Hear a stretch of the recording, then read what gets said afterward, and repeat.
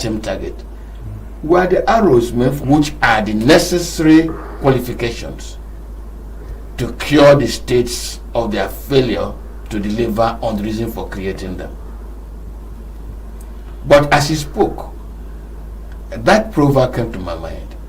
Does competence, does capacity, does ability to govern dwell only on that same spot that the arrow hits?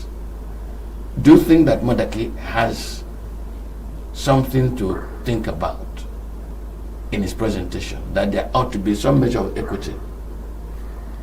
He has a big point. And but before I answer your question directly, I like Doc. I like intellectuals. I like people who come to a presentation and they disaggregate the issues and all of that. So, two things I would like to quickly touch on that he said before I answer your question. The first one is that I never even thought about it, but he has opened my mind to the fact that no state has been created in Nigeria by civilian administration. So this democracy we are practicing has created no state. States were a creation of the military. So we have an issue. A creation of the military, we're now trying to use it under a democracy. So the solution is we need to reform it. Under democracy, we need to decide that we reform it. Under democracy, we need to decide that this military architecture that we took into our democracy now, into a democratic order, what do we do with it? Because the military run the states in a different way that democracy is trying to run them. And so for me, that's a very big point that should occupy the center of our discussion. Even at the National Assembly, they have to start thinking the states that were created by the military that was taken now into democracy, is either we say we don't need them, or we need to reshape them to fit democratic governance. So thank you, Doc, for that. That's the first one. Second one is that Doc said the military have financial discipline.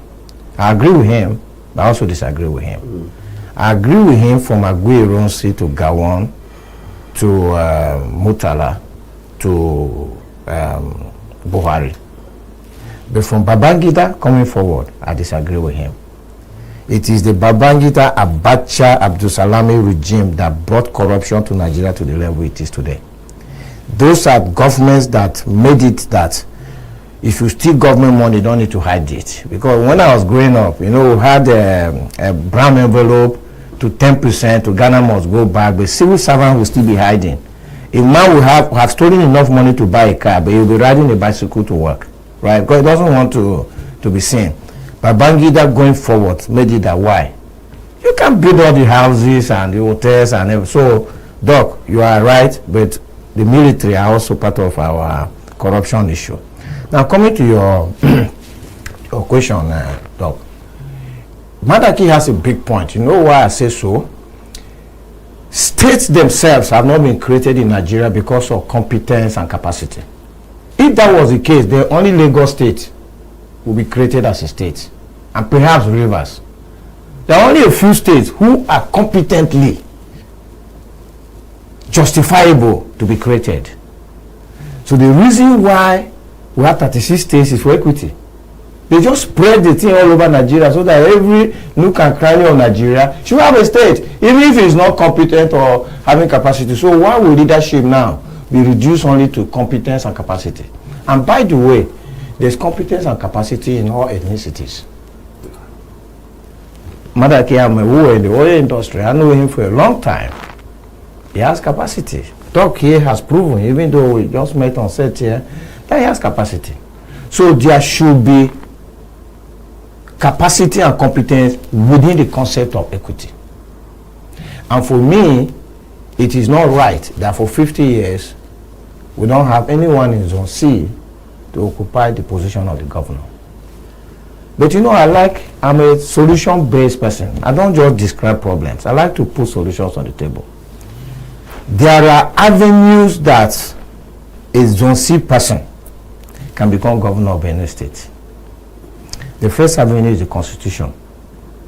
Constitutionally, we can make it that governors should rotate along the senatorial districts.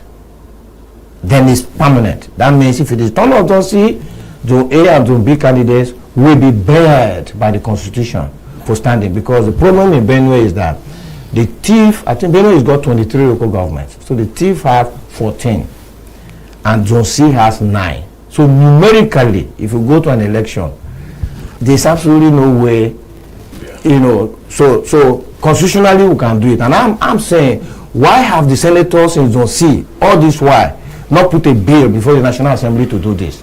At least let them put a bill, let the bill be defeated, and it will be recorded in history that this senator from Zone C in Benue tried to get rotation of the governors, of the governorship on senatorial basis. We should be doing things, we should be trying things, because if he puts that bill, he doesn't understand how many other senators in other states that can back him because of their own specific issues as well. We don't send people National Assembly to be drinking tea and not taking on the issues of their people. One of the biggest issues of Zone C is that they have never occupied the seat of governor. Why are their senators, House of Rep members, not taking on this issue? That's number one. Number two, a Zone C person can become governor of Benue State using the Obama model. And what do I mean by Obama model? Obama model is Obama was a minority, a black man in America. But he won the hearts and minds of the whites. So Obama stands for an election, he a black against a white, and the white people vote him as black man. We're not seeing that.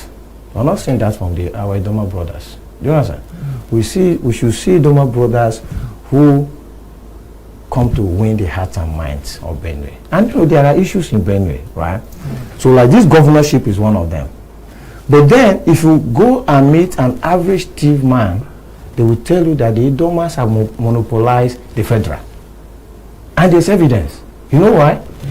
Like the last permanent secretary of thief extraction at the federal was Iowa, who was Solicitor General. That's in the 90s. So throughout these 2000s, no thief man has been permanent secretary. And you see the admission list of the Nigerian Defense Academy, 10 candidates from Benue, maybe thief is 1 or 2. We need Idomas who can speak to such issues. So if they are standing on equity, they come up and say, it's not right that the governorship of Benue State should be monopolized by Zone A and B. Then they should also say that there also needs to be equity in the distribution of federal posts. You are warming your heart, your way into the hearts of the people, because you're not only just taking on an Idoma-centric issue, you're also taking on an issue that is also of concern to the thief people, right? So you now become a candidate that is on both sides. So that is also not happening. And of course, the third way a C person can become governor is that they are always the deputy governors. So in any incident where the governor who is a thief man is incapacitated or impeached from office, that's waiting for chance. Yeah, that's it. That's the chance. That's waiting for chance method. You know, in Abuja, the minister says, "Please beware of one chance." So bottom line, something for me, sir, is that I support a governor from Zone C because that is the right thing to do. That's the right thing to do. Yeah. Don't forget to say that we're using Benue as a contact point. So Christians say these days in prayers, we use this person as a contact point for others who are affected. Now, equity. The Domas ought to have a go at it. By the way, this your cap is an Idoma cap. It is. Absolutely. Doc, am I not asking an Idoma to speak for the Idomas now? But please, it's a national issue. Yes. But using this situation to look at it. Because don't forget my little anecdote. Each time the arrow is shot, it hits one spot. That spot was all where all the arrows were for it. This competence, this capacity does it only dwell in Tivland? How do you get about it? Thank you very much. I think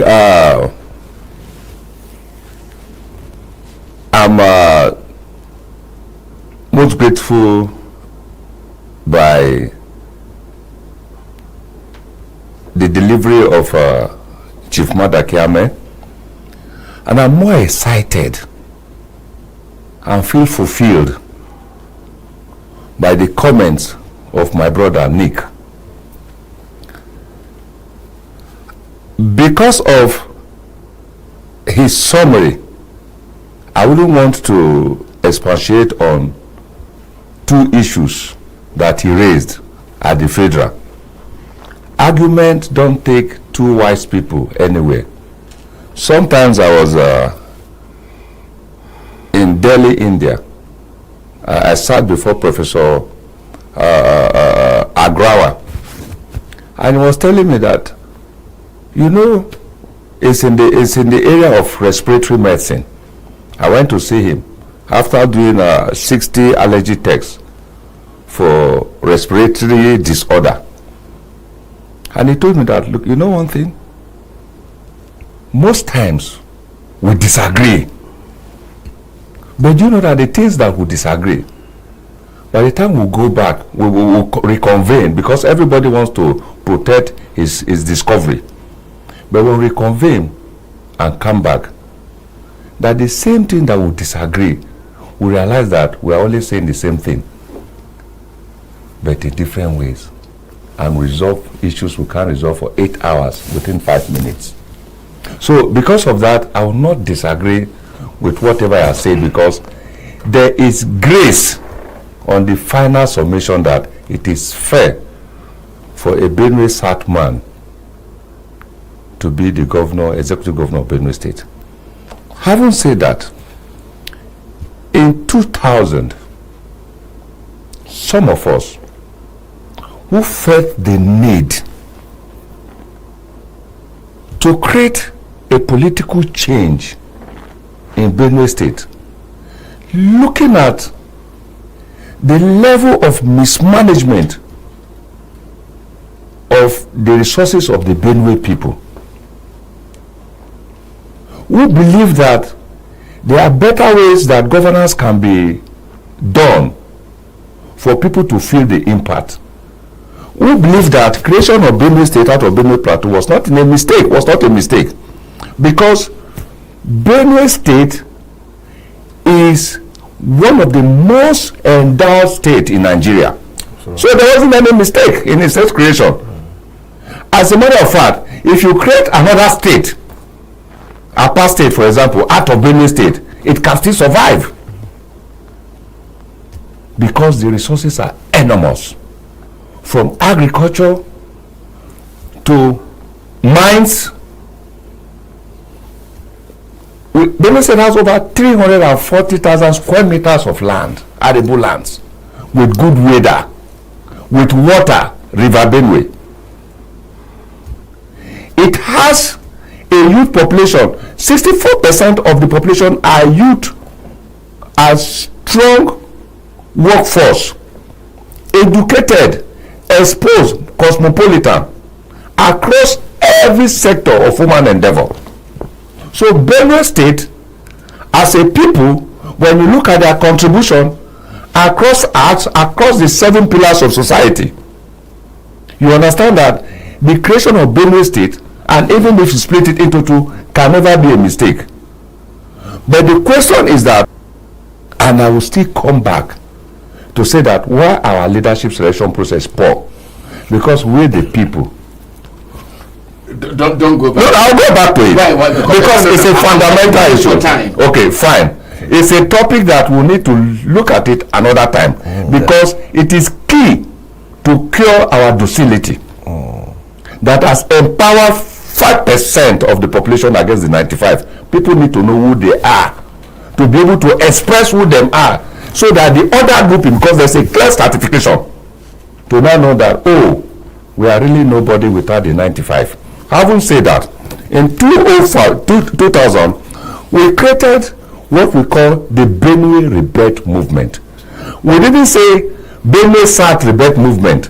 We didn't say Zone C Rebirth Movement. We didn't say Idoma Rebirth Movement. It was a collective. We said Benue Rebirth Movement. We started out with 12-point agenda objectives. In the 12 points objective, it is only one that speaks to, it is only one, number 2, that speaks to only the Benue South. The 11-point agenda speaks to Benue State and it's about socio-economic and political development of the state. Thank you. I'm going to have to abridge you there. Let me start again from our extreme right, Dr. Dase Peters. Thank you very much for coming. This was Idoma Capo. You got a CBO.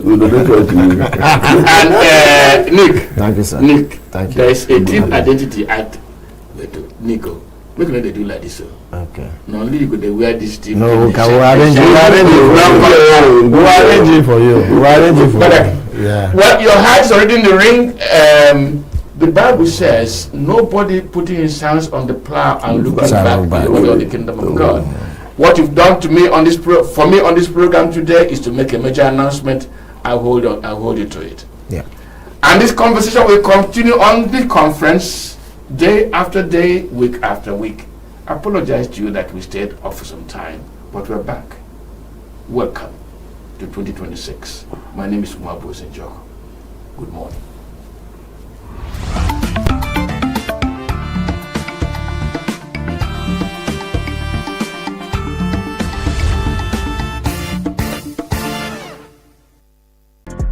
Get plugged into the heartbeat of entertainment on The Hub, your ultimate show on eVibes. From trending stories and social media drama to top charting music, must-watch movies and exciting moments from the world of arts, we've got it all. Join us for unmissable conversations with your favorite entertainment personalities, plus fun segments every week. I should try harder, so... Okay, I don't know that one. Outfit of the day. Oh, I don't do that. That's some Gen Z stuff. Oh, now you say it's a Gen Z stuff. It's everything you love about entertainment, served fresh every week at 1 p.m. with weekend repeats just in case you missed it. The Hub's on eVibes, where the vibes never stop. Only on Signature TV.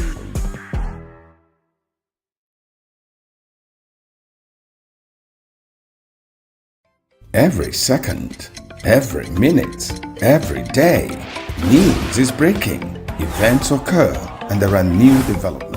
At Signature TV, we follow these stories objectively, bringing all sides without bias, explaining the complex issues, breaking down the numbers, and investigating the issues behind the news. Anywhere and everywhere, near or far, wherever the news is, we will be there. Signature TV. News in your pocket.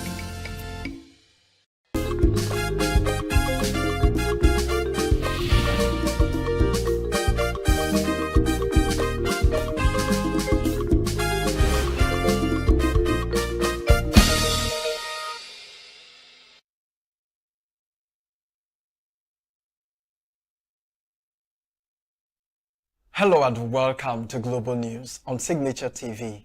I am Christopher Lele. In the headlines, 2027 polls, NBC, INEC joined forces against unethical broadcasting. Troops bust kidnap syndicates, recovered suspected ransom money vehicle in Imo. Hungary's president agrees to resign after constitutional amendment. World Cup. Ticket prices hit $60,000 ahead of Spain versus Argentina final. Details in a moment.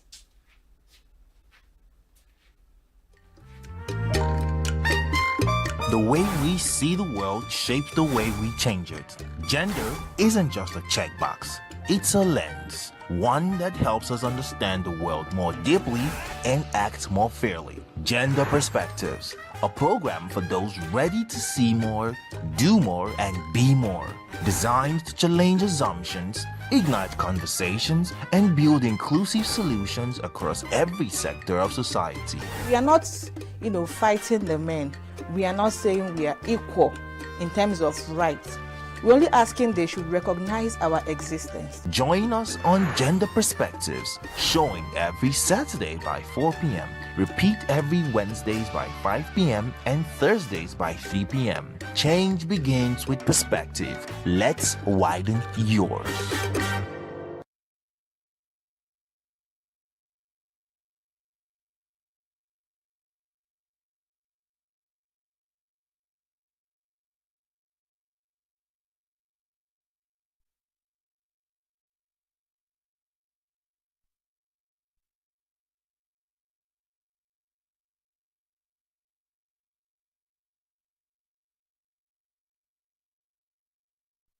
The National Broadcasting Commission (NBC) and the Independent National Electoral Commission (INEC) are set to introduce joint broadcast monitoring measures ahead of the 2027 general elections.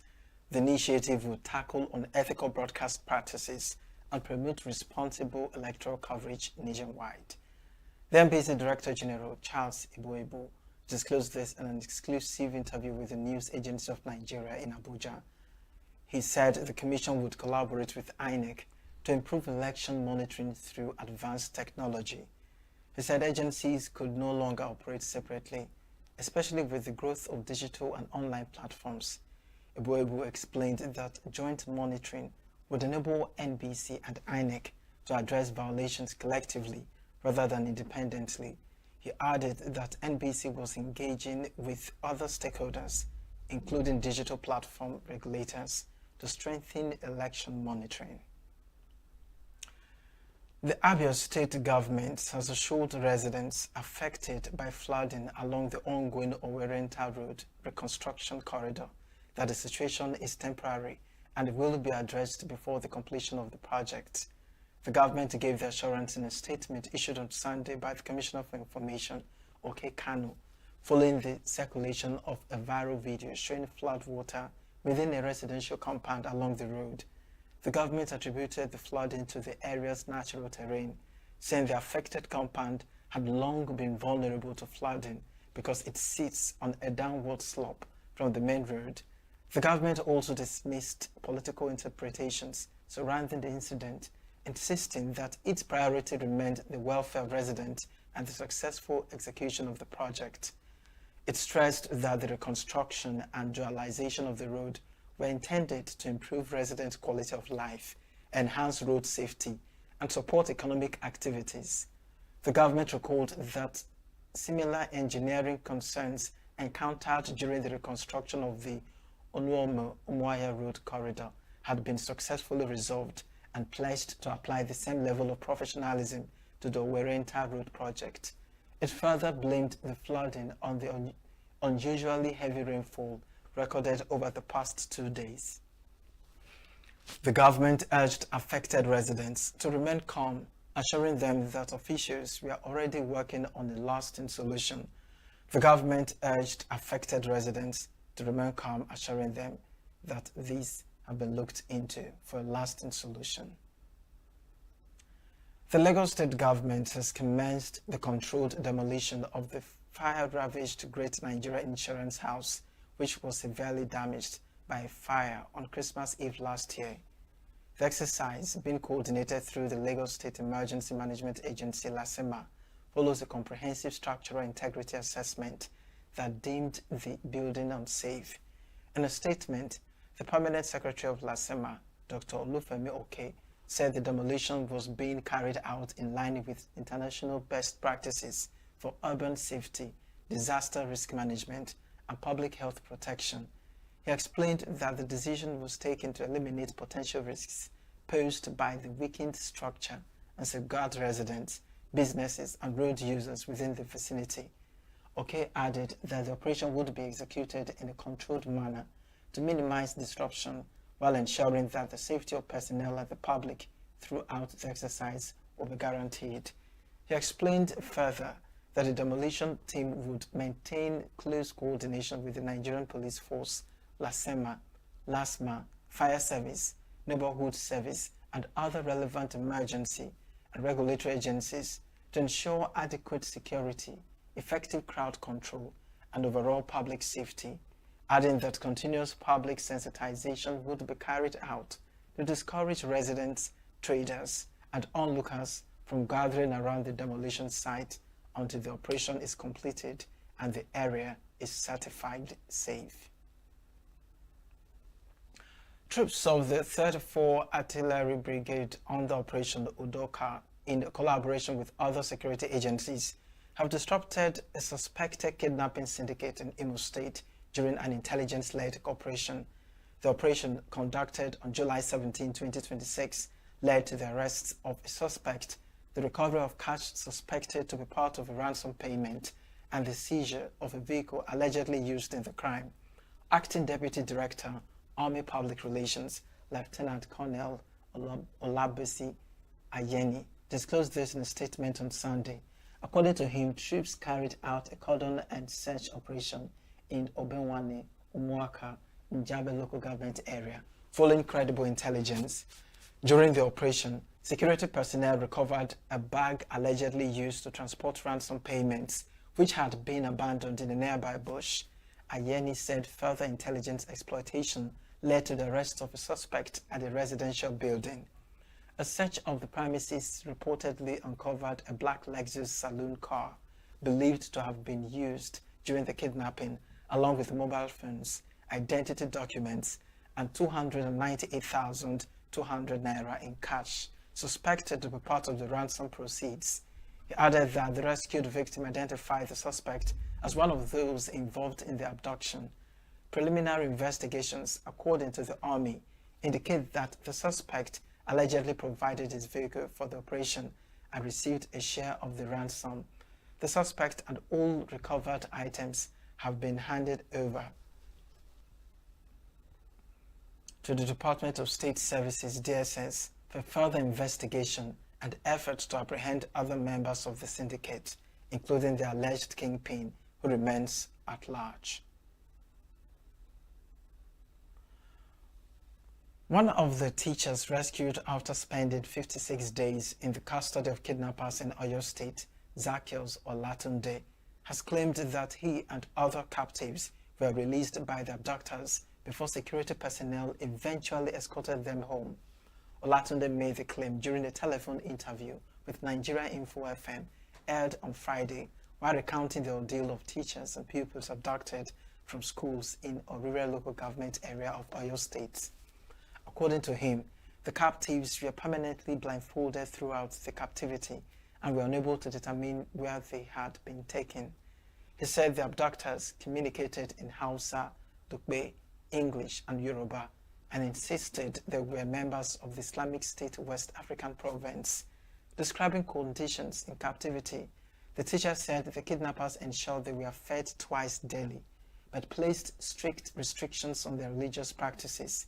Olatunde made the claim during a telephone interview with the radio station while recounting the ordeal of teachers and pupils abducted from schools in Orire local government area of Oyo State. According to him, the captives were permanently blindfolded throughout their captivity and were unable to determine where they were taken to. He said the release came unexpectedly after the kidnappers' commander informed them they were free. The federal government has unveiled a new agricultural financing program aimed at increasing Nigeria's annual grain output from 11 million tons to 25 million tons as part of efforts to boost agricultural productivity. The initiative, known as the Renewed Hope Smallholder Agricultural Financing Program, is being implemented by the Bank of Agriculture to provide smallholder farmers with affordable access to improved farm inputs, including subsidized fertilizers, certified hybrid seeds, and other essential agricultural materials. Speaking at the unveiling of the scheme, the Managing Director of Bank of Agriculture, Ayodele Sothruni, said the program was designed to improve crop yields and increase national food production. Sothruni explained that the farm inputs will be financed through BOA's single-digit lending facility at an interest rate of 9%, stressing that they were not grants but loans intended to ensure the sustainability of the intervention while remaining affordable for farmers. It disclosed that the first phase of the program will benefit about 500,000 farmers during the current farming season, before expanding to 2 million farmers next year and eventually reaching 5 million farmers nationwide. Also speaking, the Minister of Agriculture and Food Security, Abubakar Kyari, reaffirmed the federal government's commitment to addressing food inflation by increasing local food production rather than relying on imports. Kyari said food affordability is determined largely by supply and demand, noting that expanding production through timely access to quality farm inputs remains the administration's central strategy.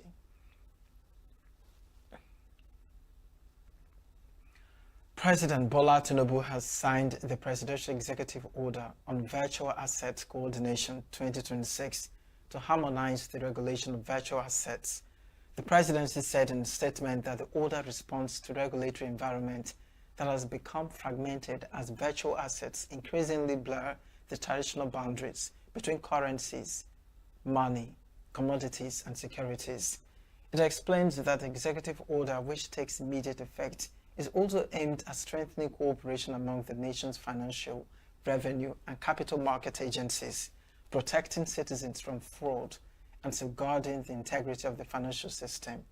The executive order, according to the statement, establishes a virtual assistant, a virtual asset council, chaired by the Central Bank of Nigeria, with the Nigeria Revenue Service and the Securities and Exchange Commission as vice chairs, and comprising the Nigerian Financial Intelligence Unit and the Office of the National Security Advisor. It noted that the council would provide policy direction, promote synergy among the participating agencies, and work with the Attorney General of the Federation to develop a harmonized legal and institutional framework that aligns the sector with Nigeria's national security, economic, and social objectives.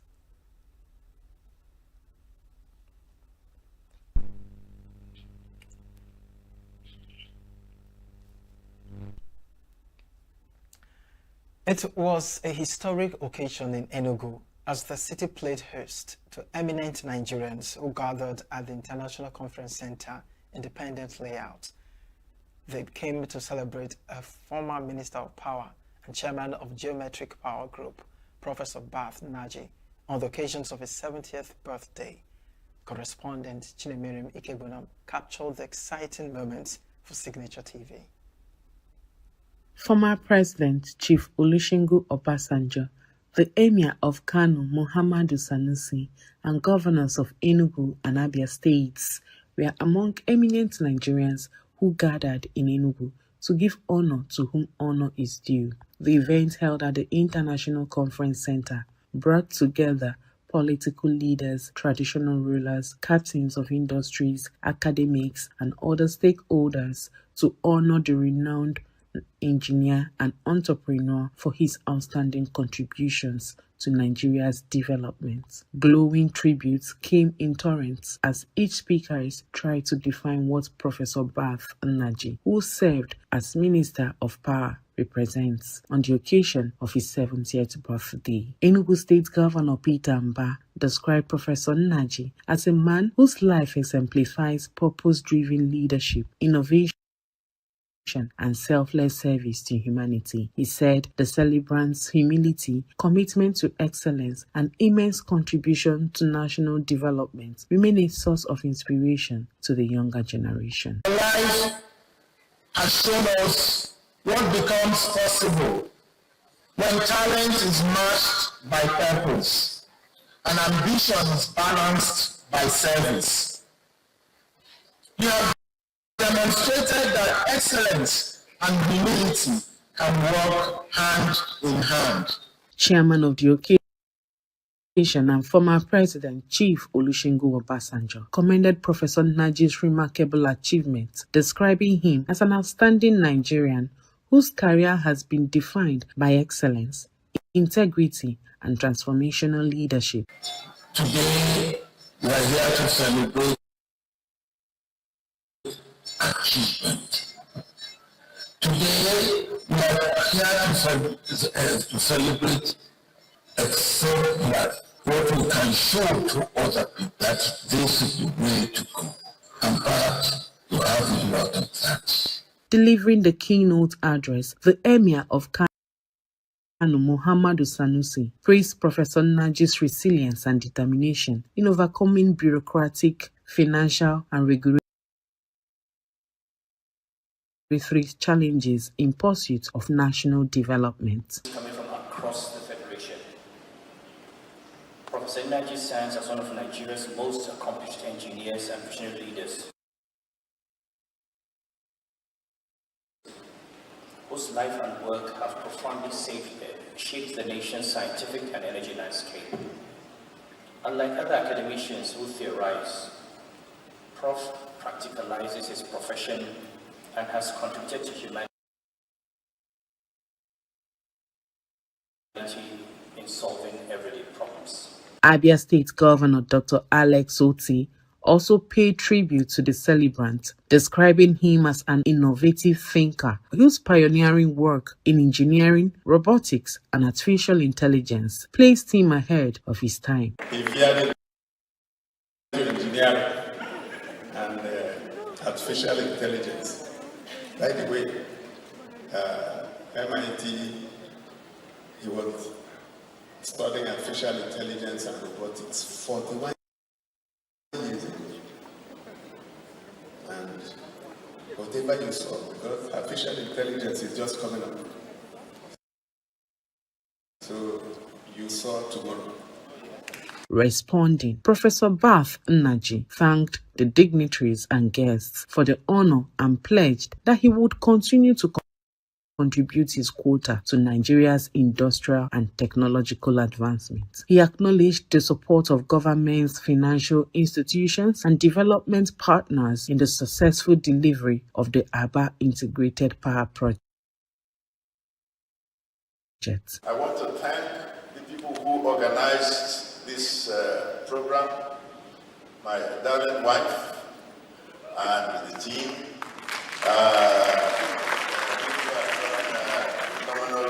Job. The government of ENUGU State, led by our very eminent governor. Thank you very much. I cannot begin to thank Baba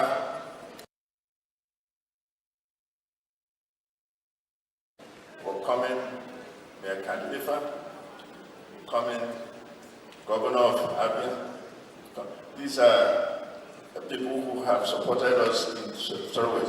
The event attracted a distinguished audience, including the widow of the Nigeria's first president, Professor Uche Azikiwe, former Anambra State Governor Peter Obi, Senator Enyinaya Abaribe, and Kelvin Chukwu, President General of Ohaneze Ndigbo Chief John Azoka Mbata,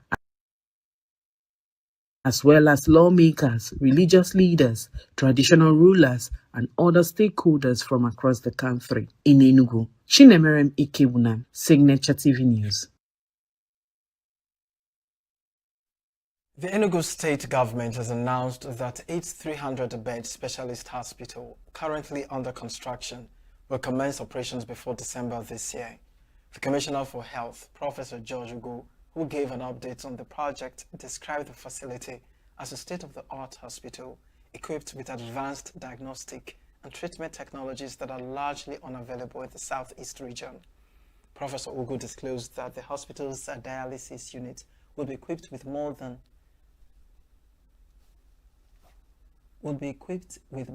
10 dialysis machines, and that patients would also benefit from a central oxygen supply system and other modern medical infrastructure designed to enhance healthcare services. He explained that the specialist hospital would serve as the apex healthcare facility in the state, receiving referrals from primary healthcare centers, cottage hospitals, general hospitals, teaching hospitals, and federal health institutions across Enugu State. The Commissioner revealed that the government is engaging Nigerian medical specialists in the diaspora to strengthen the hospital's workforce, noting that the hospital is a critical component of the state's ongoing healthcare reforms, designed to help reverse the trend of Nigerians traveling abroad for specialized medical treatment.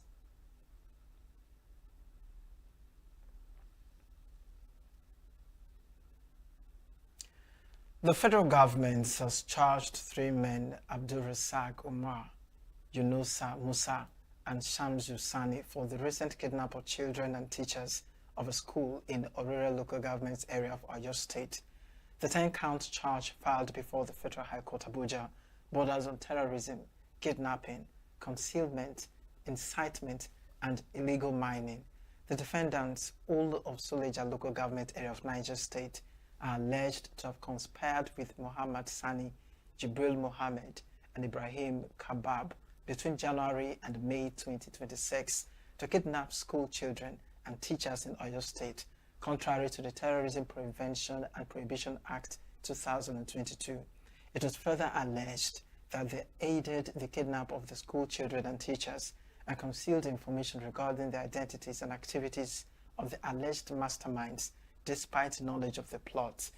In separate counts, the first defendant, Abdul Razak Umar, is specifically accused of providing training and instructions to the terrorists and inciting members to commit acts of terrorism through a WhatsApp group titled "The Oneness of Allah is the Foundation of Peace." The suspects are expected to appear in court next week following The suspect is expected to appear in court this week following conclusion of investigations.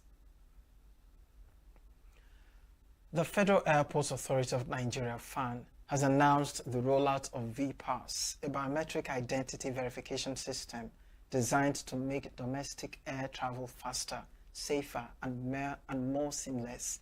The system will enable passengers to verify their identities through facial recognition and technology, reducing reliance on physical identification documents at airports. FAN's Director of Public Affairs and Consumer Protection, Henry Agbebere, who disclosed this in a statement, said the initiative underscores the authority's commitment to leveraging technology to improve passenger facilitation and strengthen aviation security across domestic airports. FAN explained that the dual verification process is designed to prevent impersonation, unauthorized access, and identity fraud, while providing security agencies with greater confidence in passenger authentication. During the rollout phase, passengers will be able to use self-service kiosks or receive assistance from FAN personnel. The authority added that electronic gates will automate access to controlled areas, reduce queues, and improve passenger flow, as biometric verification will take less than 30 seconds after enrollment, while first-time registration is expected to take about 1 minute. The VPass platform will also provide airlines with secure access to flight schedules, passenger manifests, and boarding statistics through a digital interface. Nigeria and Ghana have agreed to collaborate and strategize to prevent crises from escalating in Africa following recent Afrophobic protests and incidents targeting African nations in South Africa. The agreement was reached during a meeting between the Minister of State for Foreign Affairs, Shola Anikano-Yoleye, and the Minister of Foreign Affairs of the Republic of Ghana, Samuel Ablakwa, on the sidelines of the ongoing ECOWAS Mid-Year Summit in Freetown, Sierra Leone. He described the need of increased collaboration and strategic consultation between both countries and prevention diplomacy, which will enable both countries to nip irritants in the bud before they escalate. Both ministers expressed deep concern over the resurgence of Afrophobic sentiments and violence, noting that such acts undermine the ideals of African unity, solidarity, and regional integration as enriched in the Constitute Act and the African Union and the objectives of the African Continental Free Trade Area. They condemned all forms of xenophobia, Afrophobia, intolerance, and violence against fellow Africans, emphasizing that such acts are contrary to the shared values of Pan-Africanism and the collective progress of the continent.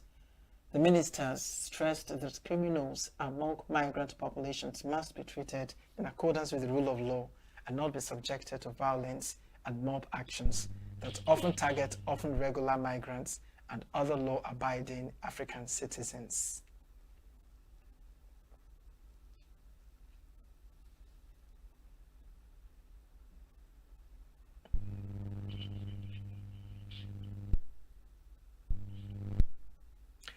The United States said airstrikes on Sunday aimed to punish Iran over the first U.S. military death since renewed hostilities with the Islamic Republic.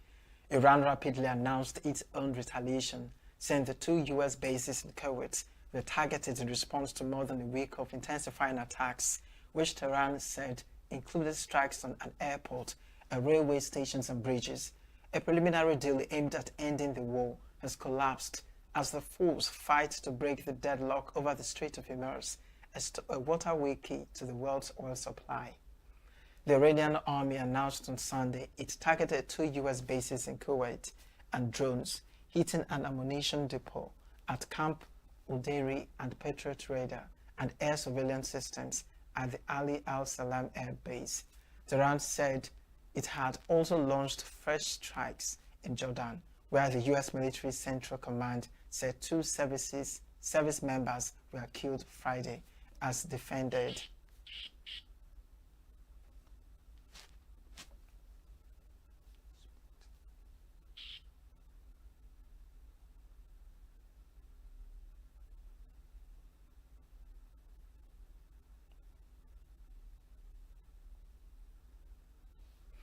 Now, some sports stories. Fans hoping to witness Sunday's FIFA World Cup final between Spain and Argentina will have to dig deep into their pockets, with ticket prices on resale platforms climbing as high as $60,000 ahead of the highly anticipated showdown.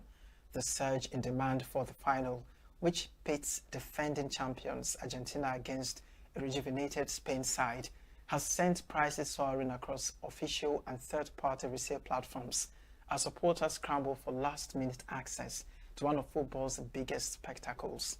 On Saturday morning, FIFA's official ticket resale platform listed its cheapest available ticket at $6,411.25 for a mid-tier seat behind the goal. Those tickets were quickly snapped up, leaving only higher-priced options on the platform. By midday, the last expensive tickets available were located in the upper corners of the stadium, with asking prices approaching $10,000.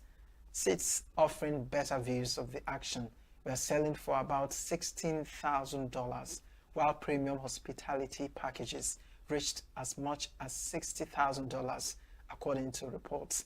Meanwhile, the final has generated exceptional global interest as it brings together 2 of the tournament's biggest attractions, Lionel Messi, widely regarded as one of football's greatest players, and Spain's teenage sensation, Lamine Yamal, who has emerged as one of the brightest stars of the competition. Argentina will be chasing a 4th FIFA World Cup title and attempting to become the first nation to successfully defend the trophy since Brazil achieved the feat by winning consecutive.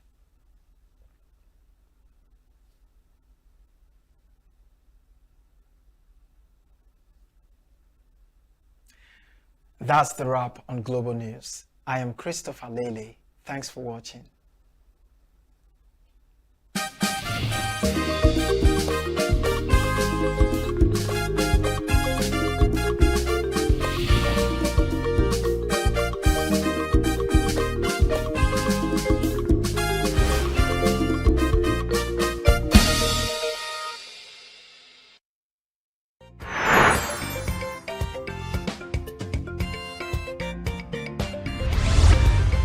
Signature TV, news in your pocket.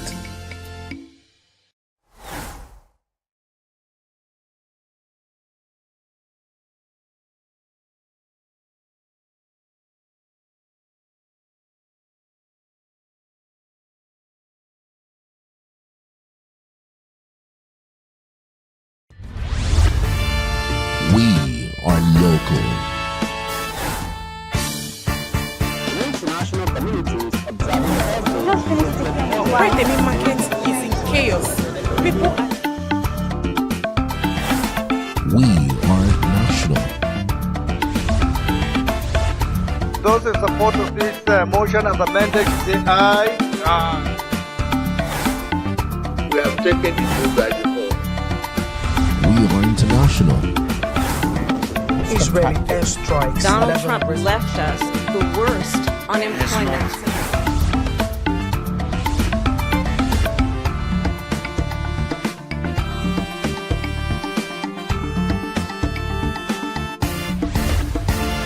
Signature TV, news in your pocket.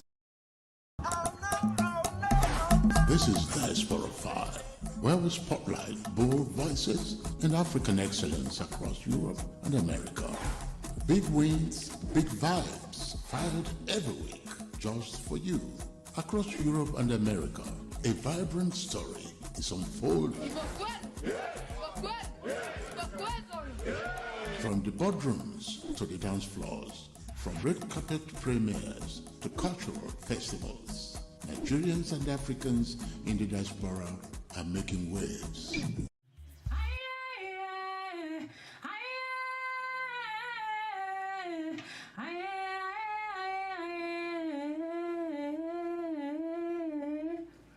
They carry stories, they carry resilience, they carry the dreams of those who came before them.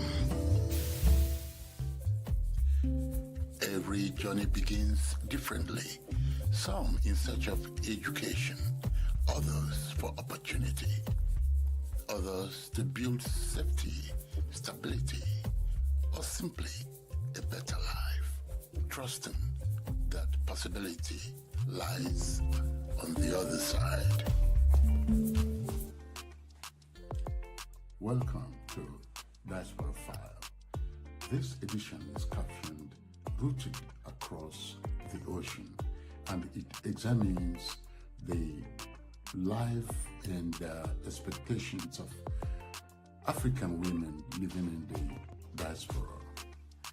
And in this particular edition, we are going to feature a woman of many parts.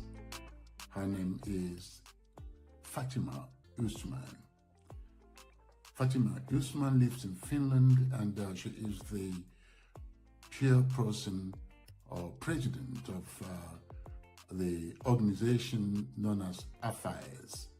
AFAES stands for African and African European Association of Finland. She's going to tell us much about what she does, as a person and also as an active African woman living in Finland. What has been her activities and what kind of issues that she faces or takes care of, and so many other things. So we are looking forward for quite an interesting, session with Fatima Usman, otherwise known as Mama Africa. Hello, my name is Fatima Usman. I'm popularly known as Mama Africa, and I'm also the chairperson and the executive director of Africans and African European Association in Helsinki, precisely Finland. I have lived in this country, our beautiful country called Finland, precisely Helsinki, for over 3 decades. And it's a beautiful country, and the people are very kind. And through that, I'm able to integrate my culture, which is African culture, into the Finnish society.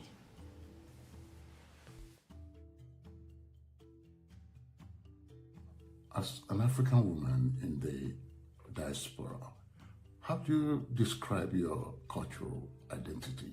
Oh, I love that question. How will I describe my cultural identity as an African?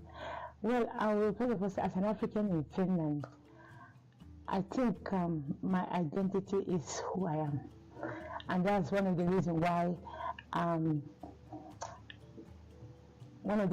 I dressed African from January to December It's actually showing my identity and who I am and my culture.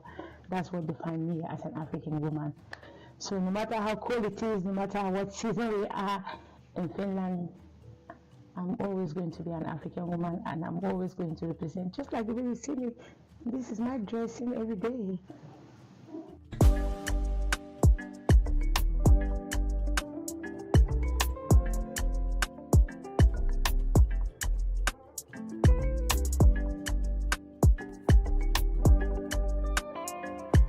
Living far away from home in the diaspora comes with a lot of baggage, you know. You feel homesick and nostalgia and so on and so forth. How do you manage to, make yourself at home far away from home? I love that. Our food, which is very rich, the culture, the stories, because everything about African culture tells you a story. And that's one of the things I do in school. Also as an actress, that's one of the things I do. I use the story, the African culture, to tell who we are. I don't want like the second and third and fourth generation to just think about Africa as what they see in TV. Because I think Africa itself, the whole continent, is very rich, and that is what I want the children to learn. So through storytelling, telling them the different animals about Africa, our different culture, our clothes, our food, how the kind of song we sing. Most of our songs have meaning, and that way I'm able to motivate like the children to be able to understand what our culture is all about, and not just what they see on TV or what they see on the internet. But also doing that, having that workshop with them, showing them how to tell stories using all the African animals like lion, just like elephants, all the animals that we have in Africa. That's what I use in telling them stories. And they are actually being part of that story and also acting as those animals and understanding how rich our culture is.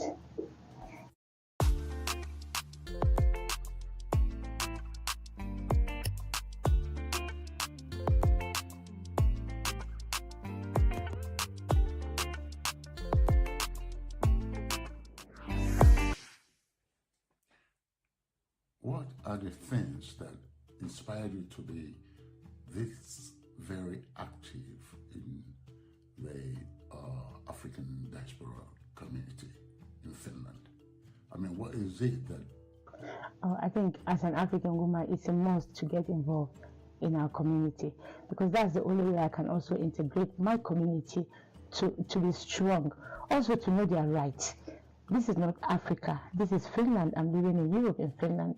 And for those new Africans who are coming, I need to educate them on how to integrate into the society and how to also tap into the educational system, as well as to be active in different NGOs, for example, whereby they can organize, symposium, workshops, and also cultural events.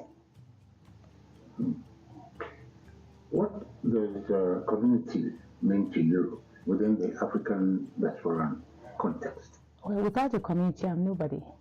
If I'm not able to make a difference in my community, then I should as well go back to where I come from. Community gives you a sense of belonging. Without a community, you can't survive in terms of difficulties, whatever situation you are going through. When you belong to a community, you will surely get help. And you can also be in a position to help someone. We all need help all the time. Is there any kind of activity you carry out among the African women here in Finland to help each other? I think African women in the diaspora are doing great, because we have a lot of we have joint seminars together whereby we travel. I will give example with the Scandinavia. The African women in Finland travel to Sweden to have joint workshop, joint, cultural programs. For example, we are working towards the Africa Week next year, which is going to take place on the 18th to the 25th of May next year. And we are planning the whole African African activities and then we are having partners from different Scandinavian countries. So we talk about Norway, Sweden, and Denmark. And also we're also inviting other African women from other European countries. But in that case, not just African women, even African men are being invited as well. And we try to put a week program. So whatever they want to showcase on that week, being it literature, movie, theater, cultural programs, we all do that in the same week. And we put all our effort together. And that's what makes us women. That's what makes us African women. That's what makes us different from other women.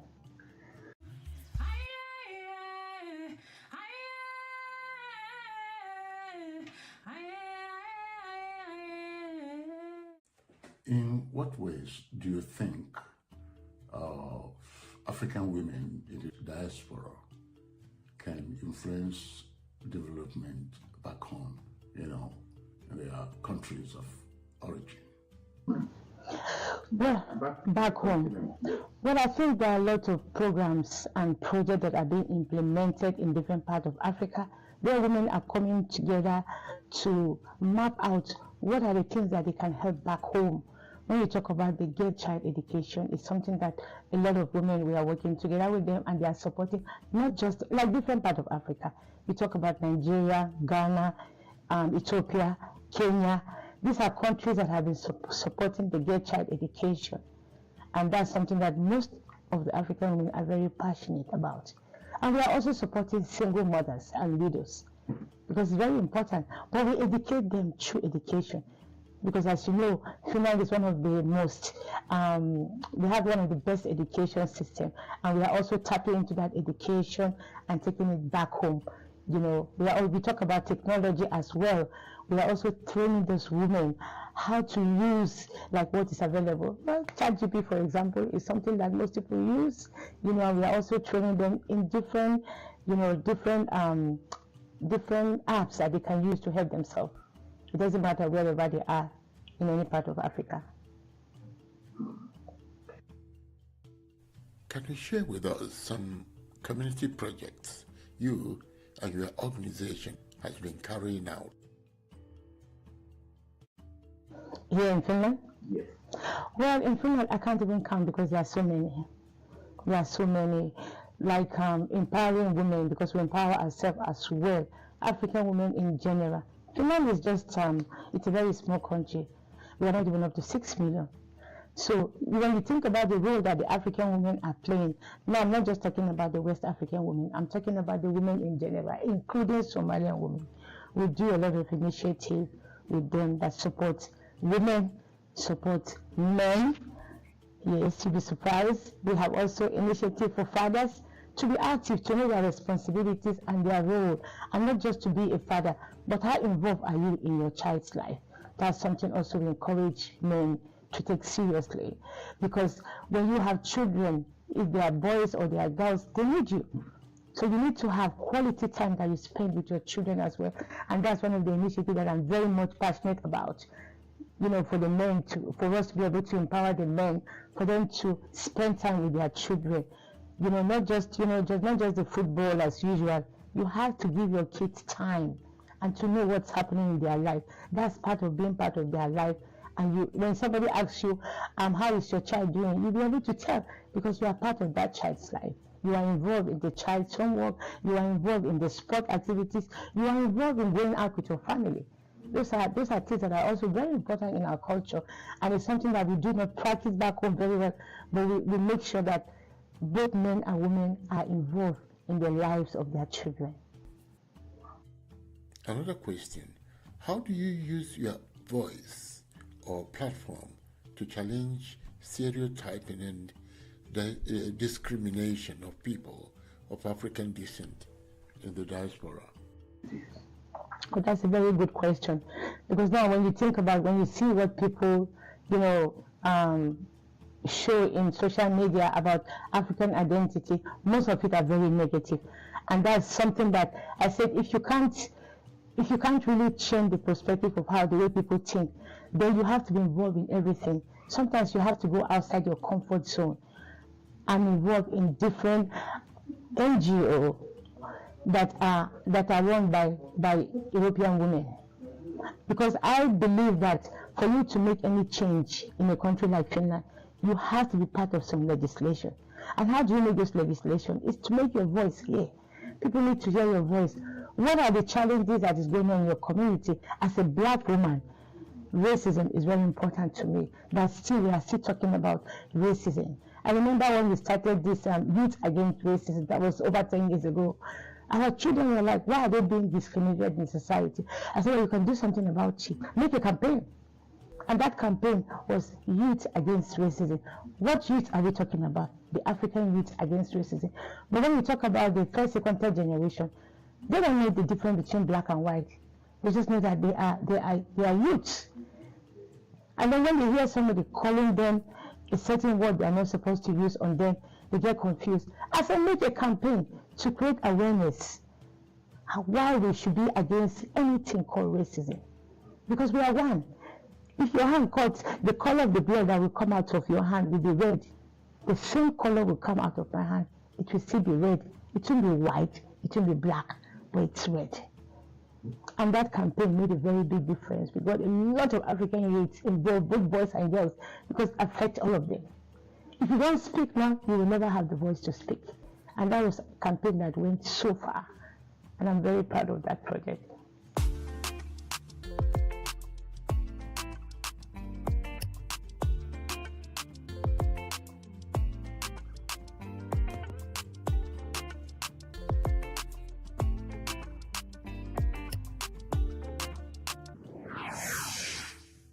What message do you have for young diasporan African women who go through some kind of identity crisis? Well, the message that I always give to young African women, especially if they start having their own children and they're involved in school, I said get involved with anything that your child is doing. Get involved, because that's the only way you will know. Not just, you can't just think that, okay, my child is going to school and my child is coming back. But getting involved in the parents association, in the school, that's one way you can know exactly what your child is doing, and that's one way you can also contribute in your child's school. And then the community where you live, and then you get involved in your community, you get involved in different organizations, so that your voice will be spread wide. And not just in the city you live, get involved in other cities as well. And that's what we do. I get involved in most of the organizations in different cities. So anything that has to do with African women, I'm always being called. And my voice counts a lot. I don't want anybody to decide my future. Also get involved in the political system in this country, because that's where the decision is made. Now, as I speak to you, we have a lot of women, African women, who are involved in different legislation groups. Just because they got involved into politics. Finland is a country that gives you that voice. You have the right, you have the power, and use your vote so that your vote will count. Don't let anybody decide your future for you. You make a difference by using your voice and that one vote. Do you think that African women are making waves in the diaspora? Yes, in terms of education, business, we have a lot of, most of the PhD holders we have today in Finland are African women.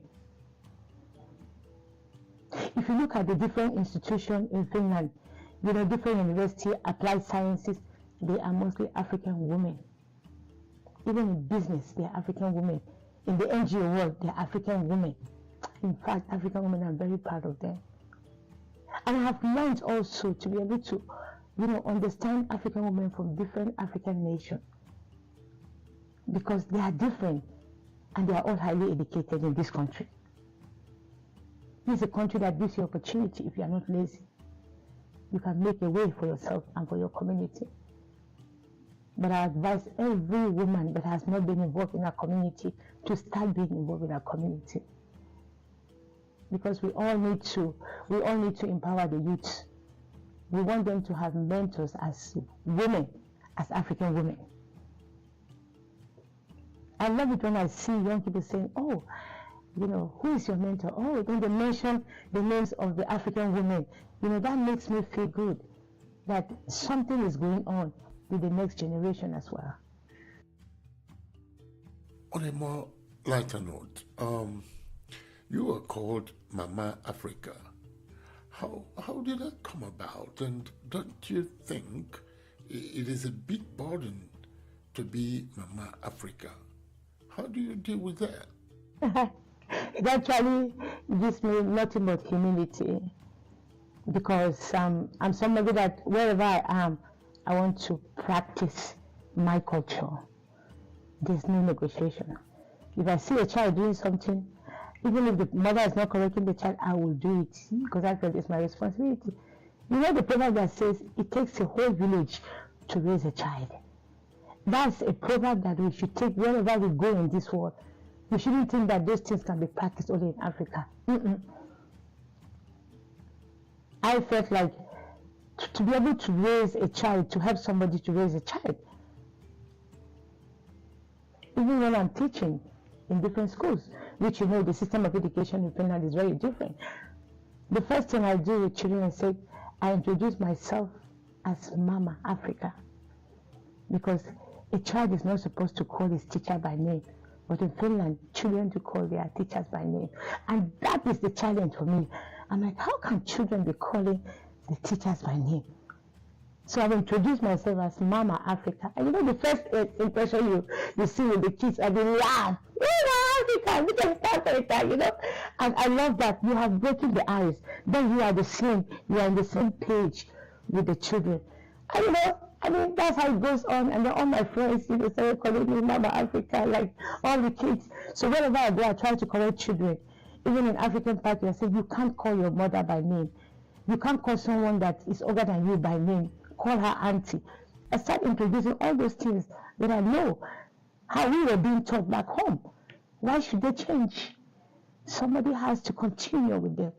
So even if I see most of my white students on the street, now they are all like grown-ups, they even have their own family. Mama Africa, and I'm wondering, like, where do I know this child, one of those children that I actually taught in school? So you see, things stays in their own subconscious mind. And they remember, because they know that what you have taught them is the right thing. So the name just stays, and everybody just calls me, and I just love it. Fantastic. It's been quite gratifying talking with you. I wish we can go on and on. Thank you very much. You're welcome. Yeah. Thank you too.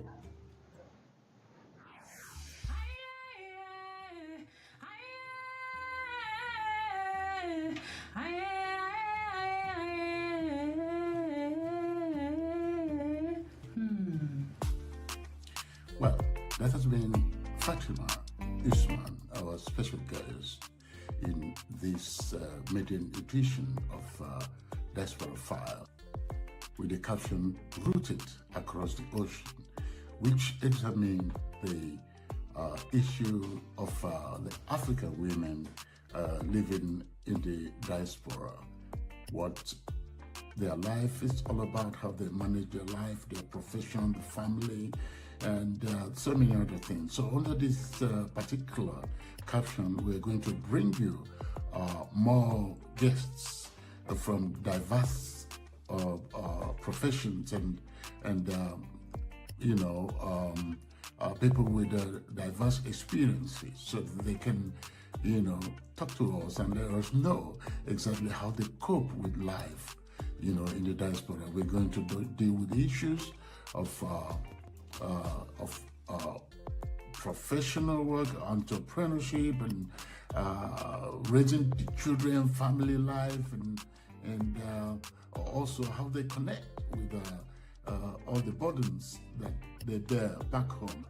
So having said that, I want to thank you for being with us, and please stay tuned for more. Like, we bring you this program every week, and we'll deal with different aspects of life of the African woman, or the life of African man, and the life of young Africans in the diaspora. That way we can understand what they're going through, their philosophy of life, and the kind of issues they're dealing with, and what kind of projects they are bringing back home, and what do they think about the situation back home in their home countries, both economic and political issues, and so on and so forth. So for more on this, stay with me, and you will not be disappointed. I am Ike Udechime. This is Diaspora 5, where we spotlight bold voices and African excellence across Europe and America. Big wins, big vibes, fired every week, just for you. Across Europe and America, a vibrant story is unfolding. From the boardrooms to the dance floors, from red carpet premieres to cultural festivals, Nigerians and Africans in the diaspora are making waves. I am Ike Udechime. Join me as we highlight the voices and victories of Africans living in the diaspora. Welcome to Diaspora 5, where home meets the world.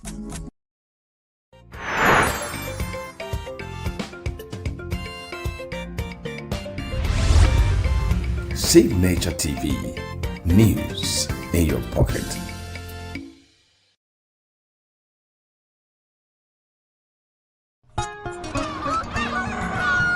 New every morning on Signature TV, we open the day for you with needed energy, information, and required vibes to shape your day. From sizzling snippets of stories in various areas of life to intriguing conversations with net worth guests. When you have people who have no track record becoming your leaders, you have a problem.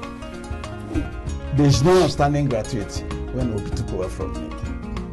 I left in all the accounts of Anambra State 13.8 billion for him.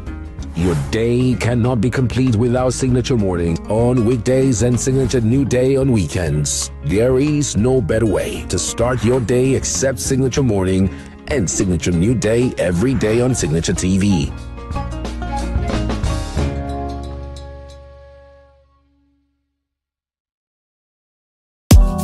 Tired of the snow? Tired of the bad TV signals? Nigeria has gone digital. Introducing Free TV, the national platform for every Nigerian. Get 100 plus channels immediately. Sports, news, and entertainment in your native language with clear picture quality. Whether you're in the city or the village, our satellite signal reaches every corner of 36 states from day one. No monthly subscription, just a compatible decoder and you are set. It's a national asset built for you. Take the show on the road, download the Free TV app and stream your favorite channels anywhere. Starting this May, scan to download the app or call 0700 388 7277. Free TV, digital TV for free. Brought to you by NBC.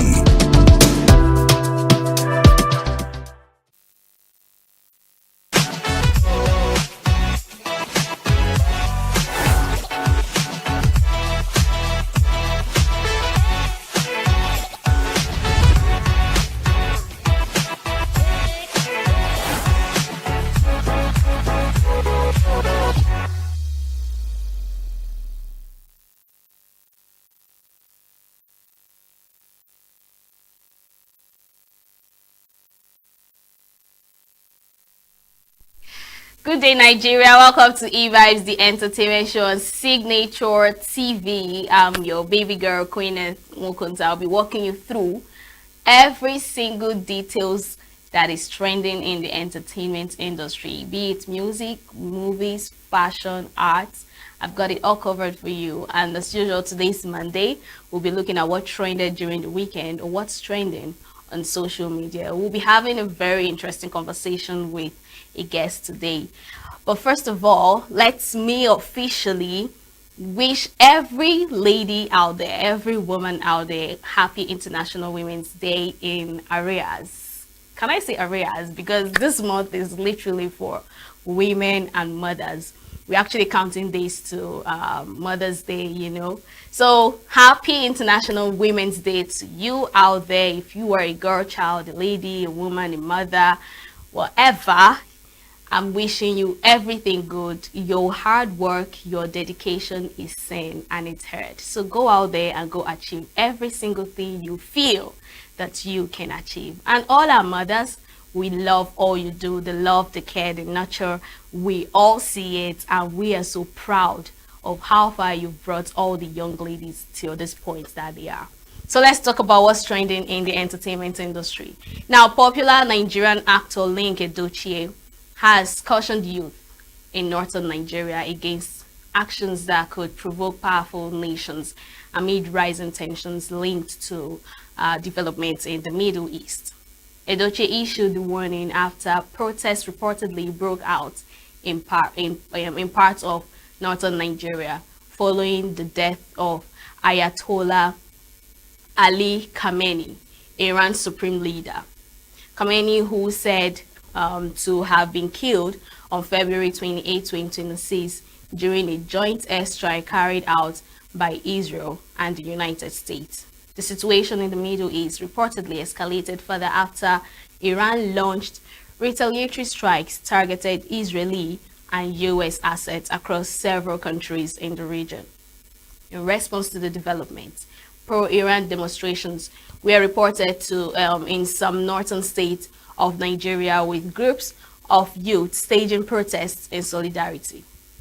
Reacting on the video shared on his Facebook page, Edochie urged protesters to avoid actions that could draw the anger of global superpowers toward Nigeria.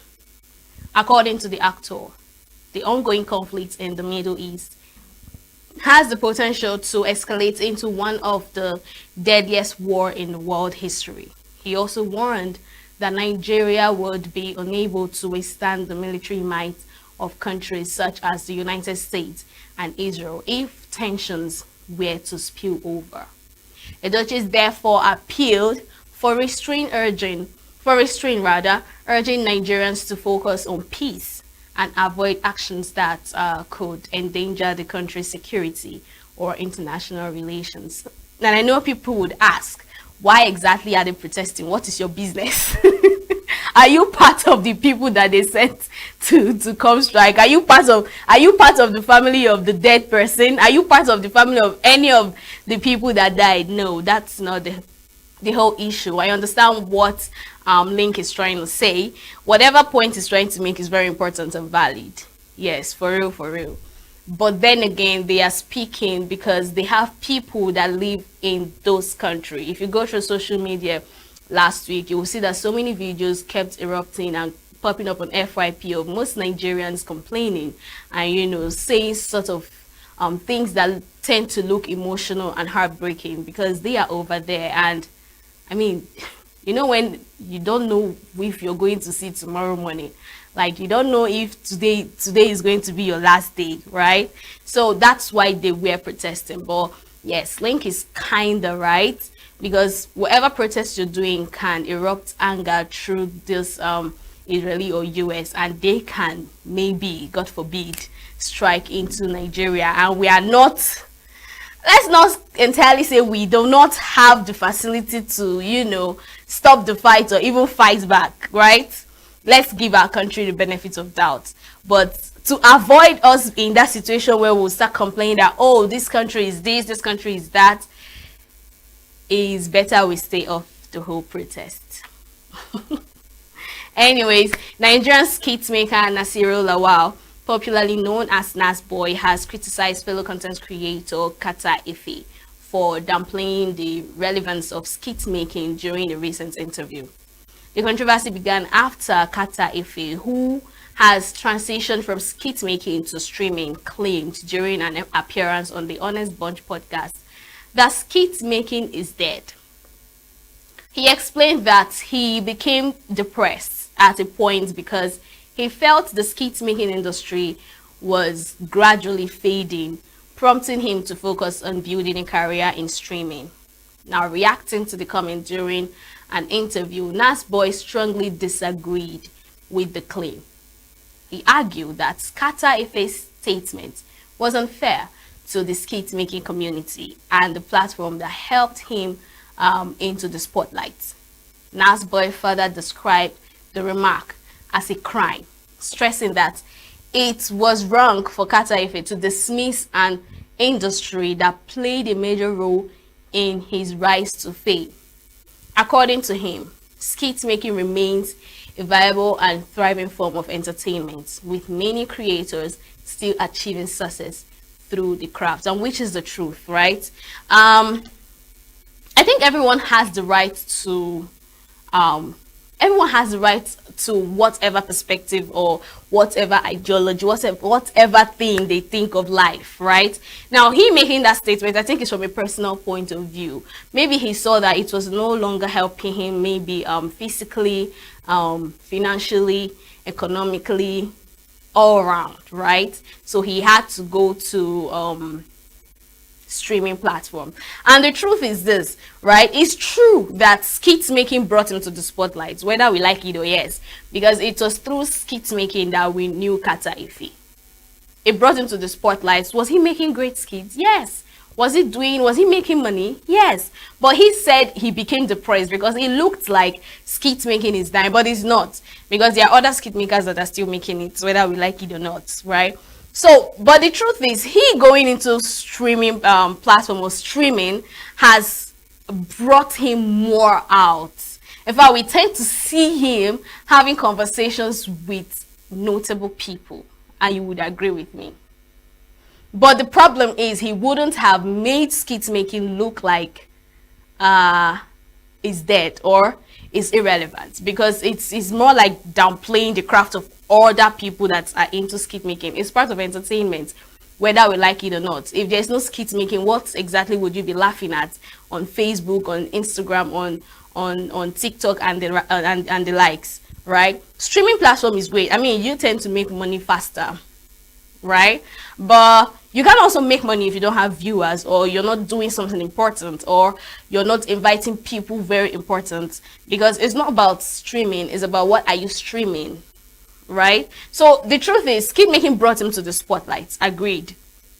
But streaming, I think streaming had to remove him from the depressed state he said he was in, because he felt nothing they come out for this side. So I think I need to look at another area, and probably he has checked other people. Take for instance Pella and the rest, they're making money from streaming platforms, right? Pella's on his TikTok, so he has weighed it up and down, and he's like, I think I need to recheck this. But he wouldn't have downplayed skit making and make it look like skit makers are maybe wasting their time. Everyone should just do what works for them at the end of the day. All right, Nollywood actress Sarah Martins has responded to the warning issued by the Lagos State government over her recent roadside cooking activity, saying the gesture was motivated by compassion for vulnerable children rather than an attempt to violate environmental laws. The clarification follows a caution from the Lagos State Commissioner for Environment and Water Resources, Tokumbo Wahab, who warned the actress against cooking on public roads. Wahab noted that she could face arrest and possible prosecution if she continued such activities on public infrastructure. In an open letter shared on her Instagram page on Sunday, Martins, founder of Sarah Martins Golden Heart Foundation, explained that the cooking exercise was carried out in a controlled setting. According to her, the initiative was meant to reconnect with and support street children who often appeal to her for help. The actress said this gesture was an emotional response to the plight of the children she frequently encounters, stressing that her intention was purely humanitarian. Martins also expressed appreciation to Sheyi Tinubu, son of Bola Ahmed Tinubu, for support toward her charity efforts. She noted that a donation of a charity kitchen was meant to ensure that her feeding programs are carried out in a more organized and appropriate environment. a commitment she said her foundation intends to uphold.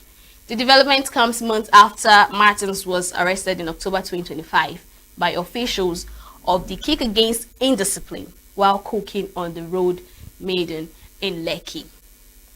Now, during the operation, authorities confiscated her cooking equipment. Defending the action at the time, Wahab said the actress had engaged in unauthorized activities on public infrastructure, which violated the state environmental and sanitation regulations. Martins had earlier claimed she received 20 million naira in support from Sheyi Tinubu's office. But however, Tinubu reportedly denied making the donation personally, explaining that some associates moved by her humanitarian work contributed funds to help her secure a proper space for her charity activities. He also emphasized that he does not support any initiative that contravenes Lagos state laws. Now, is what she's doing good? Yes. Is it touching? Is it helping the economy? Is it helping the society? Is it helping the humans in the society? Is it helping those children? Because trust me, if those children have stopped you on the road for money, it takes the grace of God for you not to say something that you don't like. And that's why you tend to see most people will just carry the money and give to them, like, you know, take. So what she's doing is good, but the question is she doing it in such a way that it's affecting the environment? Is it loitering the place? Is it making the place dirty? Is it making the place smelling? Is it making the place too busy and causing maybe traffic on the road? Is it doing anything against the laws of Lagos State? That's the question. Because I mean, if she's doing something like this, people would not want to maybe support her charity work. People would not be interested. It takes the heart of God to actually bring out your money, go to the market, buy foodstuff, and start cooking for children. And mind you, trust me, believe me, that if she had maybe been cooking that food in the house and then brings it out to share, there are still some human beings that will say, oh, who knows what she has put inside her food. Maybe probably if one of the children tends to develop stomach pain or starts vomiting or, you know, fall sick after that, it may not even be from her food. It might be that they suddenly fell sick. They would start questioning what she actually put into that food or how the food is coming. So I think she's trying to display transparency, preparing that food there.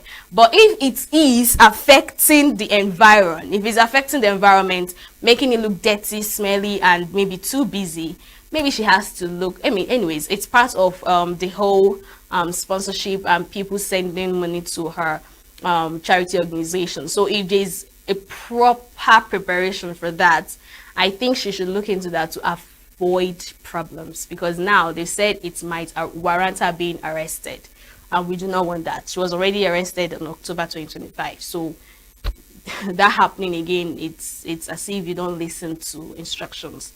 All right, so moving forward, because time is not on our side, police have arrested a suspect after gunfire was reported outside the Beverly Hills home of global pop star Rihanna. According to authorities, officers from the Los Angeles Police Department responded to reports of shots fired at about 13:15 local time on Sunday. A suspect was later located and taken into custody. A police official told CBS News that the property targeted belongs to Rihanna and that assault rifle casings were discovered at the scene. Now, fortunately, no injuries were reported.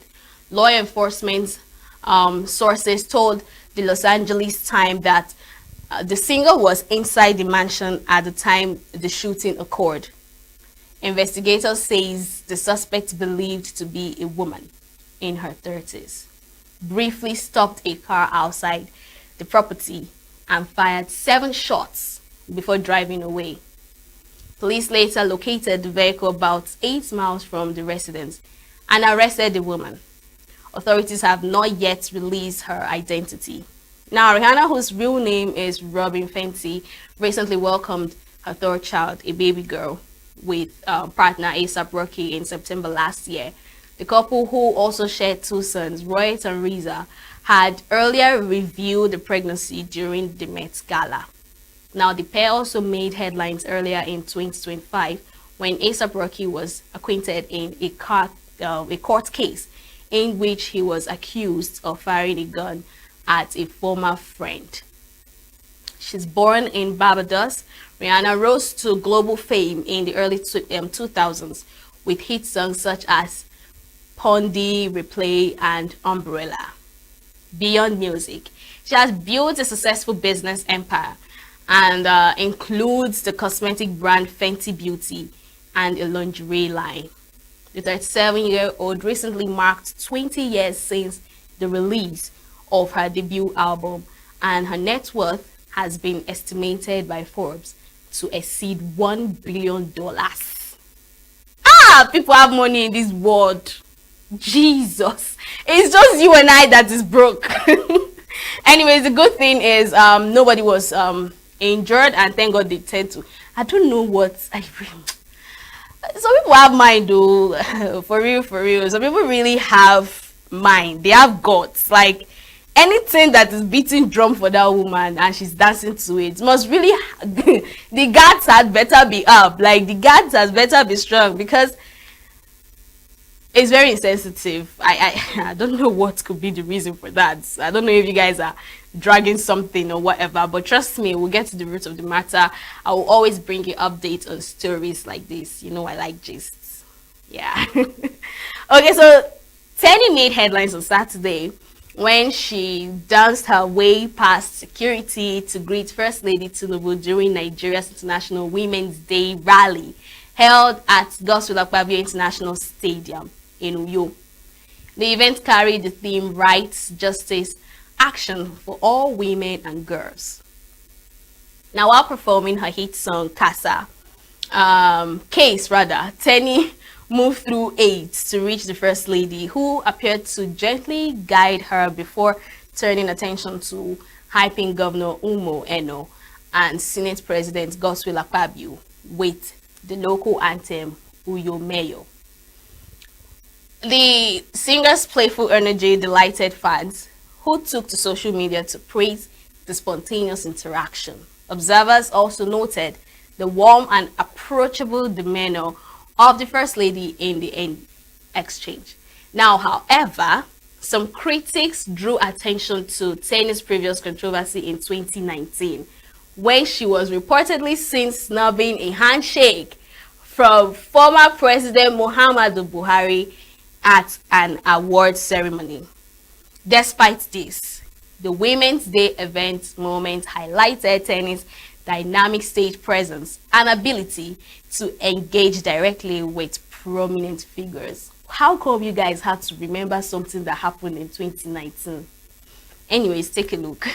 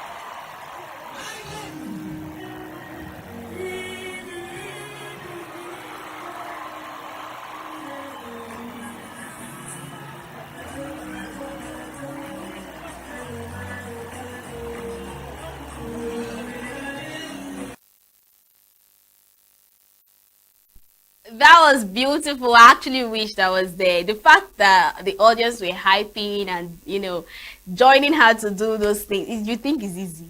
It's not easy until you're on stage. You know that it's not easy to engage the crowd with your song. All right, that's all I have for you in the news segment this hour. We're going on a short break, and up next is Social Trend, so stay with us.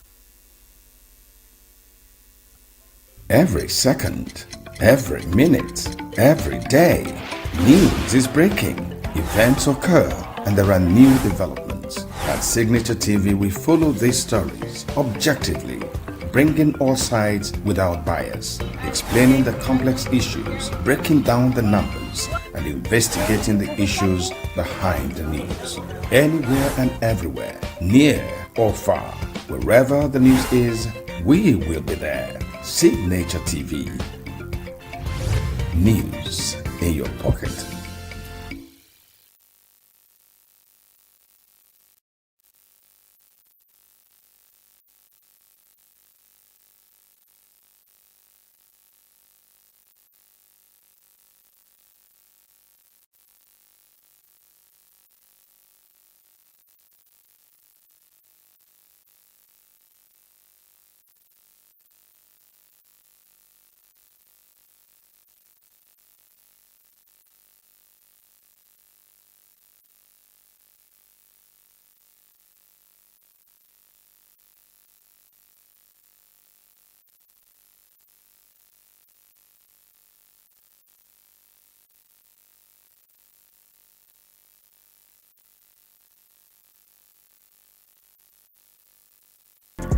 Get plugged into the heartbeat of entertainment on The Hub, your ultimate show on eVibes. From trending stories and social media drama to top charting music, must-watch movies and exciting moments from the world of arts, we've got it all. Join us for unmissable conversations with your favorite entertainment personalities, plus fun segments every week. I should try harder. So, okay, I don't know that one. Outfit of the day. Oh, I don't do that. That's some Gen Z stuff. Oh, now you say it's a Gen Z stuff. It's everything you love about entertainment, served fresh every week at 1 p.m. with weekend repeats just in case you missed it. The Hub's on eVibes, where the vibes never stop. Only on Signature TV.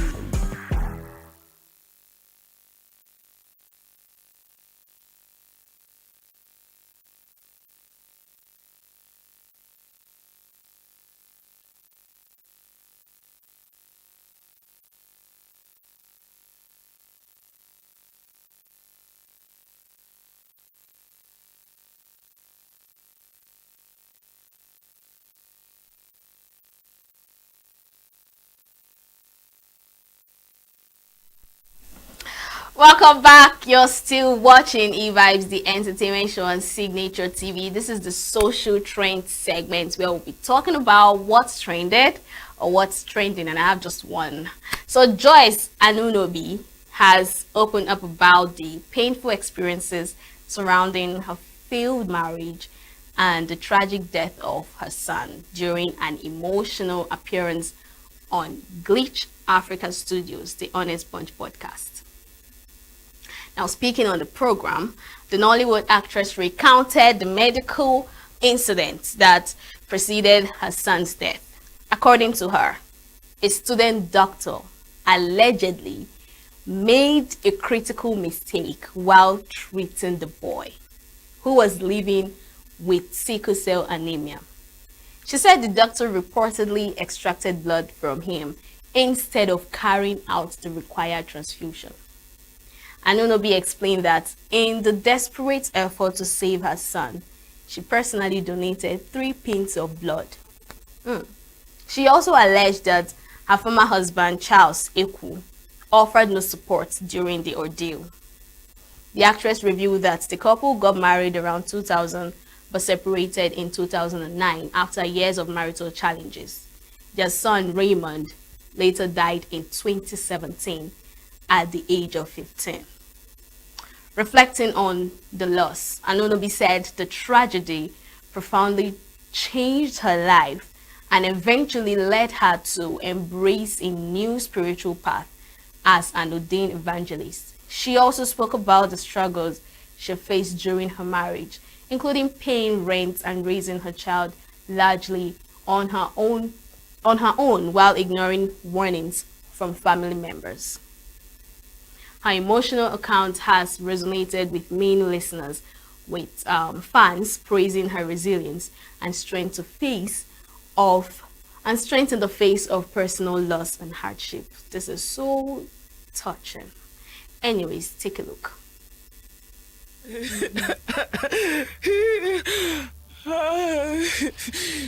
Daddy, so instead of the student doctor to do blood transfusion, the student doctor did blood extraction. I removed 3 pints of my son's blood. So by the time I came back, Charles Eku, if you're listening to me or if you see this video, you know that I'm not saying that, a lie. I'm not lying against you. He convinced me and said, baby, no. I still held onto the marriage, believing that it's all right, we'll be fine. He's the person that said he'll be there with me through thick and thin. He's the person that my parents said, you correct. This guy is not it for you. And I was one paying the rent. I was one doing everything. Just never brought 1 naira. Just, you know what I'm saying. You know that I'm not lying against you. I started the battle of my life. And Charles. People go through a whole lot that we do not know a pinch about. But let's see how netizens reacted to this. Let's have our first comment. Now, Daddy Dab said, last, you have no idea of what... Oh, something I just finished saying. You have no idea of what people are going through or have gone through until they tell you. And it is not a lie. They just tend to fake the smile, fake the happiness, just to keep you engaged to the screen. Honestly, if people open their mouth to say things, you will know that you don't have problem. For real. Let's have the next comment. Now, Akame said, why is there so much pain in this world? Why are humans subjected to so much? What even is the point? I was having a conversation with somebody and the person said life is hard. And I said that's why you need to be soft on yourself and to other people.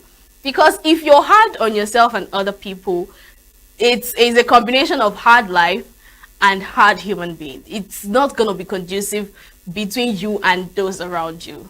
Because life is hard and tough. It's suffocating. Anyways, let's move on to the next comment. Now, Son of Medusa said, pain is such a profound feeling. It links us all as humans. God, please heal your daughter. This is I don't know. I don't think I've ever seen her in this state before. I don't think I've ever. Maybe I don't think I have, because her aura portrays strong woman, right? Strong, disciplined woman that is in for business and does not take rubbish. That's what she portrays. Or little do we know that inside that person is more like a coconut, hard outside and soft inside. Even coconut is not even that soft inside. So let's have the next comment. Now, Chief and Queen said, this is beyond shocking. Leaving a parent to shoulder everything, especially in a medical emergency, is both irresponsible and cruel. Blood isn't just a procedure, it's life. Parents shouldn't have to carry the full burden while others stand by doing nothing. I mean, what do we have family members for? Why do we have an extended family? Why do we have close friends? What is the point of building relationship and connecting with people if they cannot help you in times like this? I know some people will say, oh, it's her curse and she was blinded by love. You know that thing they say, AS cannot marry AS and all that. She was, but you know, people would always say things, but yes, the deed has been done. What are you doing to help? Nothing. Now, I'm even talking about parents that do this together. What about she that had to go through this alone? So help us God. Let's have the next comment. Now, Anna said, I remember when she lost her son. He was her only child, Jesus. He was just a teenager. It's sad the amount of lives that has been lost in medical negligence in Nigeria. I'm actually stammering because I'm pissed. How can it be a student doctor? Like, let's have the next comment. I Talk Movie said, as a medical, let's have the next comment. I think I've read this one.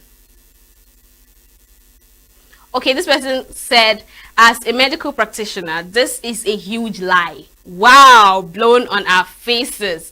How can a mentally stable individual drill 3 pints of blood from a baby? Madman can't even do that. Nevertheless, a medical student. I just finished talking about it now. So this person is coming out now to defend the medical industry. Not industry, actually. You know, he's trying to defend the profession. How is that even possible? Brotherly or sisterly, she said it. And my pain is, it's actually a student doctor. Like, a student doctor. I'm thinking about the student doctor. It's not funny. Someone had to lose her only child that she's been nurturing for over 15 years with sickle cell. And then a student doctor that felt he knows it all. It's hard, but I'll say it. Had to take the life of that child. It's painful. Anyways, let's have the next comment. Auntie Mew said, the moment you are the one doing everything, it's a red flag. Leave that relationship before it damages you. Whew. If we start talking about this particular comment, day we break, night will come, and we are still not done. Because it happens every single day in so many families. It's either it's just the man carrying the burden, because it's not just about women. No. It's either it's just the man carrying all the burden, or it's just the woman carrying all the burden. Why are you guys partners? Why are we in a union if I'm to carry this alone? Let's have the next comment. Now, Ilemona said, haven't seen her this sad in my entire life, not even in her roles in movies. It's so sad seeing her break down like this. May God heal her hurts. This is so... I said the same thing because I have never seen her in this state before. Never have I. Never ever. So for her to come out to talk about this, to lose your only child, and the marriage that you said, okay, let's stay and keep managing it from time to time to time, at the end of the day, what you were managing still broke. So what is the point? Anyways, we are not in, what do they call it now? Let's have the next comment. Now, leader said, are student doctors supposed to do medical procedures like this? It's so sad seeing her break down like this. May God, like I asked the same question, like a student, I kept repeating that student doctor. I kept repeating student doctor, treat a sickle cell patient. How? How? Nigeria, my country. How can that even happen? For real? Like you left someone that is still learning to treat a sickle cell patient. It doesn't make sense in any way. Anyways, that's all I have for you on social trends this hour. We'll go on a short break, and up next is the conversation segment, so stay with us. Get plugged into the heartbeat of entertainment on The Hub, your ultimate show on eVibes. From trending stories and social media drama to top charting music, must-watch movies and exciting moments from the world of arts, we've got it all. Join us for unmissable conversations with your favorite entertainment personalities, plus fun segments every week. So I should try harder. So Okay, I don't know that one. Outfit of the day. Oh, I don't do that. Oh. That's some Gen Z stuff. Oh, now you say it's a Gen Z stuff. It's everything you love about entertainment served fresh every week at 1 p.m. with weekend repeats just in case you missed it. The Hops on E-Vibes, where the vibes never stop. Only on Signature TV.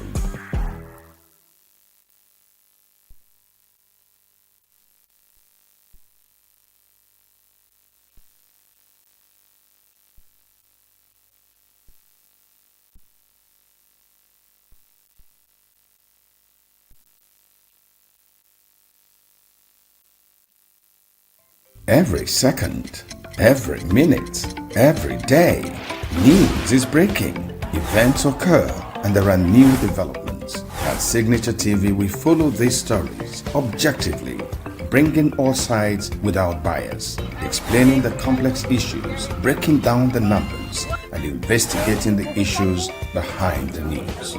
Anywhere and everywhere, near or far, wherever the news is, we will be there. Signature TV.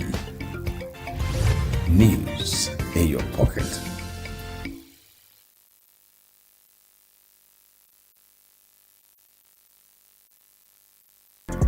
Get plugged into the heartbeat of entertainment on The Hub, your ultimate show on E-Vibes. From trending stories and social media drama to top charting music, must-watch movies and exciting moments from the world of arts, we've got it all. Join us for unmissable conversations with your favorite entertainment personalities, plus fun segments every week. I should try harder. So, Okay, I don't know that one. outfit of the day. Oh, I don't do that. That's some Gen Z stuff. Oh, now you say it's a Gen Z stuff. It's everything you love about entertainment served fresh every week at 1 p.m. with weekend repeats just in case you missed it. The Hops on E-Vibes, where the vibes never stop. Only on Signature TV.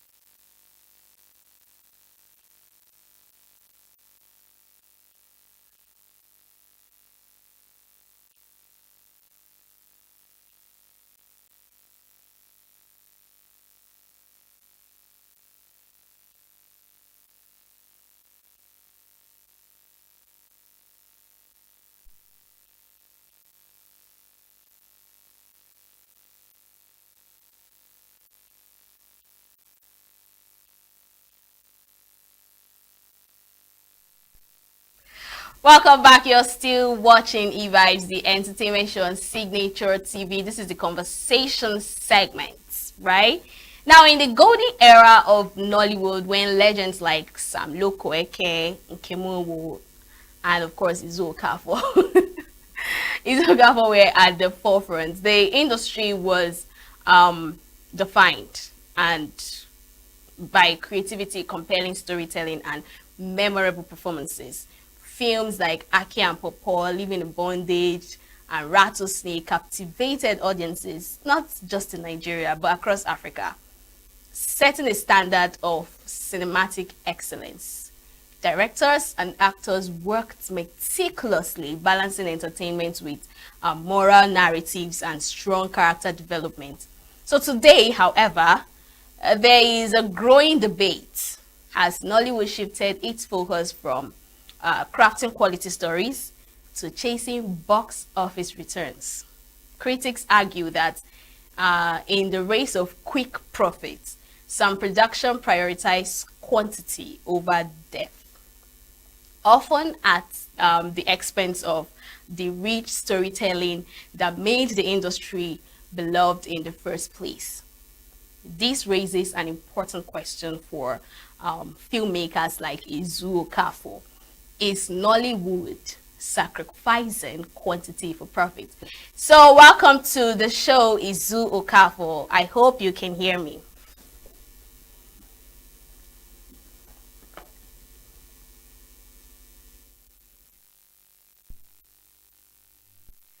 Okay, so check your mic because I can't really hear you. Okay, can you hear me now? Hello, Yes, can I you hear can. me now? Yeah. Oh, sorry about I say it's a pleasure being on the show. It's always a pleasure being on eVibes and Signature TV. It's always a pleasure All right. being on the show. Can you shift back a little bit? You're cutting your head. Yeah. All right, now Izu, looking back at Nollywood during the time of legends like Sam Lukweke and Kemuwo and actors in films like Ake and Popo and Living in Bondage, what do you think made the storytelling and performances stand out compared to today? One of the things I felt was, I feel and I strongly feel is this. It's something I call the, you know how when you want to cook something and let's say you want to cook rice and you put your rice on fire, there is a particular estimated amount of time before the rice boils and it's done. So we are in a generation where everybody wants a quick fix.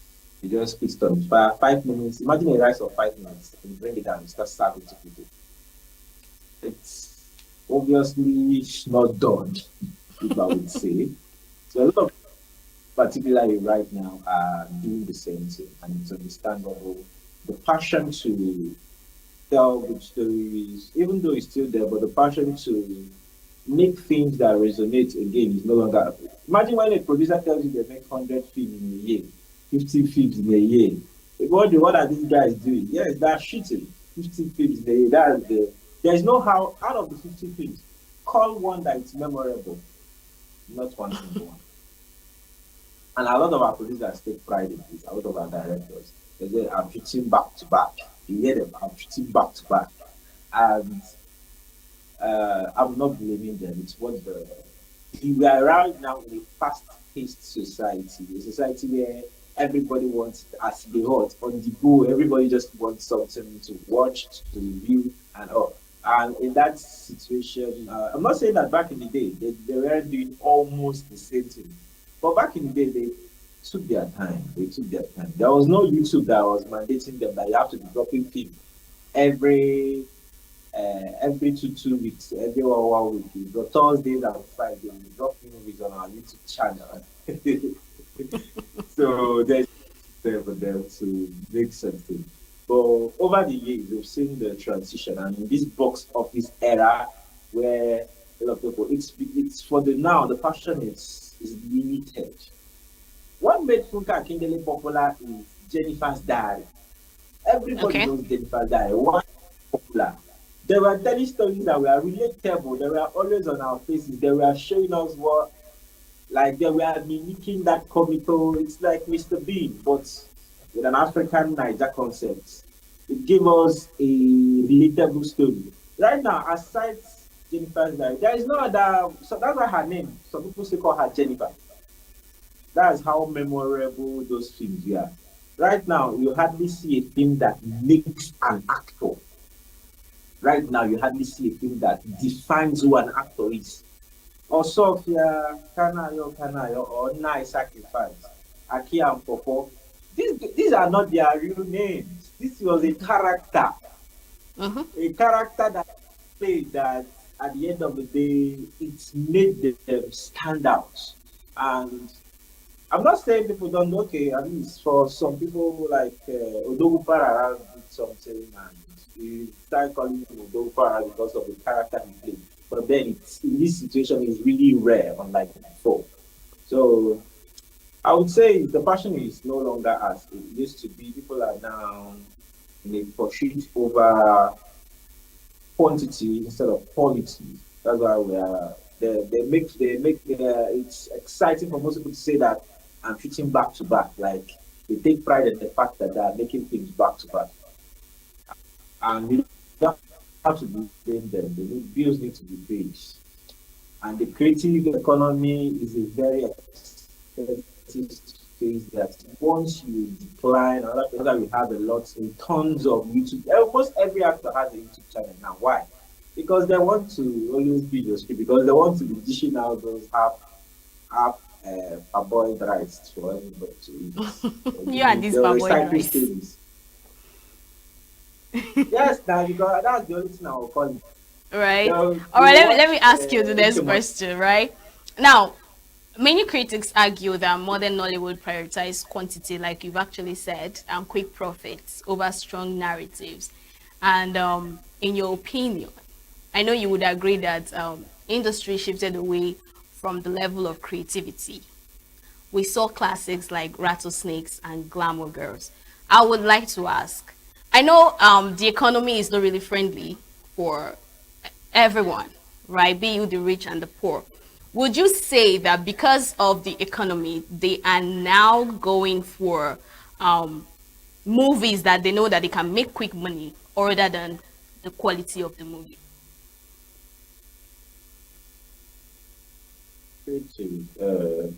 Yes, we could still blame the economy. Are we always going to blame the economy? The economy has never been good for filmmakers at any point. Starting, the government did not influence, the government did not support Nollywood when Nollywood started. It was just indigenous filmmakers that was out of their way.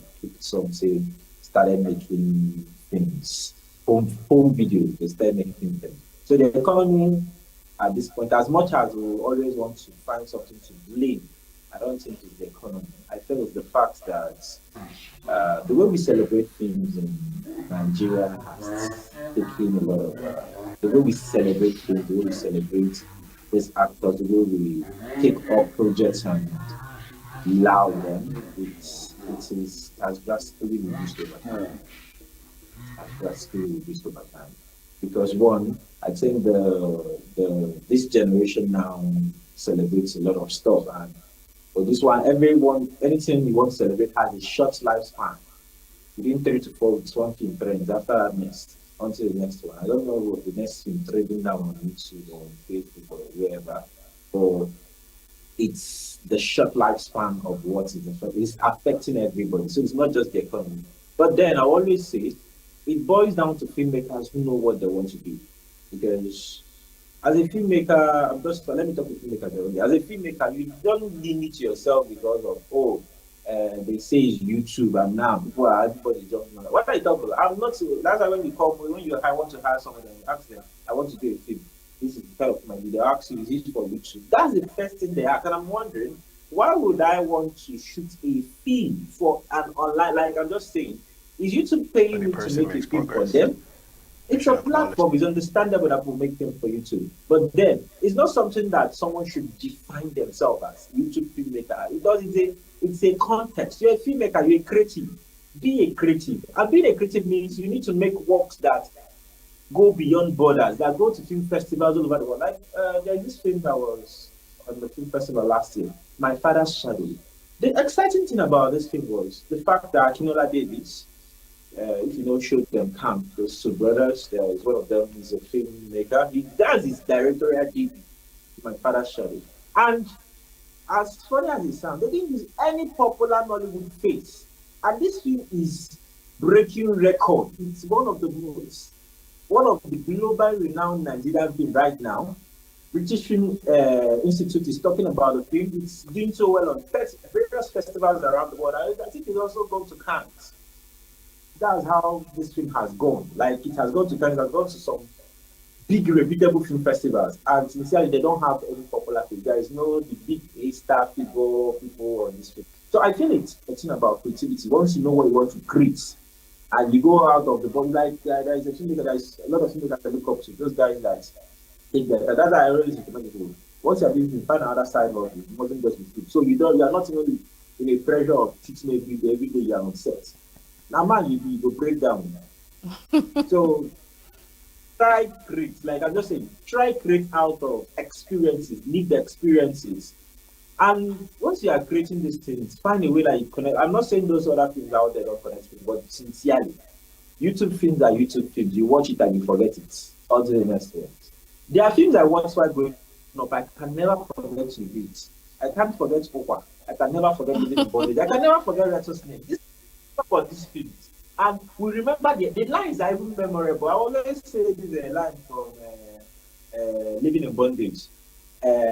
Well, Andy, onye ka ị ka hụ n'anya.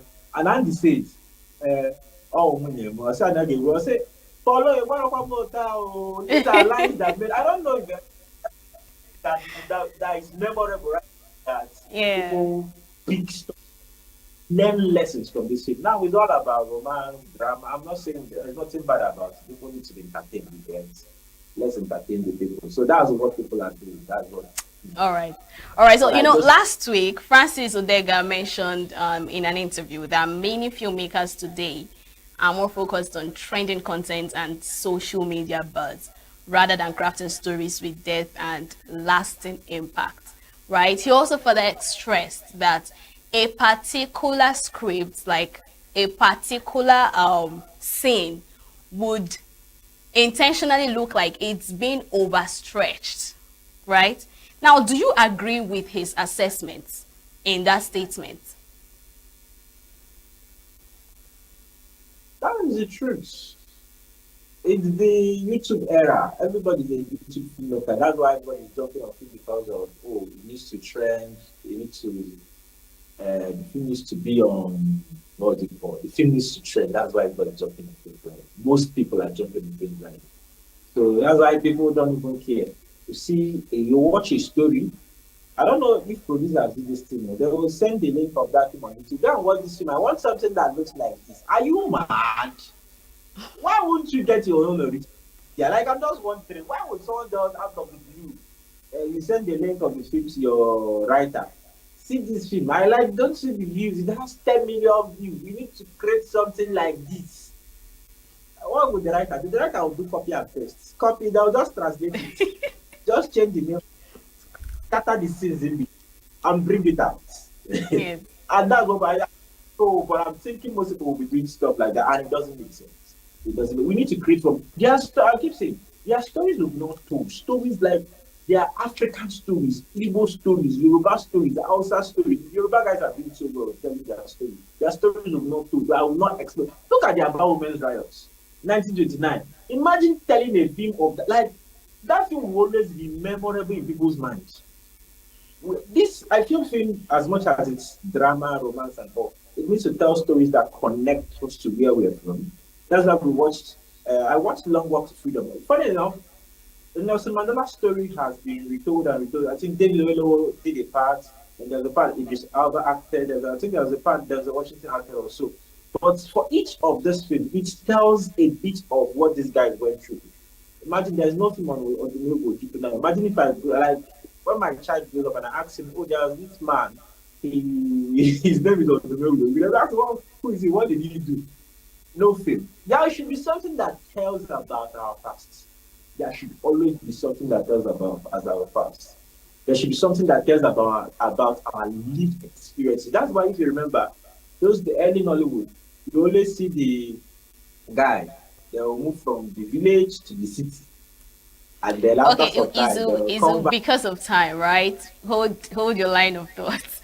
Let me ask the final question in 2 minutes. So do you think audiences today still crave the rich character-driven narratives that made movies like Aki and Popo and the likes? Because me, I'm that viewer that would always go back to movies that Patience Ozokwo was part of, Aki and Popo was part of. Now, having these people, these characters, Nkemowo, Aki and Popo, Patience Ozokwo, in movies that are made in this modern days, do you think it can maybe drive a different narrative or even change the perception of viewers?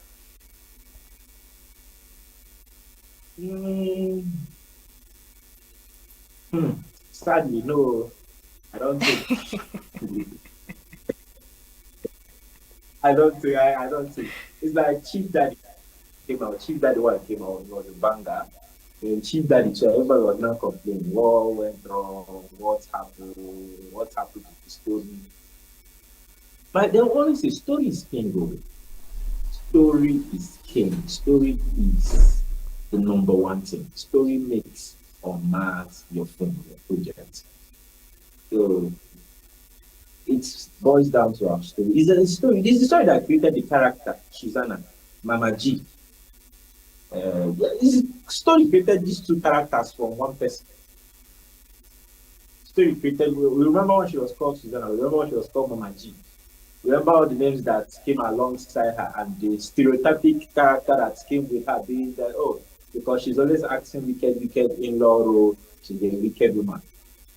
So story makes those things. And over the years, we've seen her being nicer and yes and yes. Yeah. So, but I tell you, story affects or influences whatever we tell. So even if we want to tell a story about a character and your character, it's not, the story is not story. Let me use that word. The story is not story well. All right, thank you so much, Izu. I think you've done.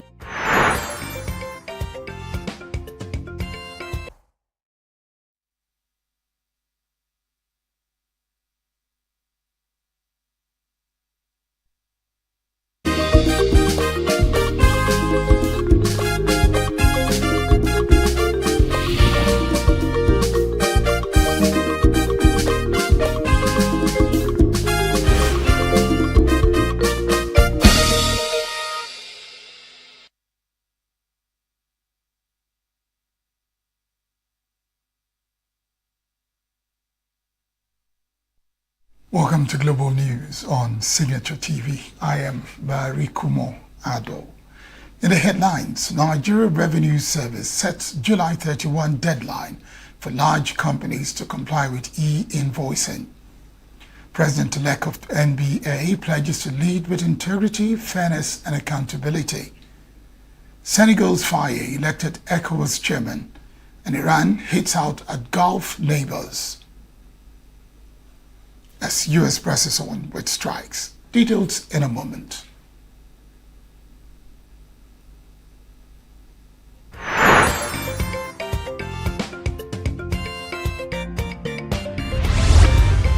Signature TV, news in your pocket.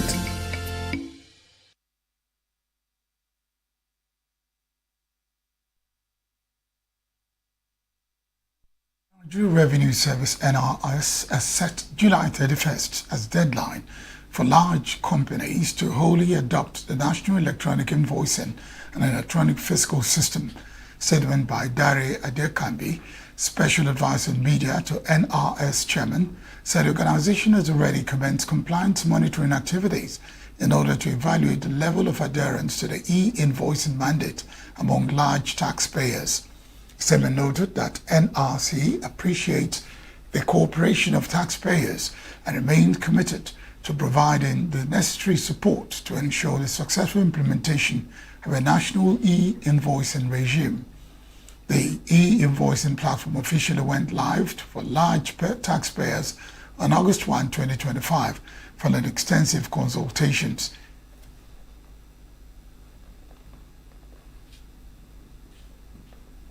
Implementation for large taxpayers was later extended to November 2025 due to operational and transitional considerations.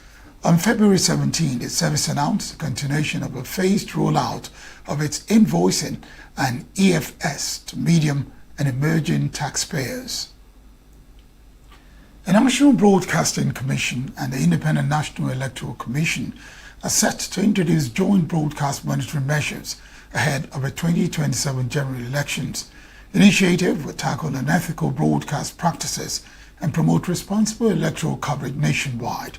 The NBC Director General, Charles Ebuebu, will disclose to newsmen in Abuja said the Commission will collaborate with INEC to improve election monitoring through advanced technology. Said agencies could no longer operate separately, especially with the growth of digital and online platforms. Said that joint monitoring would enable NBC and INEC to address violations collectively rather than independently. The DG added that NBC will be engaging with stakeholders, including digital platform regulators, to strengthen election monitoring. President-elect of the Nigerian Bar Association, Onyekasola Badejo Okunsanya, says that victory in the association's national election is a collective triumph for lawyers committed to building a more inclusive and responsive bar.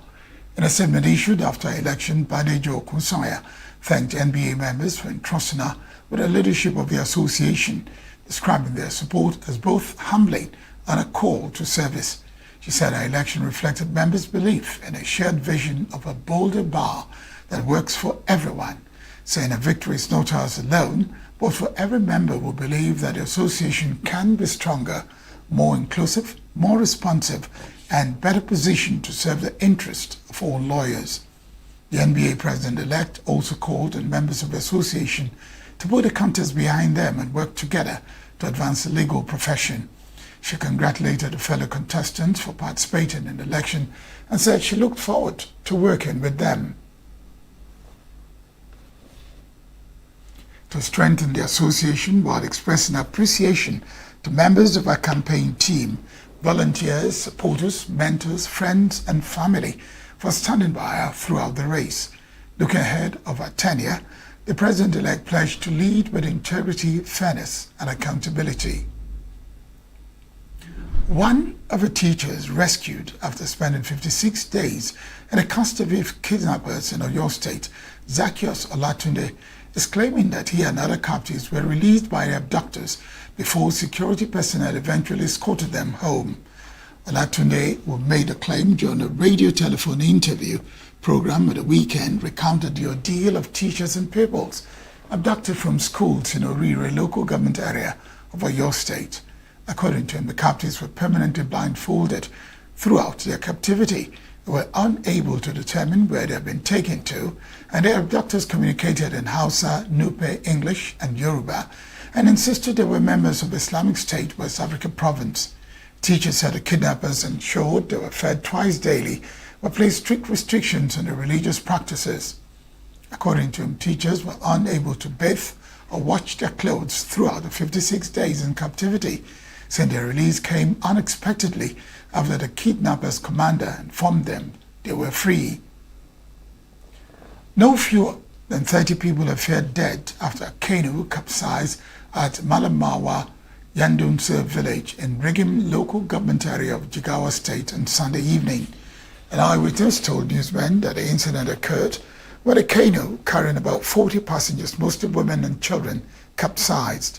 Rescue operations are still ongoing as at the time of this report, and families have been asked to identify the bodies of the victims for burial.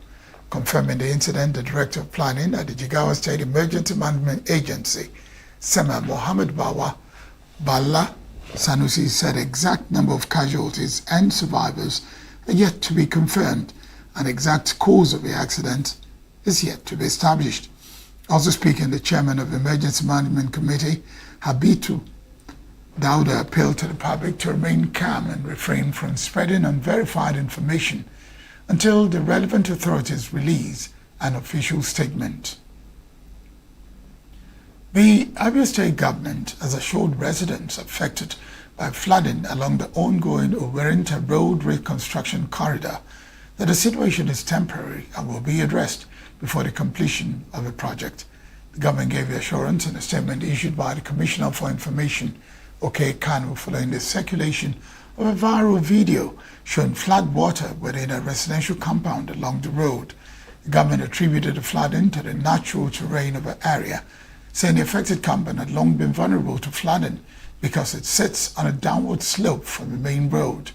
The government also dismissed political interpretations surrounding the incident, insisting that its priority remained the welfare of residents and the successful execution of the project, insisting that the reconstruction and dualization of the road were intended to improve residents' quality of life, enhance road safety, and support economic activities. It recalled that similar engineering concerns encountered during the reconstruction of the Onuimo-Umuahia Road corridor have been successfully resolved, and pledged to apply the same level of professionalism to the Owerenta Road project. The Lagos State government has commenced the controlled demolition of a fire ravaged Great Niger Insurance House, which was severely damaged by a fire on Christmas Eve last year. The exercise, being coordinated through the Lagos State Emergency Management Agency (LASEMA), follows a comprehensive structural integrity assessment that deemed the building unsafe. Permanent Secretary of LASEMA, Olufemi Oke, said in a statement that the demolition was being carried out in line with international best practices for Urban Safety, Disaster Risk Management and Public Health Protection. OK said that the operation will be executed in a controlled manner to minimize disruption while ensuring the safety of personnel and the public throughout the exercise. Explained further that the demolition team will maintain close coordination with the Nigeria Police Force, NASEMA, LASTMA, Fire Service, Neighborhood Service, and other relevant emergency and regulatory agencies to ensure adequate security, effective crowd control, and overall public safety. Nigeria's petrol imports surged by 207% in June 2026, reversing earlier gains recorded in domestic refinery as local supply declined sharply. The data from the Nigeria Midstream and Downstream Petroleum Authority is anything to go by. An analysis of the authority's monthly petrol supply data for the first 6 months of 2026 showed that while domestic refineries remained the major source of supply for most of the period, imports increased significantly in June, following a drop in local output. In January, petrol imports averaged 24.8 million litres per day, accounting for 38.2% of total supply, while domestic supply stood at 40.1 million litres per day, representing 61.8% of its 64.9 million litres per day. The 6-month data showed that Nigeria relied mainly on domestic supply between February and May, with local sources contributing more than 85% of petrol supply during the period. The development signals renewed dependency on imported petrol despite the federal government's efforts to achieve energy self-sufficiency through increased local refining capacity. NMDPPRA data also showed that crude oil supply to domestic refineries declined in June. Still to come, police caned protesters during march by India's cockroach movement. US Vice President J.D. Vance announces birth of baby boy. Stay with us. Health is more than a diagnosis. It's your lifestyle, your choices, and your future. Join us on Inside Health, your weekly deep dive into the stories, science, and solutions shaping your well-being. From expert interviews to real-life journeys of healing and hope, we cover it all. One of the complications of cancer management or treatment is they have some of them at one point in time, you see them having anemia. Okay, so you see them at times being transfused. But at the same time, you come in with a diet. Nutrition, mental health, innovations in medicine, fitness, and everyday wellness. Whether you're managing a condition, staying informed, or just living your best life, Inside Health is your trusted guide. I'm Tigiti Agorum, and I'll be with you every week on Inside Health, only on Signature TV.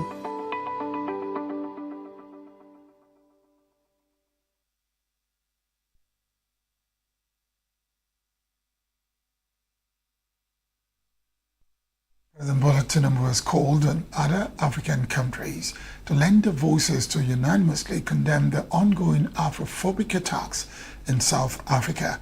He said that a united voice will send a clear message to South Africa. Such intolerance is absolutely not acceptable under any form.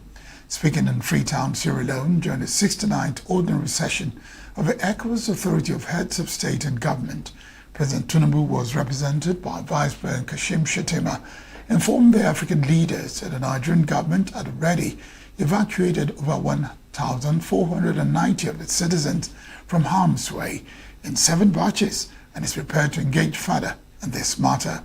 It declared Nigeria's support for the newly developed ECOWAS Compact for the future of regional integration, noting that the document reinforces the region's shared commitment to rebuilding trust between citizens and public institutions, ensuring that regional integration remains resilient and relevant in the face of evolving geopolitical realities. The Nigerian leader also urged the West African leaders to intensify collective action against insecurity and unconstitutional governance as reflected in the compact, by calling for the enthronement of the rule of law and compliance with the regional protocol on democracy and good governance. For our path, The Deputy Secretary General of the United Nations, Amina Mohammed, declared a UN support for all the initiatives of ECOWAS and countries of West African Mission and the Sahel to fight terrorism in the region. The high point of the meeting was the signing of an intergovernmental agreement for the African Atlantic Gas Pipeline project. Meanwhile, Senegalese President Bassirou Faye has been elected chairman of the Economic Community of West African States.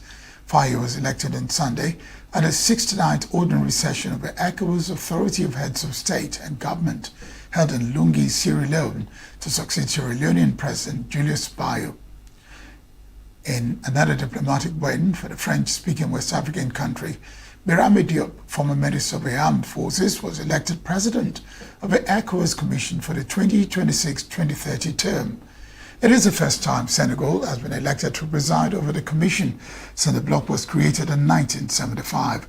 Diop succeeds Ahmed Traoré, Gambian diplomat who held the position since 2022. As ECOWAS chairman, Faye 46 would oversee the affairs of the organization for 1 year. Senegalese president said in a statement that collective security, economic sovereignty, and fidelity to the founding fathers will chart the course of Faye's term. Faye applauded ECOWAS and pledged to work towards a reconciled and united West Africa. United States and Iran traded strikes on Monday as U.S. deaths in the renewed fighting climbed to 3 and more ships came under attack in the strategic Straits of Hormuz. Oil prices surged to 1-month high as the United States and Iran tussled for control of a vital trade, with Brent crude rising above $91 a barrel, the highest price since June 11. Since the start of the war on February 28, Iran has struck back by targeting U.S. allies and military assets in its own neighborhood and by virtually blocking the waterway through which a fifth of the world's oil supplies transited prior to the war. A preliminary deal aimed at ending the war has collapsed as the foes fight to break a deadlock over the Straits of Hormuz. Iran's Revolutionary Guard said on Monday that 2 oil tankers trying to transit the strait exploded and were brought to a halt, while the UK Marine Trade Operations Agency said that a vessel was on fire in the strait, citing information from military authorities. On Sunday, U.S. Secretary of State Marco Rubio called on countries around the world to share the burden of protecting global shipping, since some people in Iran want to control the strait and hold that as leverage against the world. A fragile truce between Iran and the United States was shattered for reports of Iranian attack on ships in the strait, though Rubio said he will continue to try to reach a diplomatic solution. Police used batons on supporters of India's youth-led cockroach movement on Monday as thousands attempted to march to Parliament in New Delhi despite authorities denying permission for the demonstration. The movement, which began months ago, has grown into one of the biggest public challenges to Prime Minister Narendra Modi during his 3rd term in office, attracting widespread support on social media before expanding into nationwide protest. Tensions intensified after activist Sonam Wakchok, who had been on hunger strike, was taken to hospital by police on Saturday, prompting thousands of supporters to gather overnight at Jantar Mantar in central New Delhi ahead of a planned march on the opening day of the Parliament's monsoon season. Delhi police said discussions had been held with members of the Cockroach Jantar Party, but no agreement had been reached before the protest. Deputy Commissioner of Police Shashin Sharma said the protest venue had already exceeded its capacity, with about 10,000 demonstrators gathered by Monday morning, and warns that allowing more people into the area could create security concerns. Despite a heavy security presence, protesters marched peacefully while chanting slogans demanding the resignation of Prime Minister Narendra Modi and Education Minister Dharmendra Pradhan. Savra Das, spokesperson for the Cockroach Jantar Party, said the movement remained open to dialogue with the government despite the standoff.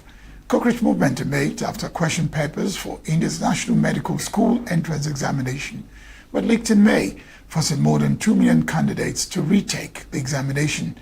Many protesters said they joined the demonstration to demand greater transparency and accountability in the country's examination system.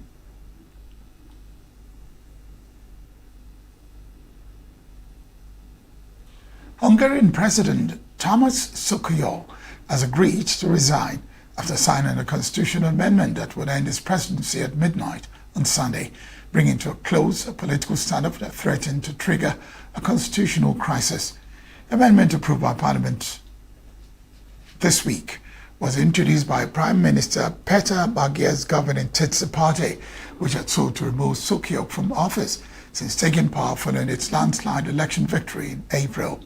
Sokolyov had 5 days to either approve the amendment or refuse to sign it, a move that could have resulted in impeachment proceedings and prolonged political uncertainty. Confirming his decision on Saturday evening, Hungary's president signed the amendment but criticized the government's actions, accusing it of undermining Hungary's constitutional order. In a statement, it said the amendment represented a breaking point in Hungarian constitutional democracy and argued that the core values of a free society have been trampled underfoot for the sake of political power. Constitutional amendment ends Hungary's president's term on the grounds of serious loss of confidence and forms part of a broader package of political reforms introduced by the new administration. Among its provisions, the 17th constitutional amendment removes the head of Hungary's constitutional court and bars members of parliament who have served 3 terms from seeking re-election.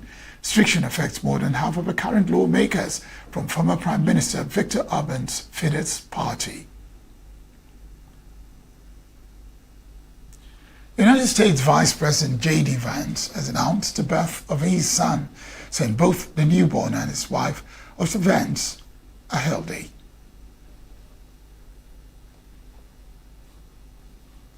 Vance made the announcement in a statement shared on Sunday, expressing gratitude to the medical personnel who assisted during the delivery. Vance also paid tribute to the medical teams at Walter Reed Medical Center and the White House Medical Unit for their care and support. The birth marks the latest addition for Vance and Usha, who got married in 2014 and previously had 3 children before welcoming their new son. Vance rose to national prominence after the publication of his best-selling memoir, Hillbilly Elegy, was elected Vice President of the United States alongside President Donald Trump.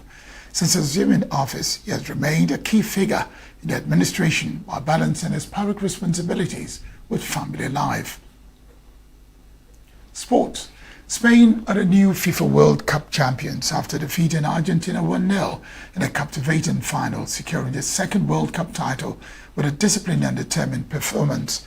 After 90 minutes of intense football, Spain's solitary goal proved decisive as Argentina threw everything forward in the closing stages, but Spain's defense stood firm to preserve the lead until the final whistle. The moment the referee ended the match, Spanish players rushed onto the pitch in celebration, embracing one another. Thousands of traveling fans erupted inside the stadium. For Argentina, the disappointment was evident as several players dropped to the turf in disbelief before receiving applause from their supporters for a tournament marked by resilience and quality football. The focus then shifted to medal celebration. The match officials presented medals to both finalists before Spain's captain stepped forward to receive the FIFA World Cup trophy and made fireworks that illuminated the stadium and confetti filled the air. The victory marks another milestone in Spanish football history as caps an impressive tournament in which they combined defensive solidity with attacking flair. Spain's head coach praised his players for the discipline, teamwork and composure under pressure, describing triumph as a reward for many years of preparation and commitment. Argentina's coach congratulated Spain on the victory while expressing pride in his team's determination throughout the competition, but acknowledged the pain of defeat, even as he insisted his players had represented their country with honor. Entertainment now. Burna Boy delivered an unforgettable performance alongside Shakira at the inaugural FIFA World Cup final halftime show. Historic 11-minute show took place during the final on Sunday at the New Jersey Stadium and also featured performances by Justin Bieber, Madonna and BTS, the South Korean boy band. The show opened with dramatic performance by Madonna, followed by BTS and Justin Bieber, who performed Hallelujah, ending the sets with the words, "It's World Cup, Hallelujah. Burna Boy and Shakira then delivered a colorful performance of Daya Daya. The collaborative song, as dancers, including children and adults dressed in vibrant yellow costumes, added to the spectacle. The Super Bowl-style entertainment performance is curated by Chris Martin of Coldplay and aimed at supporting the FIFA Global Citizen Education Fund. Gianni Infantino, FIFA president, said the event would help advance access to education and football opportunities for children around the world. Rema, Burna Boy, and Davido earlier performed at various high-profile events at the 2026 FIFA World Cup, marking a historic moment for Nigerian music on the global stage. That's a wrap on Global News. I am Barry Kumo Ado. Thank you very much for watching.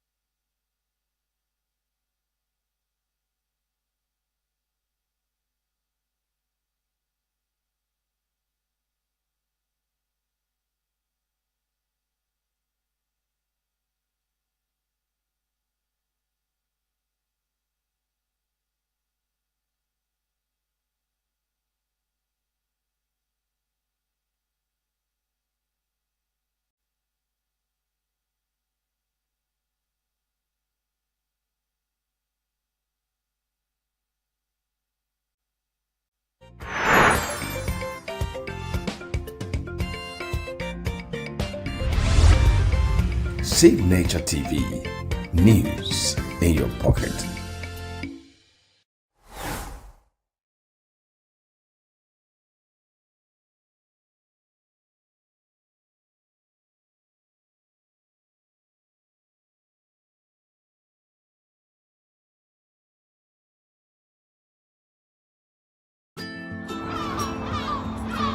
Bright and early as the day breaks, as the newspaper headlines trail the stories that shape the day. We at Signature TV trail the headlines that trail the day. We interrogate the headlines. We analyze the stories that make the headlines. WAEC is overrated, and they even overrated themselves, and when you go see it, they are insensitive of some Nigerian children who have never had what they call CBT. With passion and emotion, we drive the conversation to change the narrative.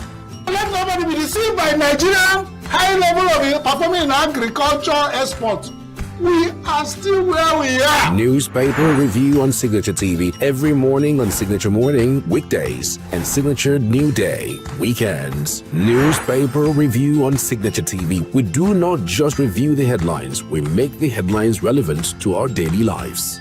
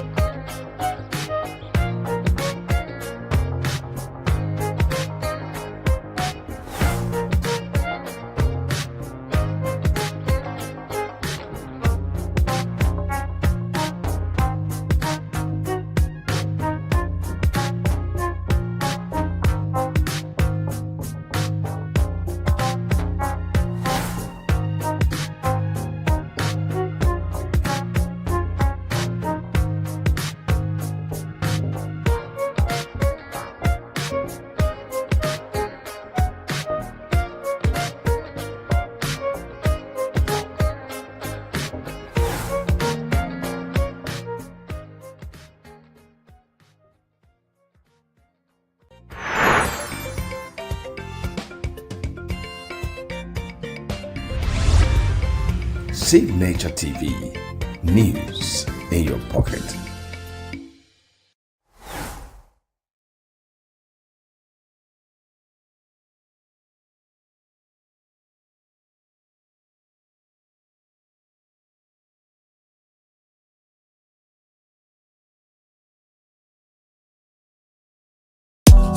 Tired of the snow? Tired of the bad TV signals? Nigeria has gone digital. Introducing Free TV, the national platform for every Nigerian. Get 100 plus channels immediately. Sports, news, and entertainment in your native language. All with clear picture quality. Whether you're in the city or the village, our satellite signal reaches every corner of 36 states from day one. No monthly subscription, just a compatible decoder and you are set. It's a national asset built for you. Take the show on the road, download the Free TV app and stream your favorite channels anywhere. Starting this May, scan to download the app or call 0700 388 7277. Free TV, digital TV for free. Brought to you by NBC.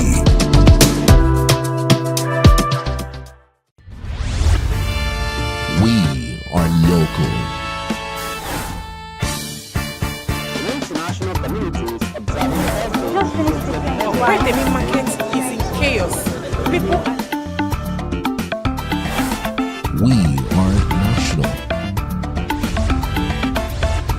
Those in support of this motion as amended, say aye. Aye. We have taken the vote by default. We are international. Israeli airstrikes. Donald Trump left us the worst unemployment.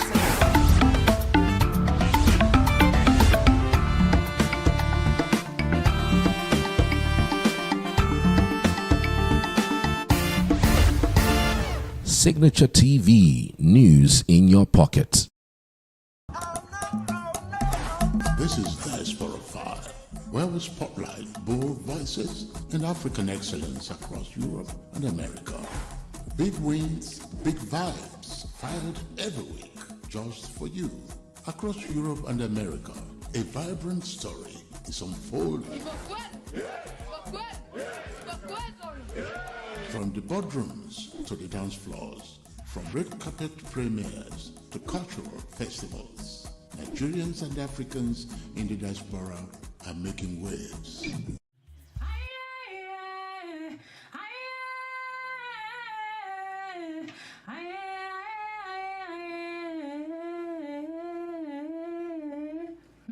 They carry stories, they carry resilience, they carry the dreams of those who came before them.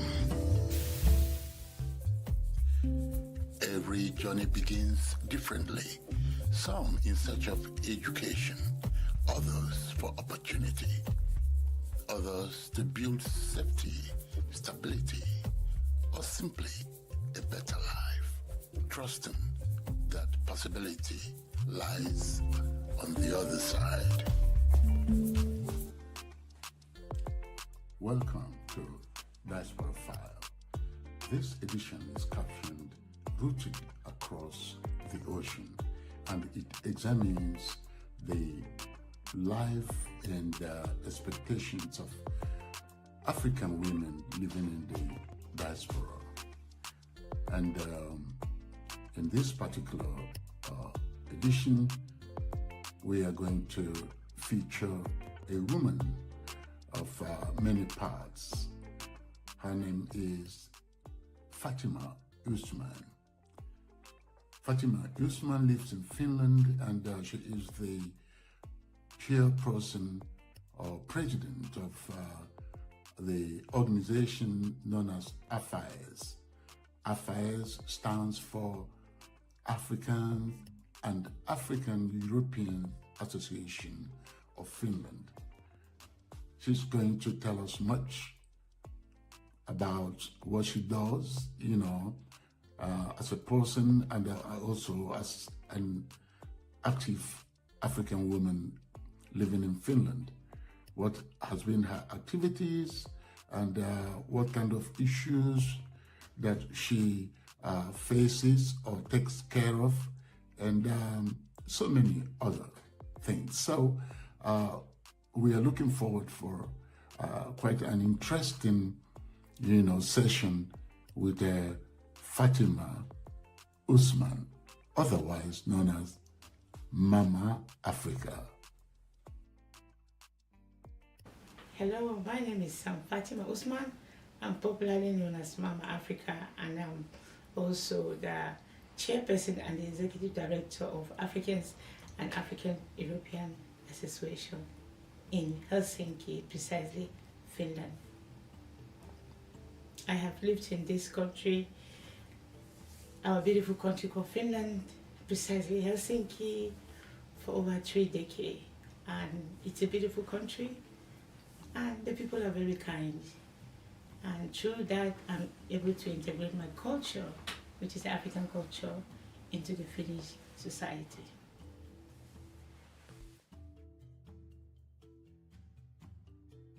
As an African woman in the diaspora, how do you describe your cultural identity? Oh, I love that question. How will I describe my cultural identity as an African? Well, I will first of all say, as an African in Finland, I think my identity is who I am. And that's one of the reasons why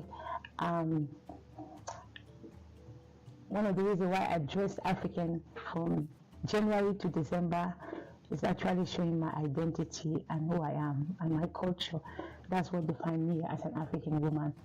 So no matter how cold it is, no matter what season we are in Finland, I'm always going to be an African woman, and I'm always going to represent, just like the way you see me. This is my dressing every day.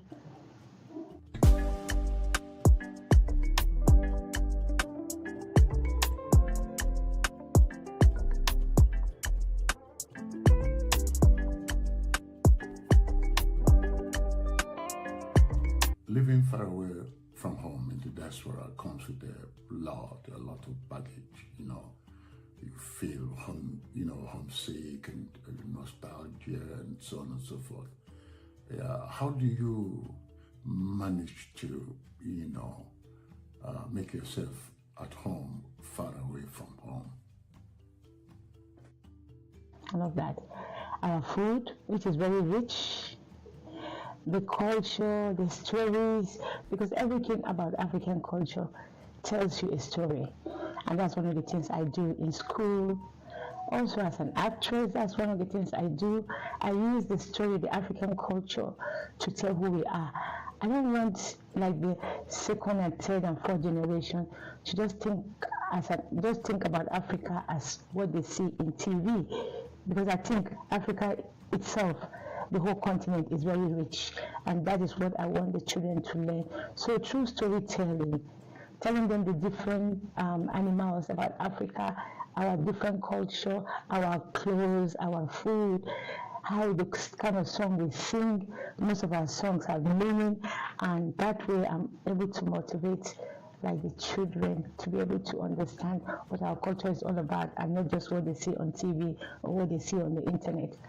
But also doing that, having that workshop with them, showing them how to tell stories using all the African animals like lion, just like elephants, all the animals that we have in Africa. That's what I use in telling them stories. And they are actually being part of that story and also acting as those animals and understanding how rich our culture is.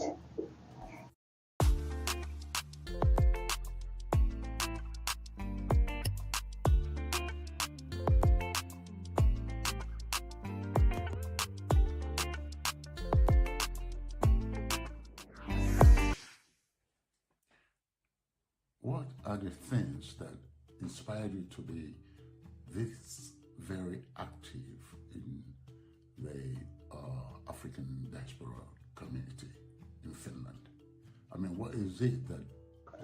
I think as an African woman, it's a must to get involved in our community, because that's the only way I can also integrate my community to be strong, also to know their rights. This is not Africa. This is Finland. I'm living in Europe, in Finland.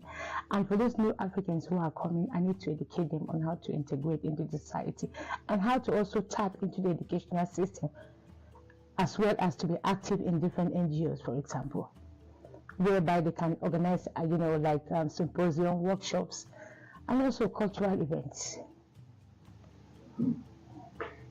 What does the community mean to you within the African diaspora context? Well, without a community, I'm nobody. If I'm not able to make a difference in my community, then I should as well go back to where I come from. Community gives you a sense of belonging. Without a community, you can't survive in terms of difficulties, whatever situation you are going through. When you belong to a community, you will surely get help. And you can also be in a position to help someone. We all need help all the time. Is there any kind of activity you carry out among the African women here in Finland to help each other? I think African women in the diaspora are doing great, because we have a lot of we have joint seminars together whereby we travel. I will give example with Scandinavia. The African women in Finland travel to Sweden to have joint workshop, joint cultural programs.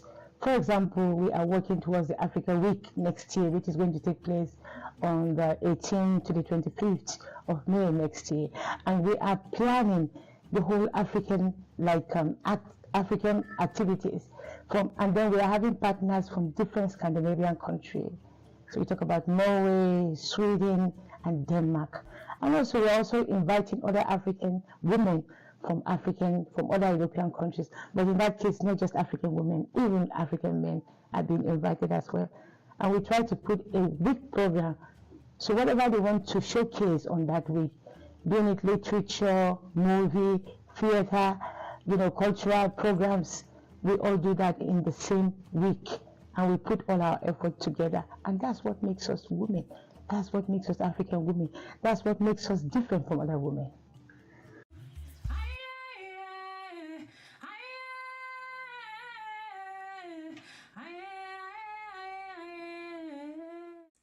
In what ways do you think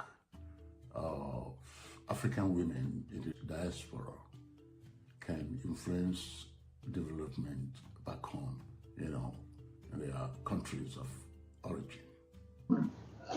Well, back home. Well, I think there are a lot of programs and projects that are being implemented in different parts of Africa, where women are coming together to map out what are the things that they can help back home.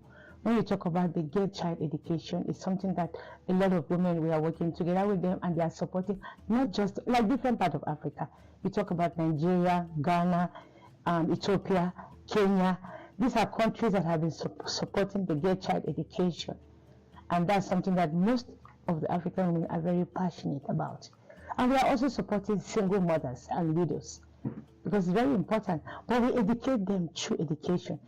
Because as you know, Finland is one of the most, we have one of the best education systems, and we are also tapping into that education and taking it back home.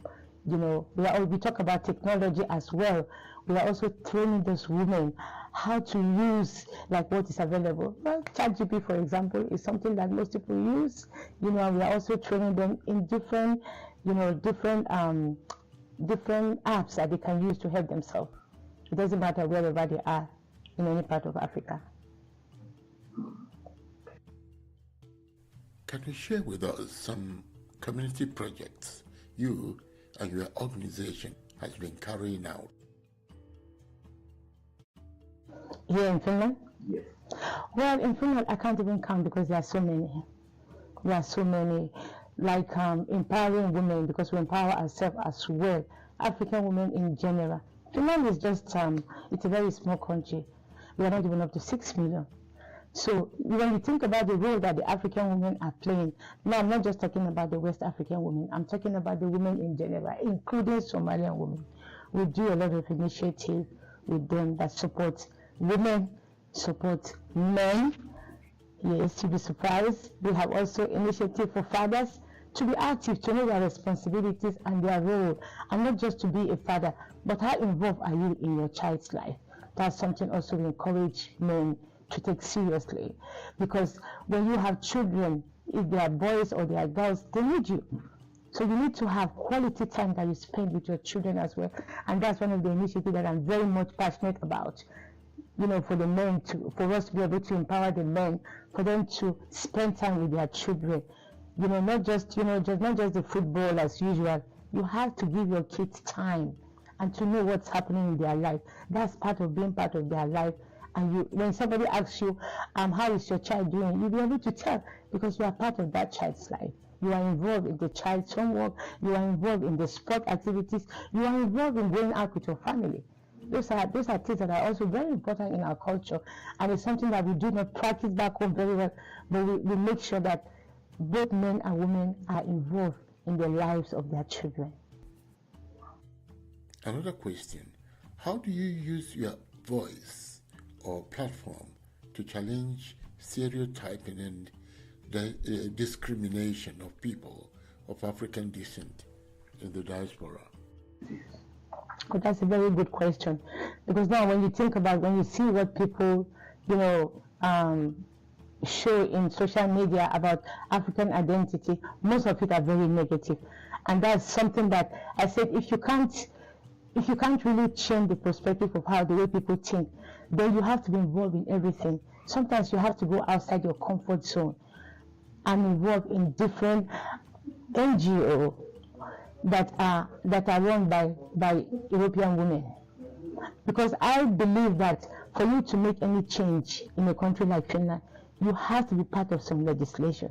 And how do you make this legislation? It's to make your voice hear. People need to hear your voice. What are the challenges that is going on in your community? As a black woman, racism is very important to me, but still we are still talking about racism. I remember when we started this Youth Against Racism, that was over 10 years ago. Our children were like, why are they being discriminated in society? I said, well, you can do something about it. Make a campaign. And that campaign was Youth Against Racism. What youth are we talking about? The African youth against racism. But when we talk about the first, second, third generation, they don't know the difference between black and white. They just know that they are youths. And then when you hear somebody calling them a certain word they are not supposed to use on them, they get confused. I said, make a campaign to create awareness why we should be against anything called racism. Because we are one. If your hand cuts, the color of the blood that will come out of your hand will be red. The same color will come out of my hand. It will still be red. It won't be white. It won't be black, but it's red. And that campaign made a very big difference. We got a lot of African youths involved, both boys and girls, because it affects all of them. If you don't speak now, you will never have the voice to speak. And that was a campaign that went so far. And I'm very proud of that project.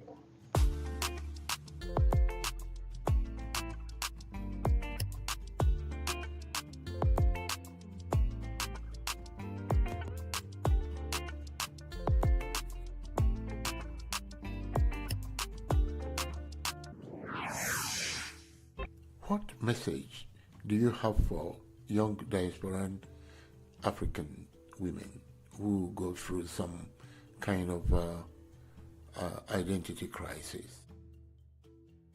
Well, the message that I'll always give to young African women, especially if they start having their own children and they're involved in school, I said, get involved with anything that your child is doing. Get involved, because that's the only way you will know. You can't just think that, okay, my child is going to school and my child is coming back. But getting involved in the parents association in the school, that's one way you can know exactly what your child is doing, and that's one way you can also contribute in your child's school. And then the community where you live, and then you get involved in your community, you get involved in different organizations, so that your voice will be spread wide. And not just in the city you live, get involved in other cities as well. And that's what we do. I get involved in most of the organizations in different cities. So anything that has to do with African women, I'm always being called. And my voice counts a lot.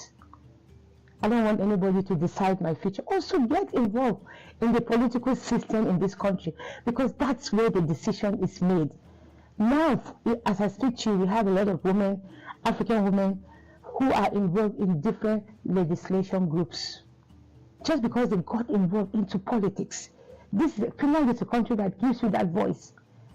You have the right, you have the power. And use your vote so that your vote will count. Don't let anybody decide your future for you. You make a difference by using your voice and that one vote. Do you think that African women are making waves in the diaspora?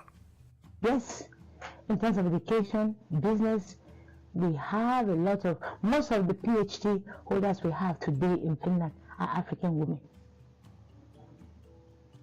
If you look at the different institutions in Finland, different university, applied sciences, they are mostly African women.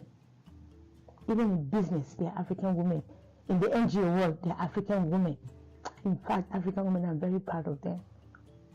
And I have learned also to be able to, understand African women from different African nations.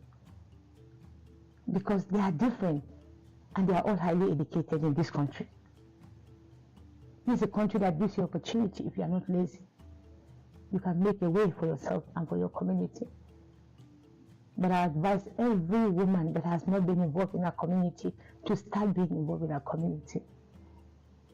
Because we all need to empower the youth. We want them to have mentors as women, as African women. I love it when I see young people saying, oh, who is your mentor? Oh, then they mention the names of the African women. That makes me feel good that something is going on with the next generation as well. On a more lighter note, you were called Mama Africa. How did that come about? And don't you think it is a big burden to be Mama Africa? How do you deal with that? It actually gives me nothing but humility, because I'm somebody that wherever I am, I want to practice my culture. There's no negotiation. If I see a child doing something, even if the mother is not correcting the child, I will do it because I feel it's my responsibility. The proverb that says it takes a whole village to raise a child. That's a proverb that we should take wherever we go in this world. We shouldn't think that those things can be practiced only in Africa. I felt like to be able to raise a child, to help somebody to raise a child. Even when I'm teaching in different schools, which the system of education in Finland is very different. The first thing I do with children is say, I introduce myself as Mama Africa. Because a child is not supposed to call his teacher by name. But in Finland, children do call their teachers by name. And that is the challenge for me. I'm like, how can children be calling the teachers by name? So I've introduced myself as Mama Africa. And the first impression you see with the kids, I will laugh.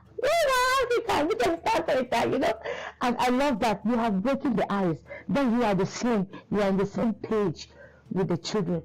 And that's how it goes on. And then all my friends, started calling me Mama Africa, like all the kids. So wherever I go, I try to correct children. Even in African parties, I say, you can't call your mother by name. You can't call someone that is older than you by name. Call her auntie. I start introducing all those things that I know how we were being taught back home. Why should they change? Somebody has to continue with them. So even if I see most of my white students on the street, now they are all like grown-ups. They even have their own family. Mama Africa, and I'm wondering, where do I know this child? One of those children that I actually taught in school. So you see, things stays in their own subconscious mind. And they remember because they know that what you have taught them is the right thing. So the name just stays and everybody just calls me and I just love it. Fantastic. It's been quite gratifying talking with you. I wish we can go on and on. Thank you very much. You're welcome. Yeah. Thank you too.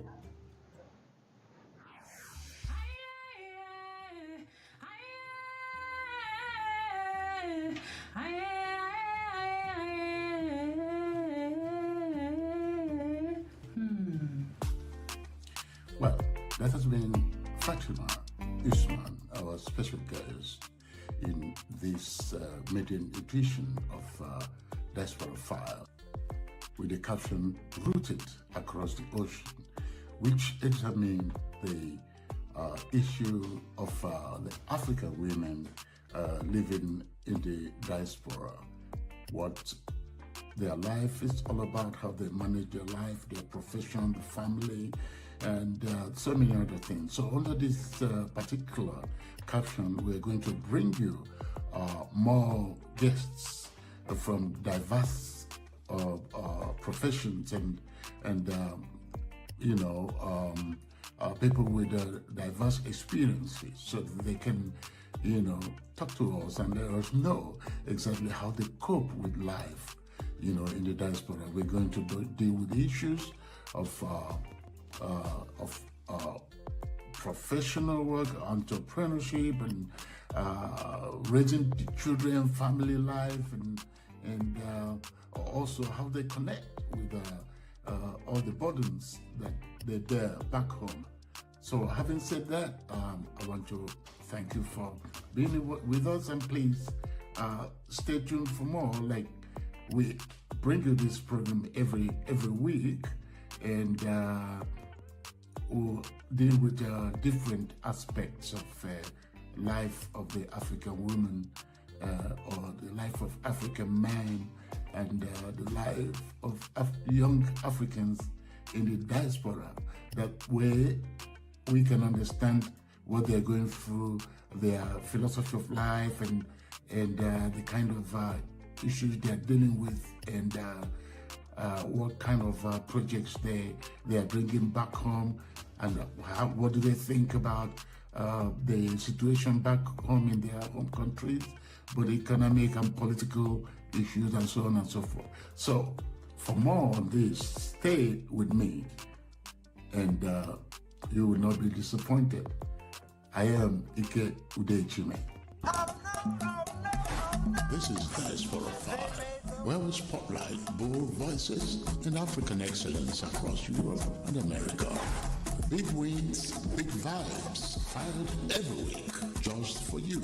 Across Europe and America, a vibrant story is unfolding.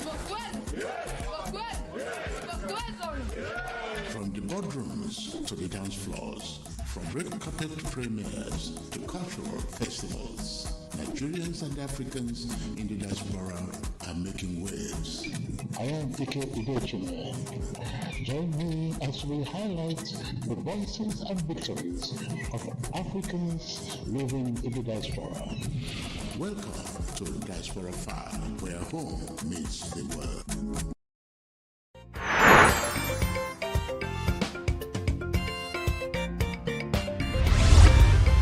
Signature TV, news in your pocket.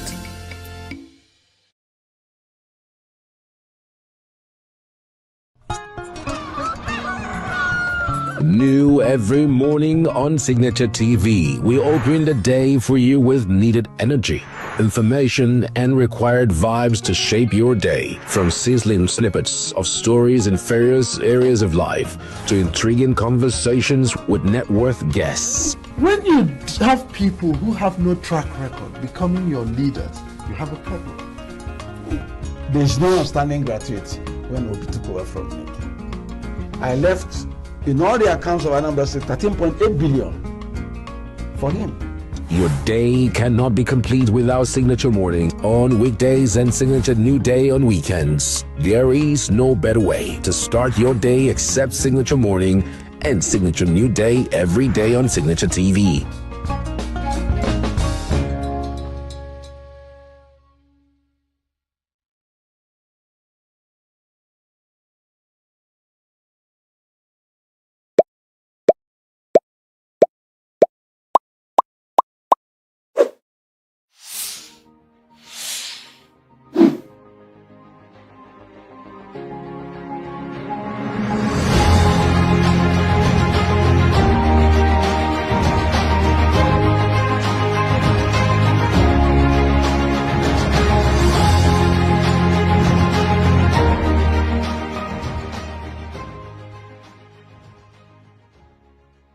Well, ladies and gentlemen, welcome. Welcome to Development Discourse, where we ideate for Africa's development. I'm Patrick Okibo, the founding partner at Next Year. Next Year is a multi-competency advisory firm focused on solving Africa's complex development problems. Leadership or its failure is Africa's in my view, most fundamental development challenge. Extensive public opinion data from major Pan-African surveys consistently highlight poor leadership, weak governance, and associated issues like corruption as the top perceived barriers to progress, often ranking above economic or external factors. Corrupt, tribal, and self-serving governance has led to mismanagement of abundant natural resources, suppression of freedoms, and persistent political instability, rendering many African nations fragile and impoverished. As a result, widespread disillusionment has run deep in citizens who are becoming nostalgic about colonial or even military rule as more stable than some of the democratic governance that we have in the continent. My guest today, Dr. Charles Mensah, should have answers to many of these questions on how to navigate these challenges. He founded the Institute of Economic Affairs in Ghana almost 4 decades ago to broaden public policy debates, promote private sector-led economic growth, and strengthen democracy. He's a distinguished economist and business leader with decades of experience in corporate governance and economic policy. Dr. Mensah previously served as board chair of Barclays Bank Ghana, Accra Breweries, AB InBev, Fanmil Ghana, which is Danone, and several other private sector boards in international shipping, healthcare, hospitality. Dr. Mensah, welcome. Thank you. Thank you. Thank you, Patrick. I look forward You're to very a good welcome. conversation. So today's chat centers on the politics of progress, political stability, and Africa's development. To ensure that we're on the same page, Dr. Mensah, what does progress mean in the African context today? And how should we measure it beyond some of the traditional GDP metrics that we're used to? Thank you. Thank you, Patrick. I'd like to start. I mean, I understand what you want to do and what you want to talk about, which is the basic way of measuring progress has always been to look at the per capita GDP.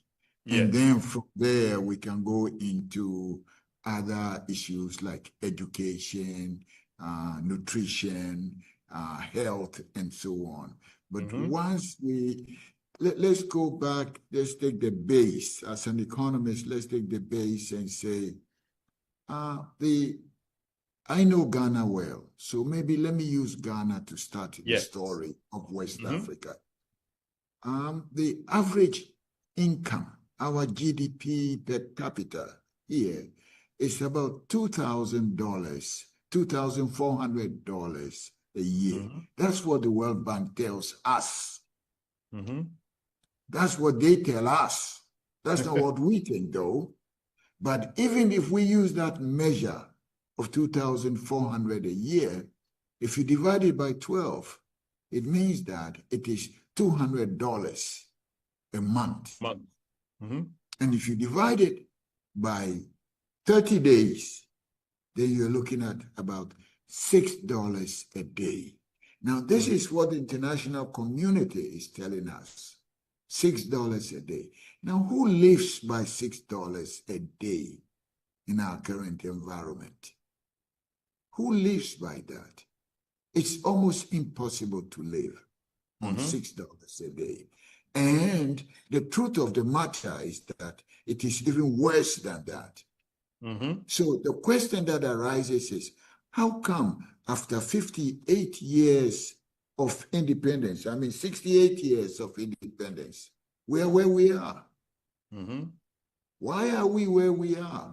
How come our classmates or our course mates in Singapore, in Malaysia, in South Korea, and other places are doing much better than us. And we might have even started ahead of them. Exactly. We might have started ahead of them. So these are some of these the issues that I think your program could help disseminate throughout this West Africa region for us to know exactly how to tackle this. My central theme here, Patrick, is that what they call independence, we never got it. We never got what others call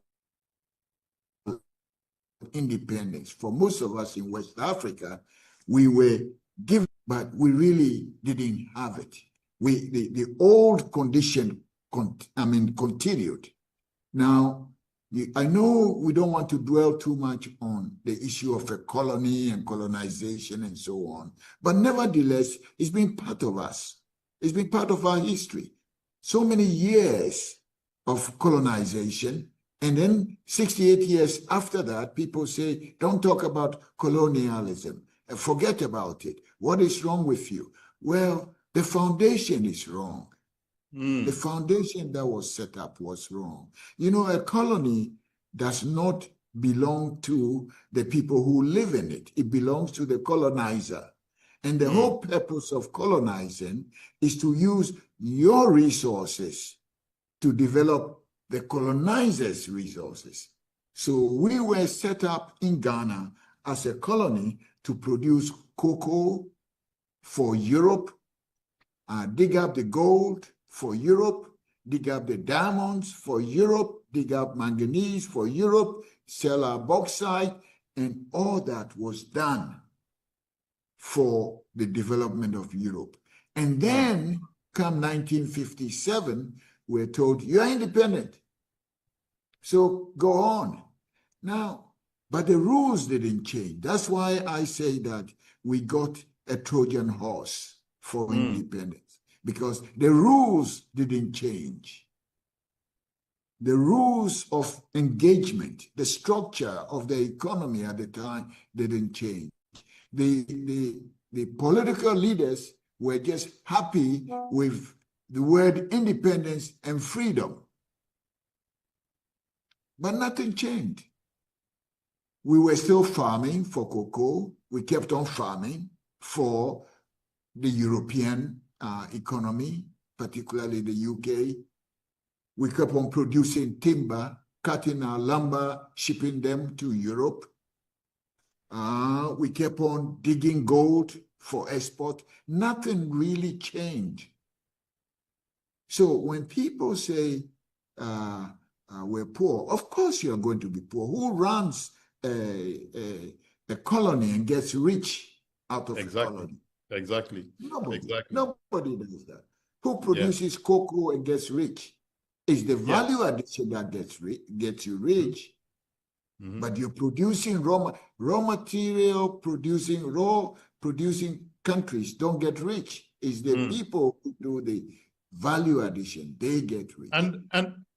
And we will get into those. But something that I've always struggled with is if what we're measuring for is wrong, then ultimately we will be wrong. So if GDP per capita is not what we should be looking at as the primary indices for measuring progress, then maybe we should change that. And my question is, what in your view should we be measuring ourselves against? Should we be measuring our government against to see if we're making progress as a people?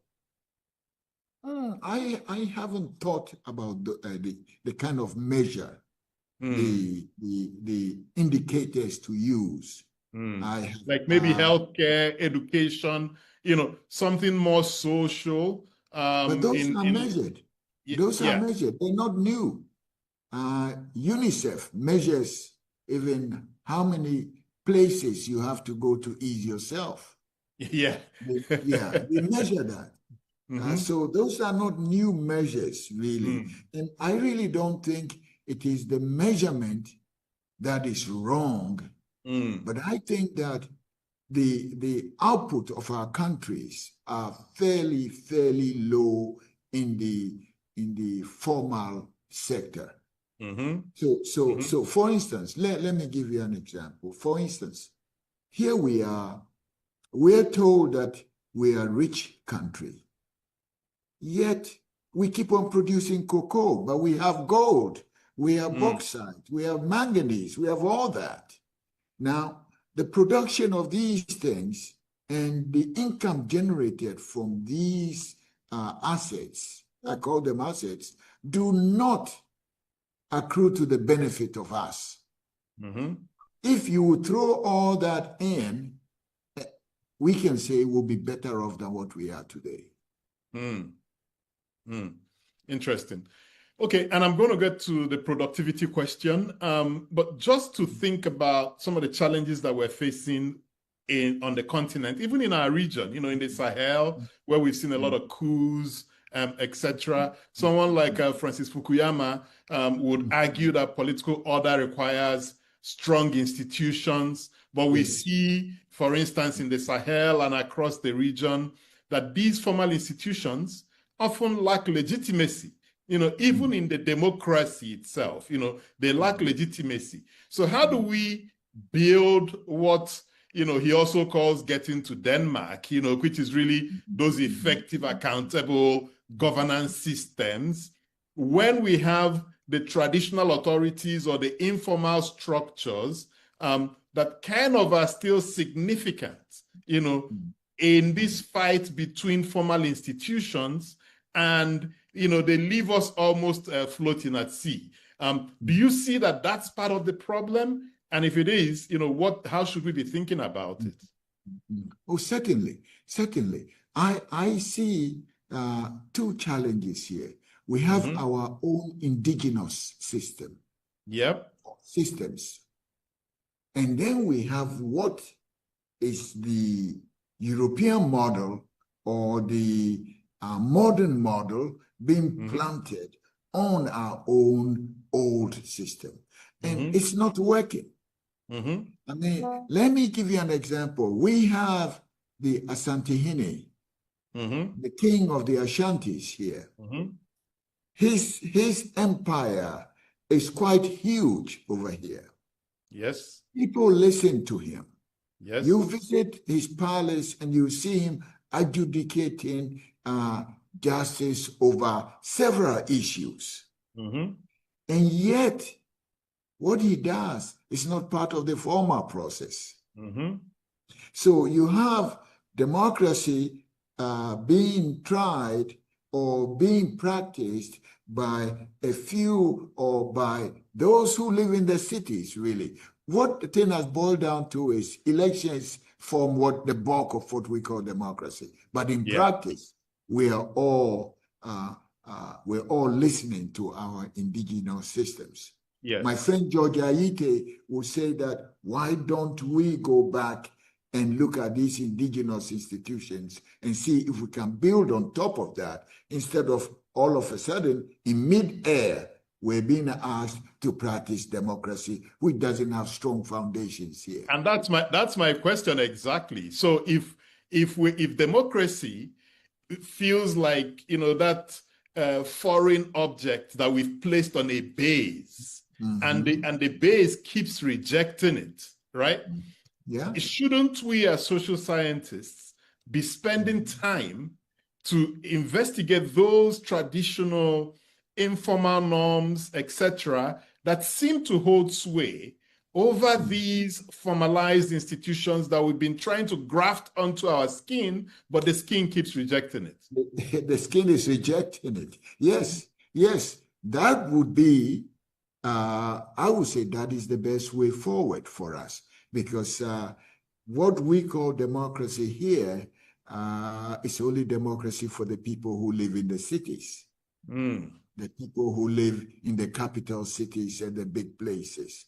But you go to the villages, or when it comes to an election, you see the Democrats appear and want to be elected. Once they are elected, they vanish. They don't come back until the next election.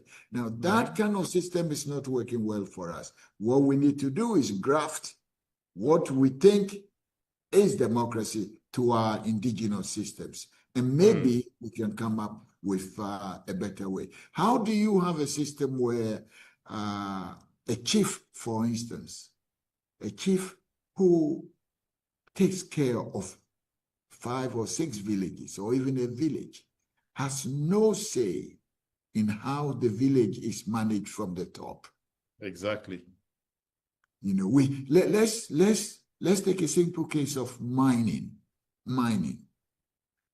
Assuming we found gold in a village, and the next day, the local people, the villagers, see a foreigner in their village digging holes and trying to mine gold.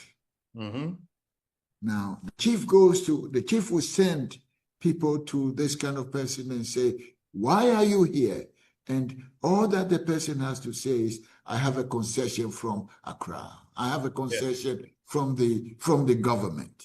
Yes. Meanwhile, the chief, who is the caretaker for the land of the people, knows nothing about how this concession was given and whether at all there should be a concession given.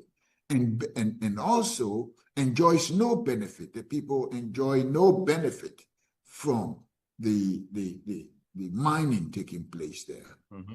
So you know, this modern, we're trying to, as you said, graft a new system on top of an old system, and it hasn't been done well. The body keeps rejecting it. The body keeps rejecting the new part being planted on it.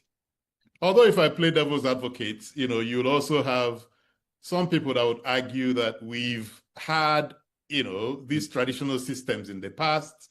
They did not quite work or catch up to what you may call modernity, which meant that the foreigners could come in and, you know, colonize. You know, so what's the real strong argument for injecting them in this new system? You know, so there are arguments on both sides. But you know, we don't have to accept everything that is being practiced by somebody else.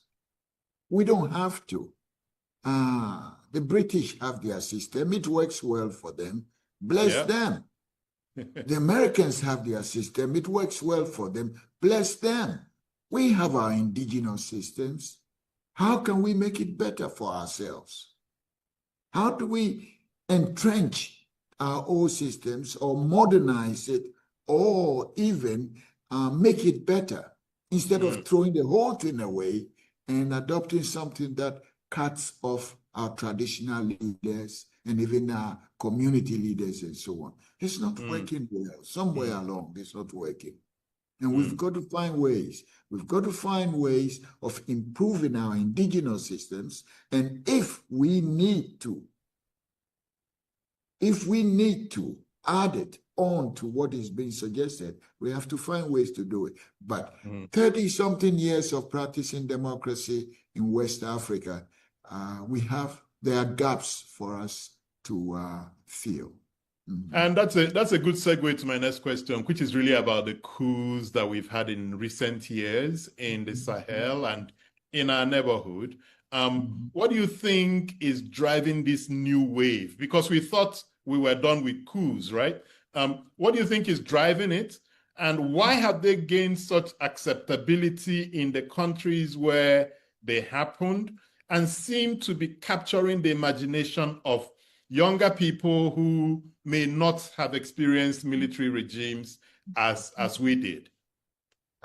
Patrick, poverty is what is behind all this. Let me give you the case of French West Africa.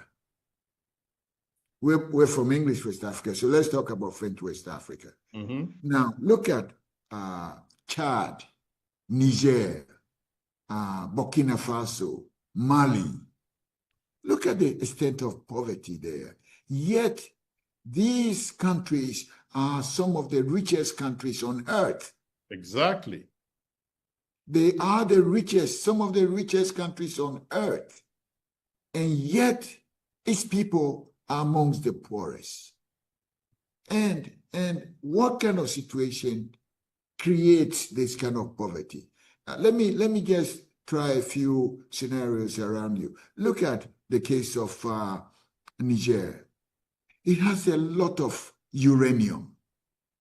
Uranium is one of these most expensive, minerals on earth. Yet, and the other thing is they are independent. They are considered independent.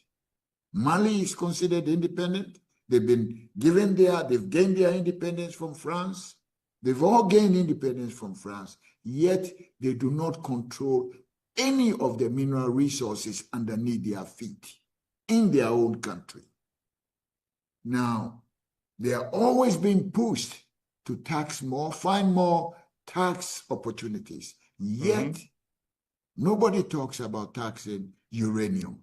Nobody says, okay, the uranium is mine. Let me go sell it and use it to look after my people.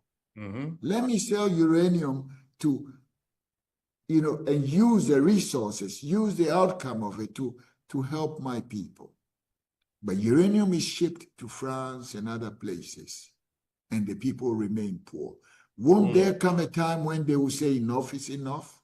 The same. And by the way, we can switch uranium for any product, and the story will be the same. In Nigeria, it'll be oil. In Ghana, it'll be gold, cocoa, oil. So long as these things don't belong to us, they are in our countries, but they don't belong to us. Look, we have a company here called Tullow. They are oil producers. Yes.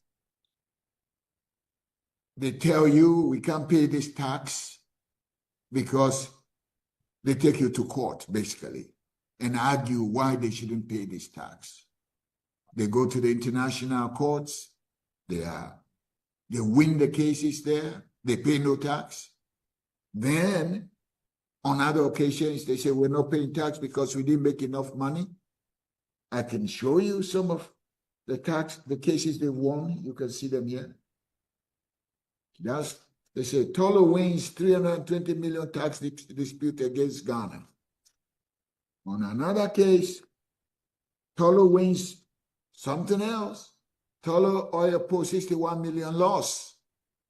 Now, you live in a country where you're mining oil and you pay no taxes and the people are poor. What do you think the people are going to do one day? They're going to get up and say, look, we can't stand this anymore. Similarly, the gold mines. You have gold mines, and remember, all these assets are owned by foreigners, from these colonial countries. Let me try. So long as we remain poor, people are going to get angry and people are going to attack the system. And let me try another angle with this. So maybe the challenge we have is the way we've defined democracy. We've defined democracy the way it's worked in the West, where it was built out of their own culture, institutions, etc. One scholar who I'm beginning to really like her work is Yuan Ang. How China escaped the poverty trap, China's Gilded Age, etc. A concept that she's been pushing is what she says is how China, just liberated almost 1 billion people from poverty. And she calls it directed improvisation. So you try something, it works, you do it again. If it doesn't work, you change it. When we look at democracy, because I'm also a Democrat, I think that democracy works better than every other system we've tried, especially military rule. But it's not working for us today. Is the challenge that we haven't tried or exercised it given the realities that we face in Africa? And at the root of that, is it because we've lacked the confidence to try things? If the idea is not coming from Washington, D.C. or Brussels or London, we don't have the, we don't have the confidence to say, this is not working. We've tried it for 20 years. Let's rethink it within the general frame of democracy, but let's rethink how this could work. Do you agree with this directed improvisation? Do you agree that part of our challenge is this lack of confidence? Oh, yes, I agree with you. And I also believe that the lack of confidence is not helping us to promote our own indigenous systems and also to speak out.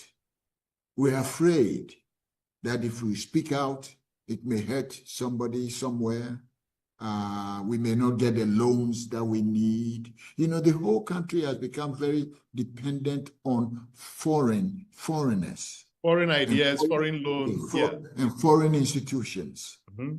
So people are worried about speaking out because they don't want one way or the other to cross what is being pushed by some of these international agencies. They want to see democracy. The Bretton Woods organizations would like to see democracy. If you don't accept it and sing the song, very soon somebody is going to cut you off. But I think that not only democracy, but our economic institutions ought to be restructured. We need to restructure some of our institutions to fit our own indigenous circumstances and to fit our culture. Without that, it's going to be a touch and go situation. So we have a culture before democracy came here. Modern democracy came here. We have a culture, we still do. And what the European will call democracy may be different from what we call democracy, but we had freedoms within our culture. The chief does not just do whatever he wants or she wants. They're all managed by people around them. There may be some bad ones, but that's not the norm. The Asantehene has advisors around him. He doesn't have an open sesame kind of mentality. He's always hemmed in. Even what he says is managed by people around him. So we have a culture here that we can investigate and see if we can add a bit more onto what is being suggested to us from outside. But swallowing this whole concept from outside, I don't think is helping us. And people are revolting, especially when things are not working well. So let's switch gears a little bit and talk about governance challenges, which the key one for me is implementation challenges. I mean, if you read any of the policies, visions, etc., that come out of any of these countries, they all look seemingly good, decent on paper, but then we face that implementation challenge. The scholar Lance Pritchett, says that there's a capacity or capability trap, that we're stuck in, where our public servants, maybe through the process that they've gotten into public office or whatever, may not be the sharpest tools in the toolkit, or the incentive system may not have, is not incentivizing them enough to actually do the work. In your view, how do we begin to bridge this implementation gap, particularly where we have this significant human capacity or human capital constraint as a binding constraint? Ghana used to have one of the best civil service systems in West Africa. We had very good people. Then came democracy. Then came the election of, the appointment of ministers. And then ministers started saying that they can't work well with the civil service, so they needed their own technical advisors. We used to have what we call the permanent secretaries, who held on to the ministry and made sure that the system worked. Now, these guys were all thrown out, replaced by political people who were associated with their parties. And within 4 years of an election, a minister who is coming in as a party person would want to do certain things which may not be correct within the ministry, but they get their way because they bring in their own technical assistance and so on. I, for one, have always said ministers should work within the civil service and not allowed to remove who a chief director or a permanent secretary is. Because the minister's tenure is only 4 years, and is temporary. Whereas you need people who are more permanent and are more interested in the development of that particular ministry or that particular department. So, you know, I think democracy, one way or the other, is also undermining the capacity, the ability of our ministries to do well. Because here you are, you have a set ministry with a chief director or so on, and as soon as a new party comes in, the chief director is likely to be replaced because his ideas may not be in sync with the party, the new party. And as a result, you give way. That has not helped us. How do we solve this problem, right? Because you and I identify it as a problem. In fact, the political leadership identifies it as a problem as well. Earlier this week, as part of another project we're working on, I was interviewing, former governors, and many of them complained about the same, issue. Their hands are tied with the type of appointments they make, the commissioners they appoint, the ministers they appoint. And one of them said something quite prescient, that if the people do not demand for us to do the right things, we will not do the right things. He said it in a better way, but that's the core of the story. Yes. And that got me thinking that this is really, it goes back to that Acemoglu Robinson, the narrow corridor, where they say it's the civil society organizations that will force the people in government to do the right things. The civil society organizations kind of holding in trust the will of the people, right? But what we're seeing is that the civil society, the dynamism that we saw in the civil society organizations in our fight for independence or return to democracy, I'm not seeing it today. I don't know what the situation is in Ghana, but in Nigeria, I'm not seeing it. So how else do we get the politicians to do the right things, to tell them what we want, to get them to do the right things? What is the situation with what's holding the civil society's organizations back, and how do we fix that problem? We have this, it's a big issue here. Civil society organizations are now being divided and are considered aligned with political parties. Which is sad. It's very sad. And if you try to remain independent, you are considered to be against. So it's like if you are for, you have to be for me, but you cannot be independent. But some of us have taken it upon ourselves to say, well, the country doesn't belong to one political party. It belongs to all of us. And you may not agree with the suggestions coming out of the civil society organization like the IEA, but nevertheless, it's not because we are not part of you or because we are part of somebody else. We want to be independent, and you may not like our independence, but that's fine. That's fine. So maybe how many organizations can survive being independent? That's my question, because IEA, Institute of Economic Affairs, you can survive because of the moat you've built around yourself. You've been around for almost 40 years. You're respected both in Ghana and across the continent and outside the continent. So you can afford to be independent, right? But some of these smaller civil society organizations may still be challenged in many other ways. Yeah. How do you, from your experience, what should they be doing to preserve their independence? It's a very difficult thing because we don't have a situation in the country where philanthropy is big. We don't have a very strong philanthropic organization, structure here where civil society organizations can benefit from non-government philanthropy. You know, all the business people are aligned to, most business people are aligned to political parties. Of course, they're business people. And instead of them also supporting philanthropy, supporting civil society, most of them don't.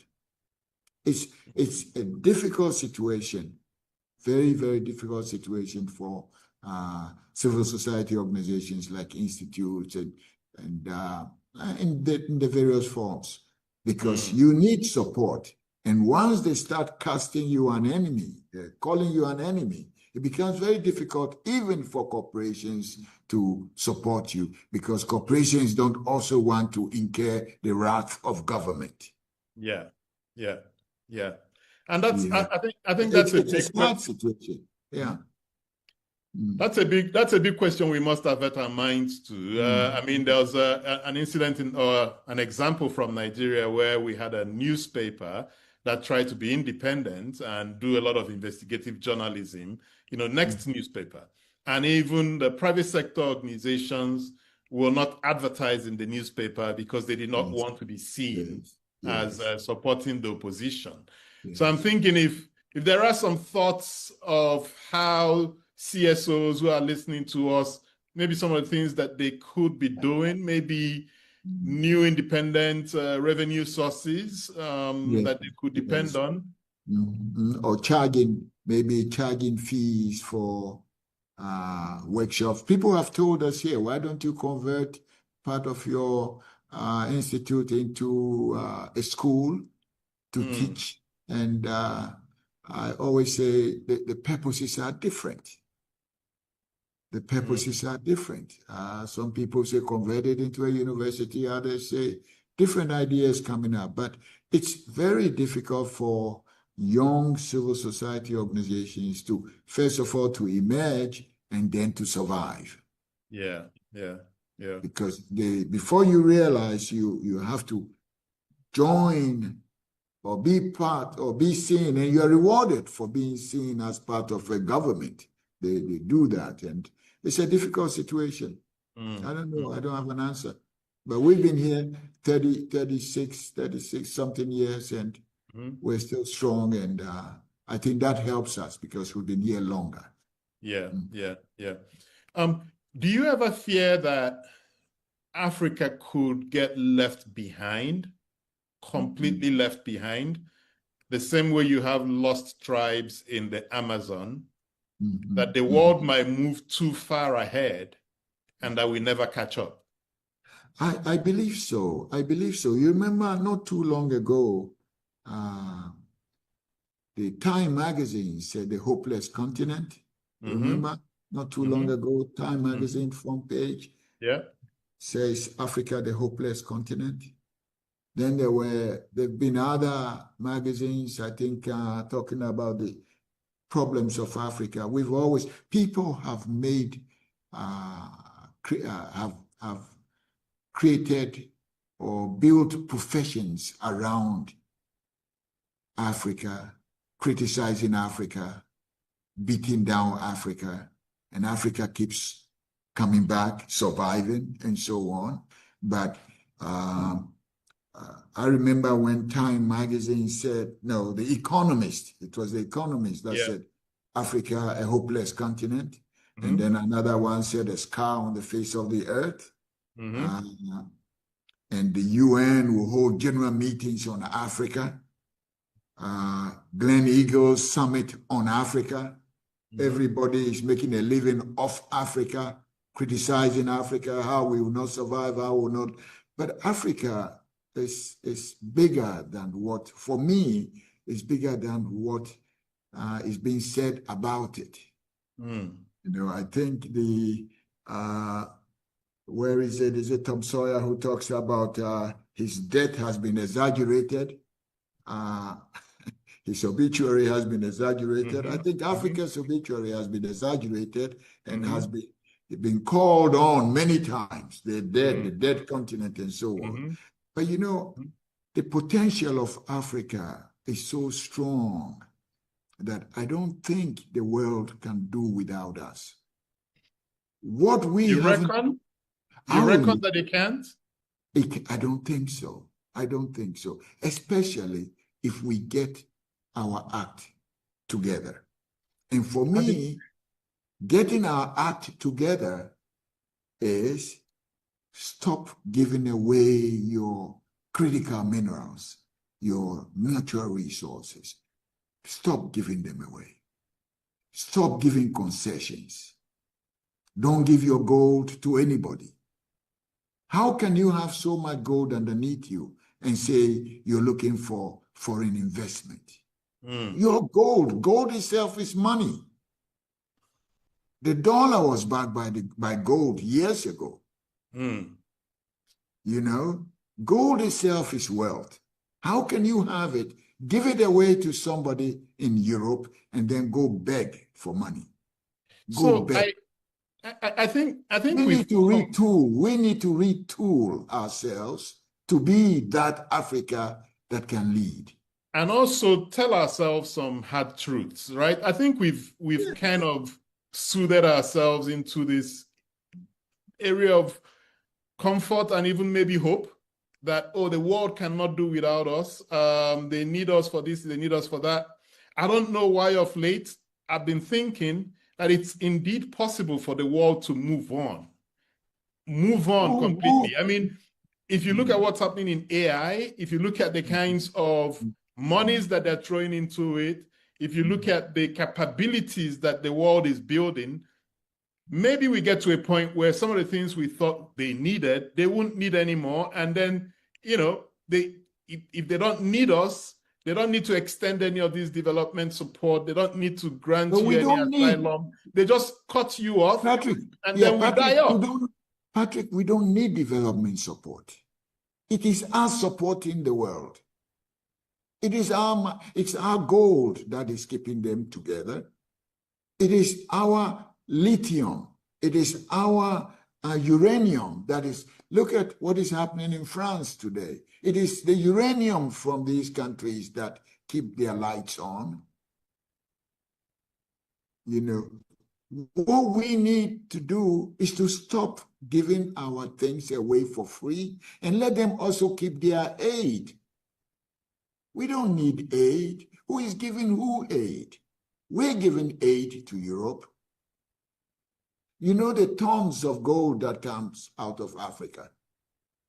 Diamond. And then they give and the diamonds and so on. And then they give us $5 million aid and tell you, be careful, don't spend it this way, don't spend it that way, and so on. We don't need that. Years ago, we didn't know better. But today, we know that we have more wealth. You know, these critical minerals, the lithium, other, you know, vanadium and all those things, we have them. We only need to get our act together and get good leaders. Good leaders. Okay, that's what we need. And that's a difficult question, you know, that we're yet to find an answer to. But let me put an economics question on the table. The Chinese economist Ha Jun-chang, I'm not sure if you know of his work. Yeah, I know. He's South Korean. South Korean, yes. Argues that, you know, some of the developed countries used protectionist policies when they were developing. And now that they're developed, they're saying to Africa, you've got to open your borders, right? Correct. Now we look at a good friend of mine set up a solar panel manufacturing plant in the Lagos area, and he's not able to sell one panel. Why? Because Chinese panels land in Nigeria, selling price at the cost of his input price. So he's dead, right? As an economist, what's your view on African countries adopting some level of protectionism for the nascent industries until they get to a point where they're able to stand on their own? What you're saying is exactly what we should be doing. There's nothing wrong.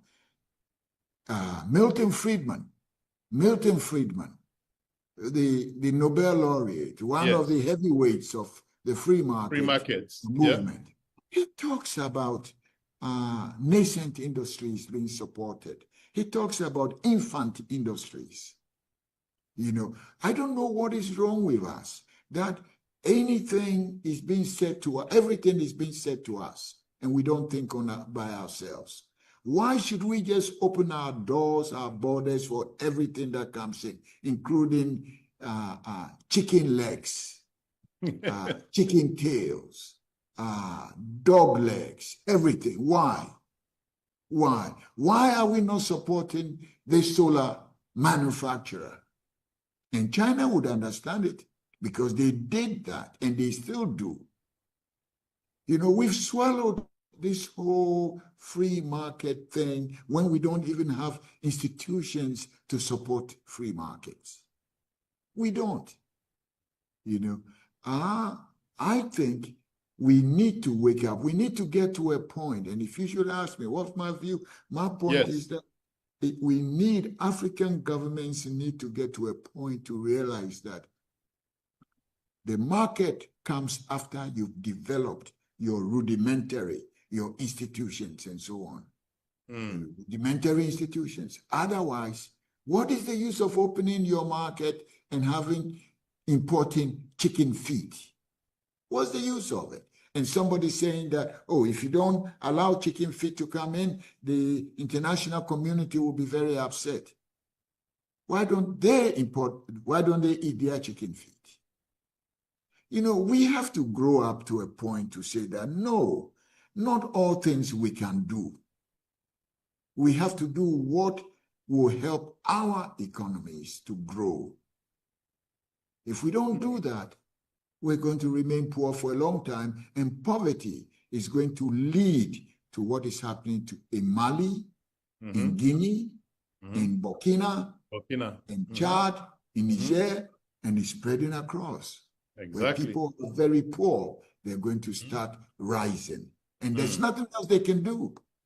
Nothing. They don't lose anything rising, because there's nothing to life except to rise.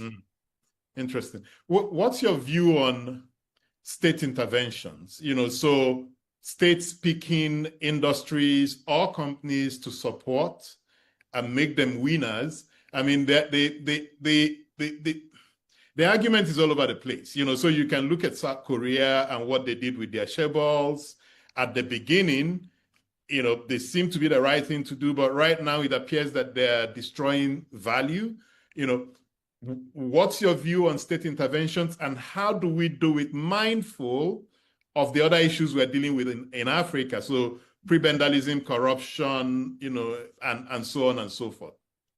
I have been preaching state enterprises. Nothing wrong with them. Nothing wrong with state enterprises. China has come up this far through state enterprises. And at a point, they choose to sell, privatize on the stock exchanges, or to keep it. Korea started that way. All these countries that we're talking about that have graduated over the past 30 years or so have had strong states. The fact that a state enterprise or corporation is not doing well does not mean the concept of having a state-led approach is wrong. The state can contract private enterprise to run these things, but it should belong to the state and have the state check on them.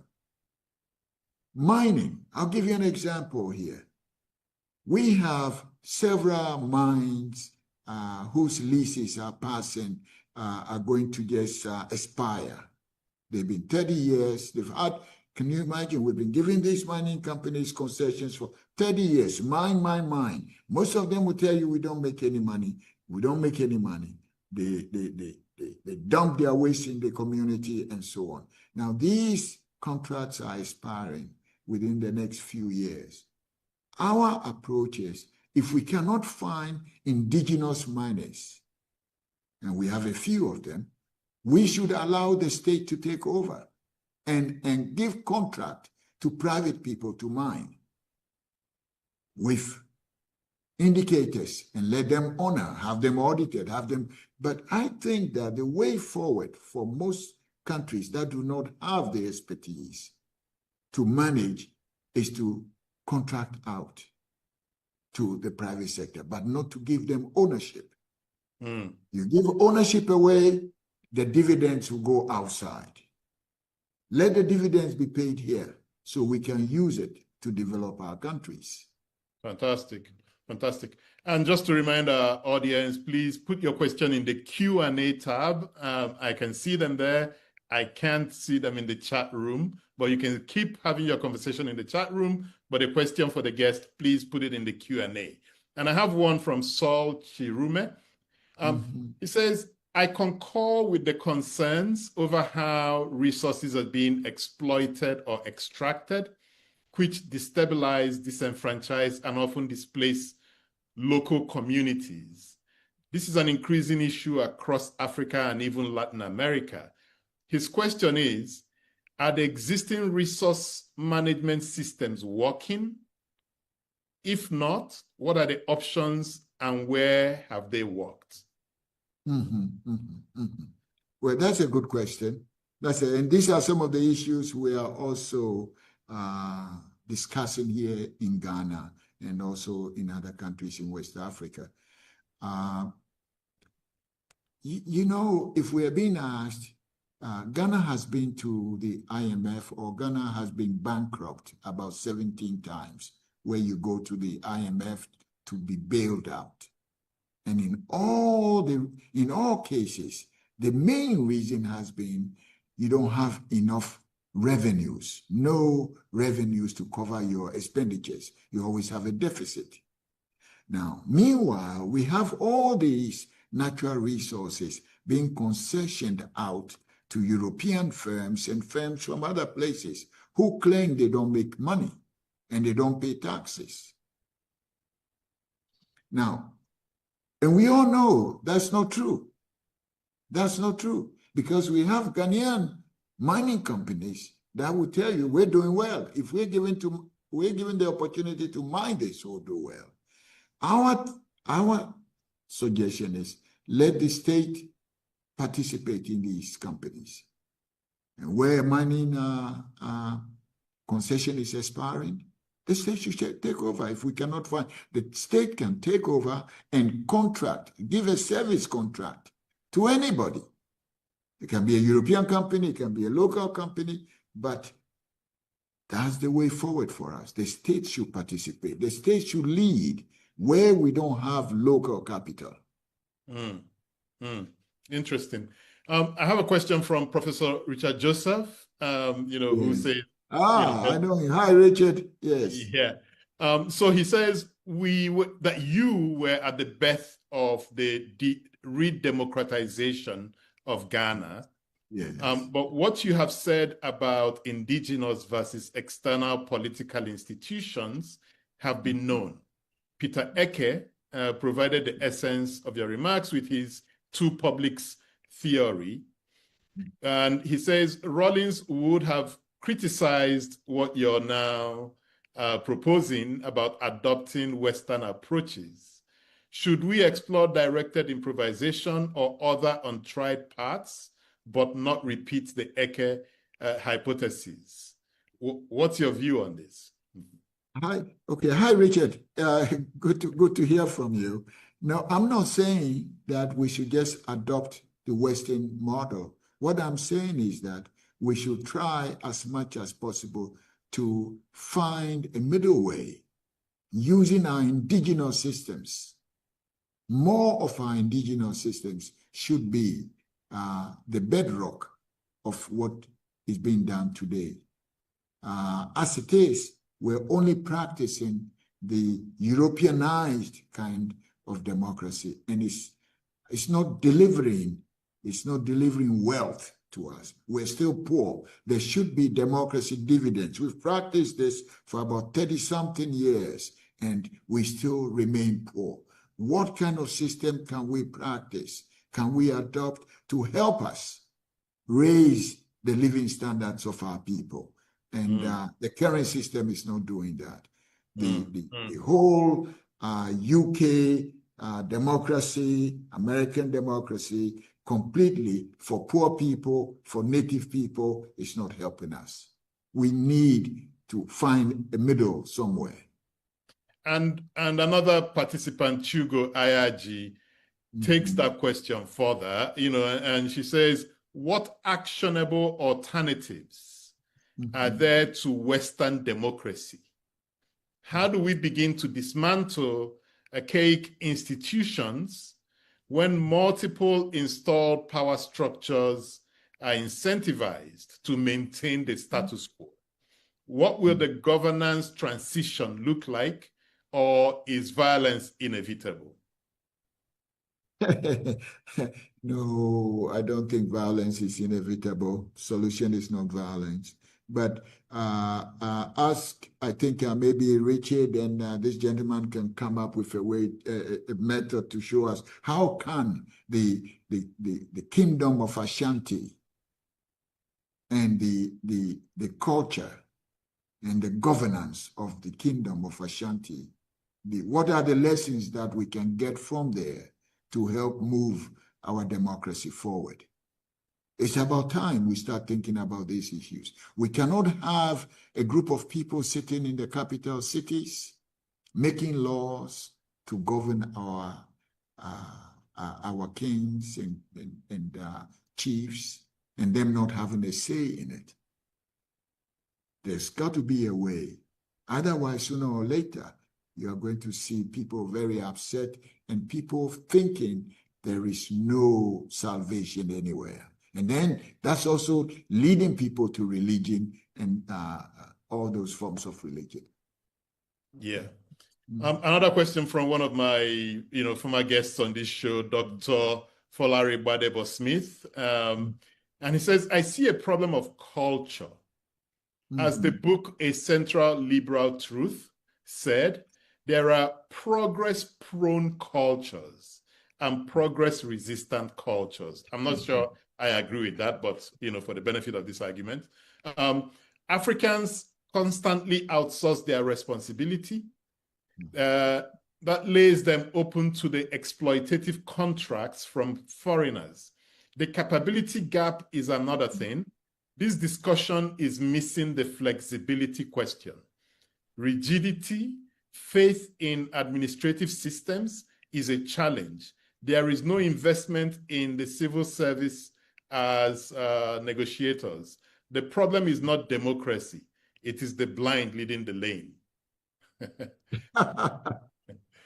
I don't know if you have any response to some of the points he raised there. I would say that the systems we have in West Africa, or what we have adopted from the West, we have to find ways to amend and not just swallow them in sync. That's all that I can say. Nobody, every human being can learn. And we have a great system that has worked for more than 200-300 years, from the days of Mansa Musa and all those guys. Are we saying that we have to throw away all that culture and history and just take on to this new Western model? That is not helping us. Yeah. Okay, so I mean, there's this suggestion that wealthy nations develop through manufacturing and innovation, and not commodity exports. Yet many African countries remain commodity dependent. Yes. How do we get countries like Ghana, to diversify beyond gold, cocoa, and oil? And I know it's an issue that your institute has been dealing with. So the question I'm really asking is, in your engagement with public officials and in trying to explain to them this need to diversify, what are you hearing back? What are the challenges they are having with, moving forward with the idea? How are you trying to help them navigate those challenges? So essentially, they may understand the theory of it, but there's a reason why they are not diversifying the economy. What are those issues, and what are some of the ideas you're putting on the table? You know, you mentioned gold, natural resources, and so on. Those are the low-hanging fruits.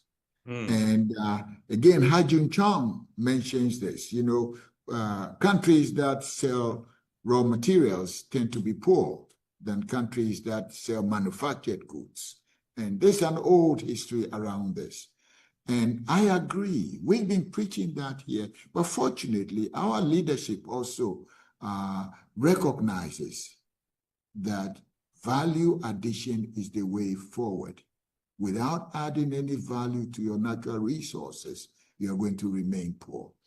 And you're not going to tell the British company digging up gold and shipping gold outside to add value, because it's not yours unless you impose taxes on just that to discourage that. But I think we have to come up, and this message is cutting across all political parties here, that we need to find ways to add value to our raw materials. And so gold is not out of it. Gold should lead. Gold should lead. Our bauxite should lead. We should add value. Stop selling bauxite to Europeans to refine and sell you aluminum. Stop selling cocoa to Switzerland for them to refine cocoa and sell you chocolate. Rich countries sell chocolate, or countries that aim to be rich should be selling chocolate, not cocoa. So these are the things. My question is, what you've said now makes sense, and anybody anywhere in the world will understand what you've just said. Why is it difficult for a government to implement this idea? You know, is it the political structure? Is it a lack of confidence? Is it lack of human capital? You know, is it the poor incentive systems? What is it that makes it difficult for Ghanaian politicians from either party, you know, to be able to take a simple idea like this and say, okay, we're going to drive investments into power so that we can power our manufacturing and then do our local processing and sell value-added products? What is it that makes it difficult for African governments to take simple ideas and implement them? And what are some of the ways you've started navigating the solution or trying to get them to understand the solution? I think getting them to understand is the easiest part, because they all do. It's easy for them to understand. You're poor because you sell raw cocoa.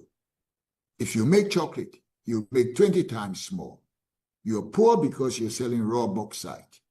If you make aluminum out of it, you make more money and you'll be better off. Question becomes self-interest. Self-interest. Who are those against this kind of movement? You know, for every policy, there are winners and gainers.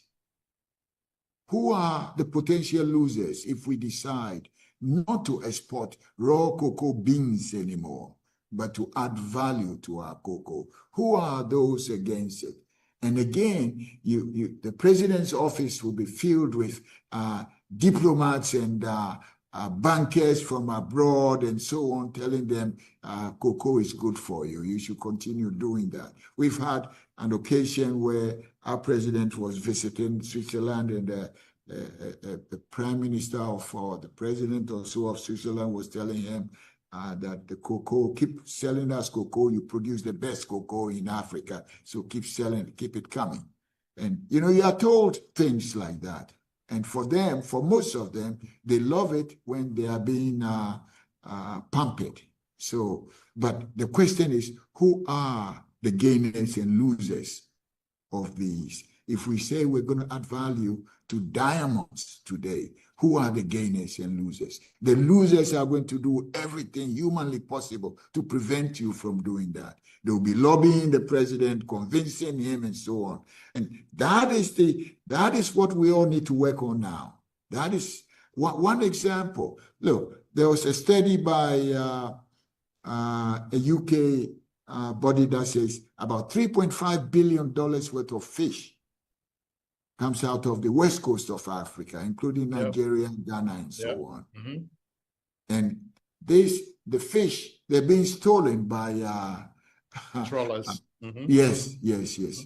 And yet, $3.5 billion. We go out there begging to borrow when just saving, stopping this mechanism would create a huge market in West Africa, adding value to fish, creating tuna and other things. And yet, there are the losers who will never sleep. So you're working against the tide. So if I tie what you've just said, back to some of your earlier statements about that we did not get independence, what we got was a Trojan horse. I think you're still pointing to that fact that there are external factors that kind of make it difficult for the local leaders to do the things that are right for their people. Is that what you're saying? Absolutely. That's what I'm saying. The external factors are there. And that also. I've been involved in situations where the people go to the IMF and the World Bank to lobby them to tell Ghana to sell its bank, a bank that is not doing too well. And who are the buyers? They're foreign buyers. And I'm asking, okay, if you're going to privatize that bank, why don't you sell it to a Ghanaian? There's nothing wrong with privatization, but privatize to local people. Why are you privatizing everything to foreigners?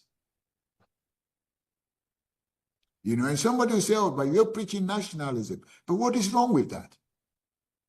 Shouldn't nationals have anything? Do you have to privatize your mines to foreigners all the time?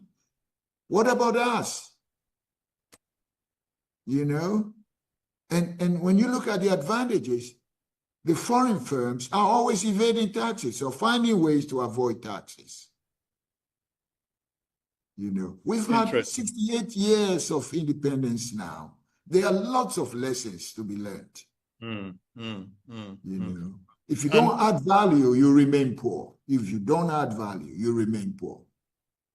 And the scarier part here is that we're getting into this fourth industrial revolution that will be driven by human capital, what the mind can conceive, what the mind can get machines to do, etc. I mean, Klaus Schwab, you know, frames it as fundamentally different, you know, characterized by AI, biotech, digital platforms, etc.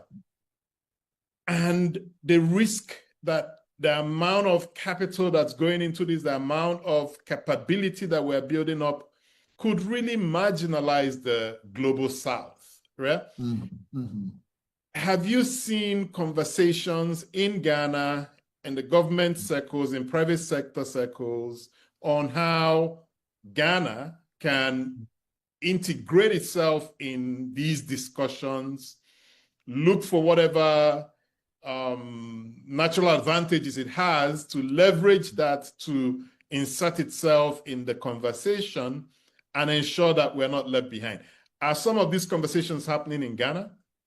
Yes, yes. I've heard a few. I've heard a few in high places where government people are talking about not to be left behind with AI. Then we have to start from the universities. We have to start from the universities. But I always say not only from the universities, but sit there hoping that somebody is going to do that for us. You know, we need to get involved at an early stage, and that requires government lead. It requires government lead. So are you seeing government, you know, think about policies or programs to support maybe the private sector to get involved in these conversations and help leapfrog to where the rest of the world is? Or is it still at a very high level? It's still at a very high level where people are trying to understand. But maybe I don't know enough about this. But what I know is that the discussions have started. And it should go further than what is going on.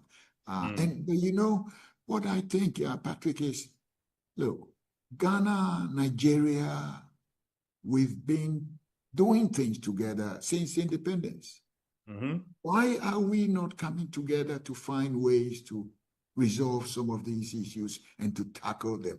And besides, our people are friendly to each other. You know, our leaders are friendly to each other. We travel across.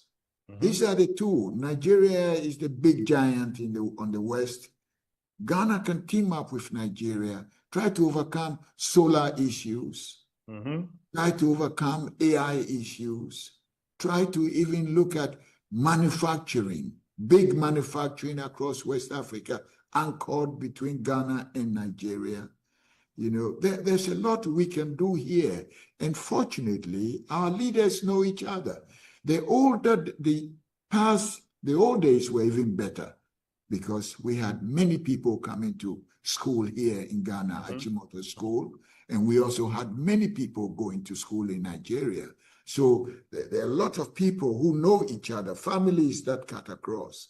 But I think it's the same. I think it's still, I mean, I have so many Ghanaian friends I went to school with, we're constantly visiting each other. So I think those relationships still. The time is now. We need a critical mass of people, and leadership should come from Ghana and Nigeria, you know.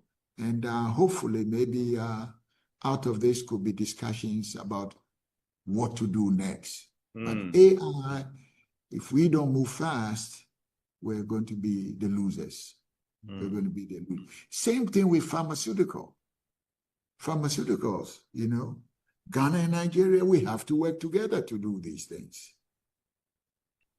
I have a question from, one of my partners at Next Year. He says, Ndumokolo, how do we get African leaders to gamble on development? And, apologies to Stefan Deck and, than emphasizing on these issues listed by Claude Ake in his democracy and development and democracy thesis. Deccan's argument on, gambling on development is, when the government sees that, it's got no other place to go, but it's got to gamble on driving development because there's a lot of competition amongst the different parties, that the only way you retain power is that the people see that you're actually driving development for them. And I guess his question is, in your engagement with the political leadership in Ghana, the economic private sector leadership in Ghana, why is it that what is really consuming everybody's mind is not how to drive development for the people, even from a selfish point of view? Because when we think about it, I don't even mind if, okay, so let me give an example. Some people will complain that Dangote became big because of government support. Yeah. My view is he's not the only person that got government support, but the fact that he's got that money today means that we're refining petroleum in Nigeria, that the government could not do. He's got a massive tomato processing plant, cassava, all of that stuff. Could it have been done more efficiently? Maybe yes, but he's done it. Yeah. So even if we made an argument for political leaders to play a role in, the commanding heights of the economy, if it moves the dial, maybe that's what we've been talking about, indigenizing our system. Yes, but what is wrong with that? What is wrong? That has been the argument of Claude Ake and Adedeji, and this has been the fight between the developed societies of Washington, the Washington Consensus Group, and the Lagos Plan. For most of us, we want to identify our own problems and we want to solve them ourselves. We don't need Washington to tell us to cut taxes or to raise taxes or to do this and do that. I mean, that's what we've had over the years. We're all getting to a point where the question becomes, so what can we do for ourselves without them? In all these years of structural adjustment, the HIPIC and others, you've never heard of them saying that, look, but why are you giving out your oil? Why are you giving out your gold? Why are you giving out your bauxite? Nobody tells you that. We have to think that this is money we are giving away and we should stop and identify our own path or paths and then walk our own walk. We need that. Nobody is going to develop Africa for us. They're only going to take from us. So the way forward is for us to do it by ourselves. We have to find a way to do that. And supporting Dangote, supporting other such people, that's fine. It's been done in the US. People are supporting Elon Musk. Zuckerberg was supported. All of these giants have been supported by the state, the government, and they're still being supported. So what is wrong with us identifying critical people with talents and people with ideas to support? Maybe if we had done that earlier, we would have solved most of our problems. I have a question from Jonathan Sandy. It's a fairly long question, so let me see if I can summarize it. His question is really about investing in promoting political pluralism and multi-party democracy beyond one or two party states, which will help to strengthen political cooperation amongst different tribes, ethnic groupings, and minority groups to work together for sustainable development and poverty reduction. He gives an example from South Africa, where he says that they've got in place 3 to 4 public financing mechanisms for promoting multi-party democracies, including a democracy trust fund for strengthening the administrative and institutional capacities of political parties beyond ANC, DA, and EFF. And he thinks that this model is working. And I guess the question is, why aren't other African countries promoting this type of structure where there is political financing to promote political pluralism? Yeah, I've seen, in fact, we have a draft bill at the IEA to government asking that political parties should be supported by the state. Hoping that maybe that could help. But this came out of the idea that people buy political parties and end up owning them. And therefore, then when they come to power, they do the bidding of the owners or the supporters. I don't know. Maybe there's a better way. Maybe this one could be a better way of doing it. But I don't know. Interesting. So let's talk a bit about regional integration and external relations. So something like dependency theory, which is associated to scholars like Andrew Frank, argue that global structures keep peripheral countries underdeveloped. Others like Bagwati argue for export-led growth. How should we be engaging with global markets while avoiding these new forms of dependency when we also have been conditioned that we must be exporting and selling into the West? Where I'm going with this is really about the Africa Free Trade Area Agreement. Shouldn't we be talking more about this 1.4 billion, 1.5 billion market that's under our feet? And this question is really building on the back of what you said about Nigeria and Ghana cooperating.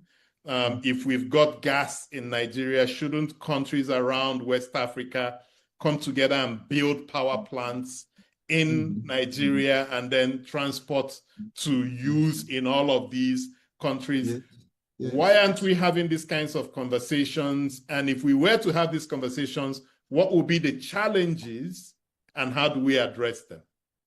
This is very interesting. I think it has to do with leadership.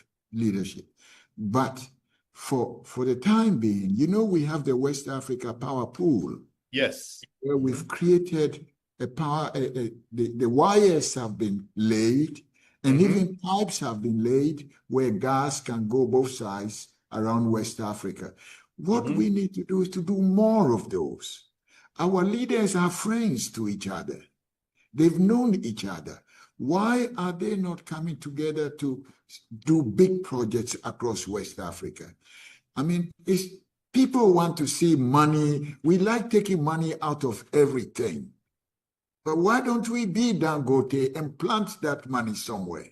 You know, instead of taking cash and putting it in Europe or Switzerland or other places, why don't we use it to grow our sub-region? We know each other very well. You know, as you said, you have friends all across the West Coast. We have a big market. West Africa alone, if you put in Senegal, we have about 360 million people. It's a big market. And incomes are rising amongst us. So why are our leaders not coming together and push for big projects across? You know, that is what will save us.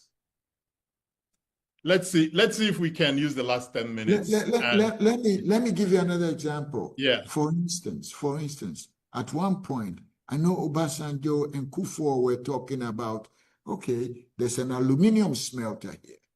You have some bauxite there. You have energy there. Why can't we find a way to develop a power plant to feed the smelter and expand the smelter to serve the West region? Similarly, Guinea is around us. It has bauxite that would feed the whole of West Africa forever. I mean, for a long time. Yeah. Why are we not talking and rather have it shipped to France, have it shipped to Europe, have it shipped everywhere except West Africa? We need leaders to be talking about development, but I think that the emphasis have always been on politics. Survival. And by the time you survive, there's not much time for development. Let me take this last few minutes and see if we can end on a more positive note. So I keep saying to you that every time I arrive in Ghana, I get a sense that it's a country that's going somewhere. You know, maybe because you live there, you don't see it, but I get that feeling from the airport. You know, I talk to people, you stay in the hotels. The people seem to be able to do simple things, you know, and here I'm comparing to Nigeria, obviously. So despite all these challenges, we see that some countries in Africa where we've seen some relative successes, you know, Rwanda will come to mind, Botswana, and I'll add Ghana there. What do you think explains these successes, and are there things that we can replicate? You know, for instance, what is it about Ghana's election that it always works, you know, even if some people may not agree, but, you know, I don't see people staying in courts, you know, it kind of works. You know, what are some of the things that's led to these successes that we may be able to replicate? Remember, we are just about 32 million people. We're just about 32 million people. Nigeria is huge. But there's some people that are 10 million and they can't get it right. So is it really in the numbers? Yeah, so solving problems here can be manageable. We're just about 32 million people. It's easier to manage compared to 200 million people. And you also have a bigger country and so on. But nevertheless, you know, there are lessons that we can learn across from each other. And I think we should explore that. Because we're small, our electoral processes are smaller too. You know, so it's easier to manage our situation than yours. But maybe we need more cross-fertilization. What are the things being done here that can be learned from, can be studied outside? And Rwanda is smaller. Rwanda is smaller. Botswana as well. Is smaller. Botswana population is about what, 3 million or less, 1.5 or so. So Nigeria is huge, and so the problems are huge. Okay, so I mean, at the IEA, you've done this for 36 years.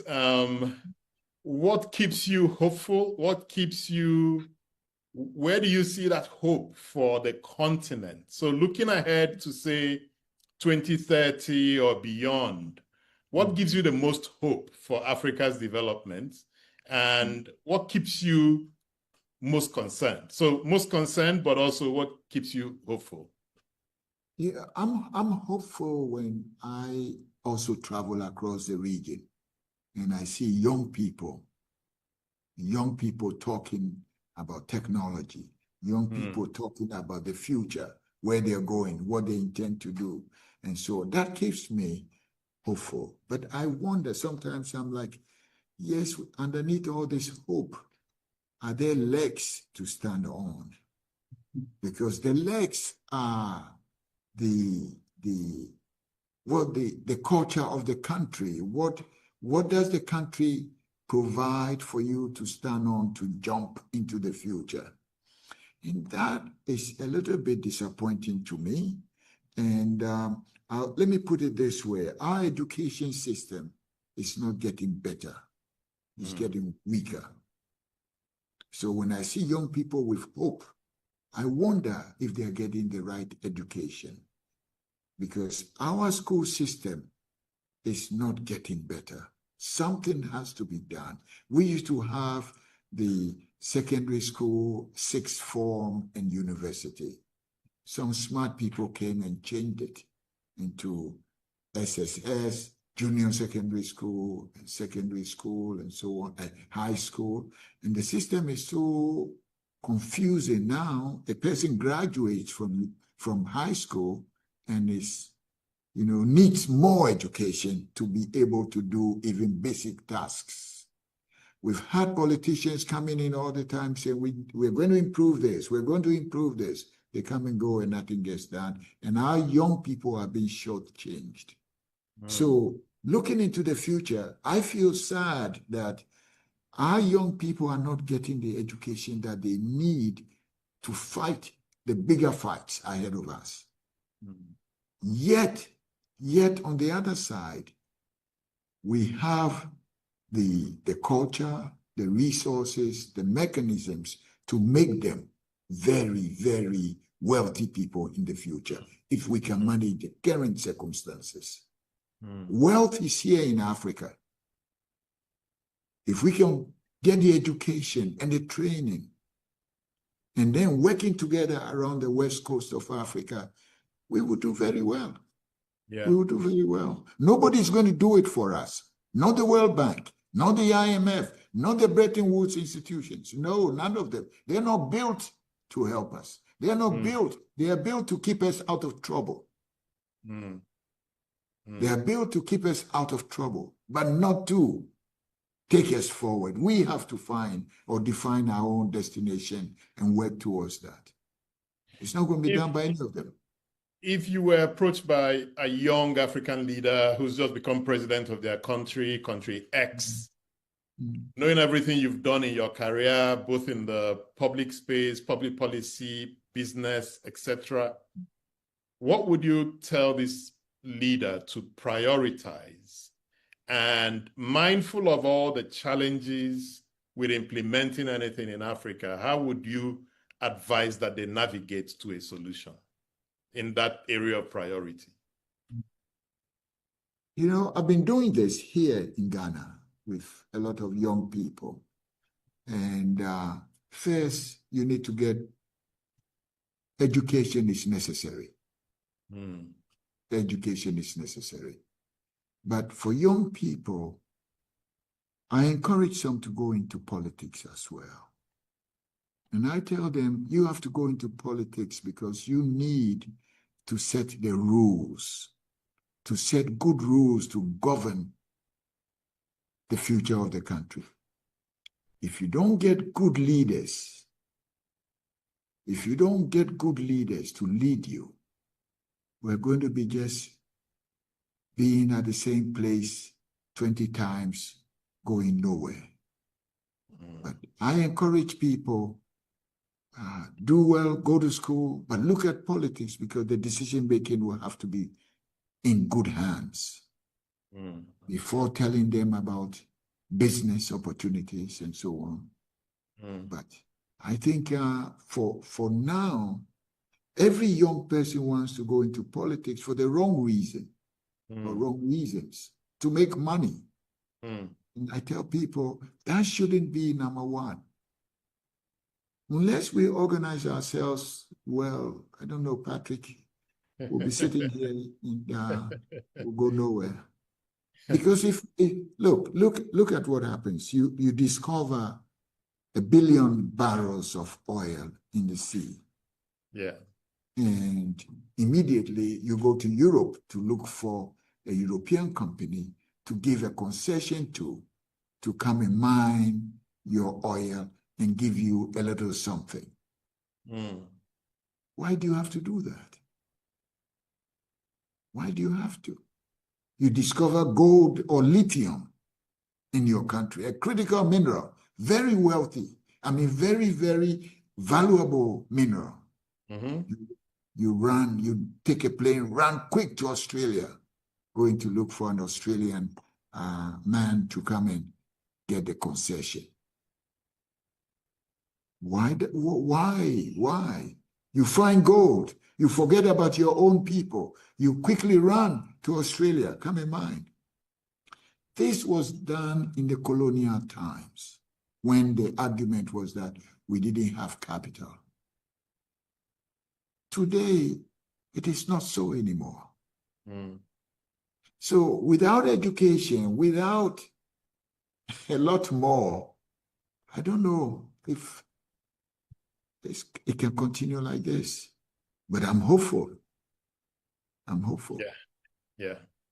Dr. Charles Mensah, thank you so much for joining us. And thank you for having me. Thank you.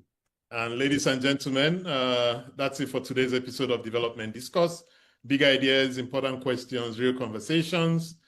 Until next time, it's Patrick Okibo. Let's keep building that society that we want to live in. Thank you so much. Thanks to everyone.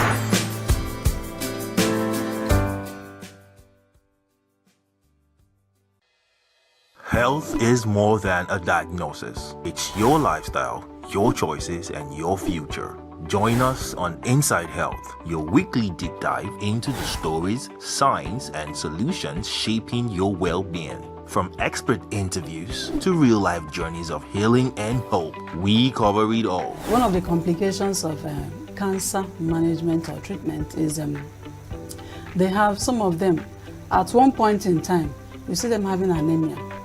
Okay, so you see them at times being transfused. But at the same time, you come in with a diet. Nutrition, mental health, innovations in medicine, fitness, and everyday wellness. Whether you're managing a condition, staying informed, or just living your best life, Inside Health is your trusted guide. I'm Tigiti Agorum, and I'll be with you every week on Inside Health, only on Signature TV.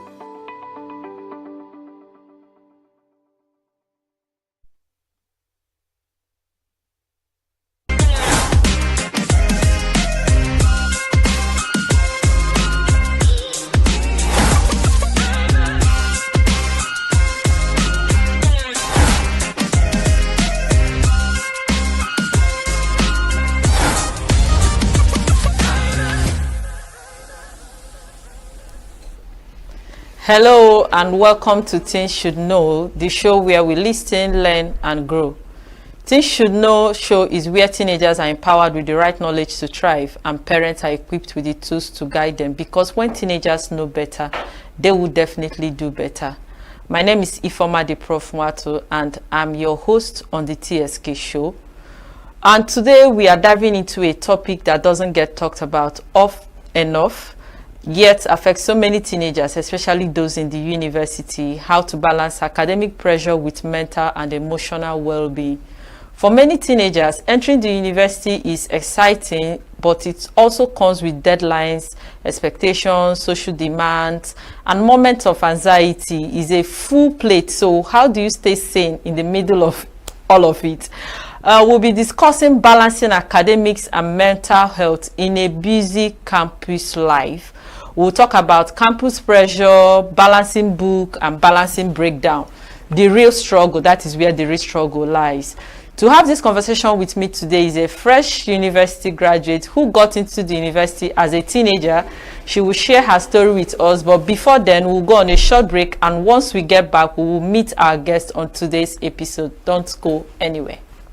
Every second, every minute, every day, news is breaking, events occur, and there are new developments. At Signature TV, we follow these stories objectively, bringing all sides without bias, explaining the complex issues, breaking down the numbers, and investigating the issues behind the news. Anywhere and everywhere, near or far, wherever the news is, we will be there. Signature TV. News in your pocket.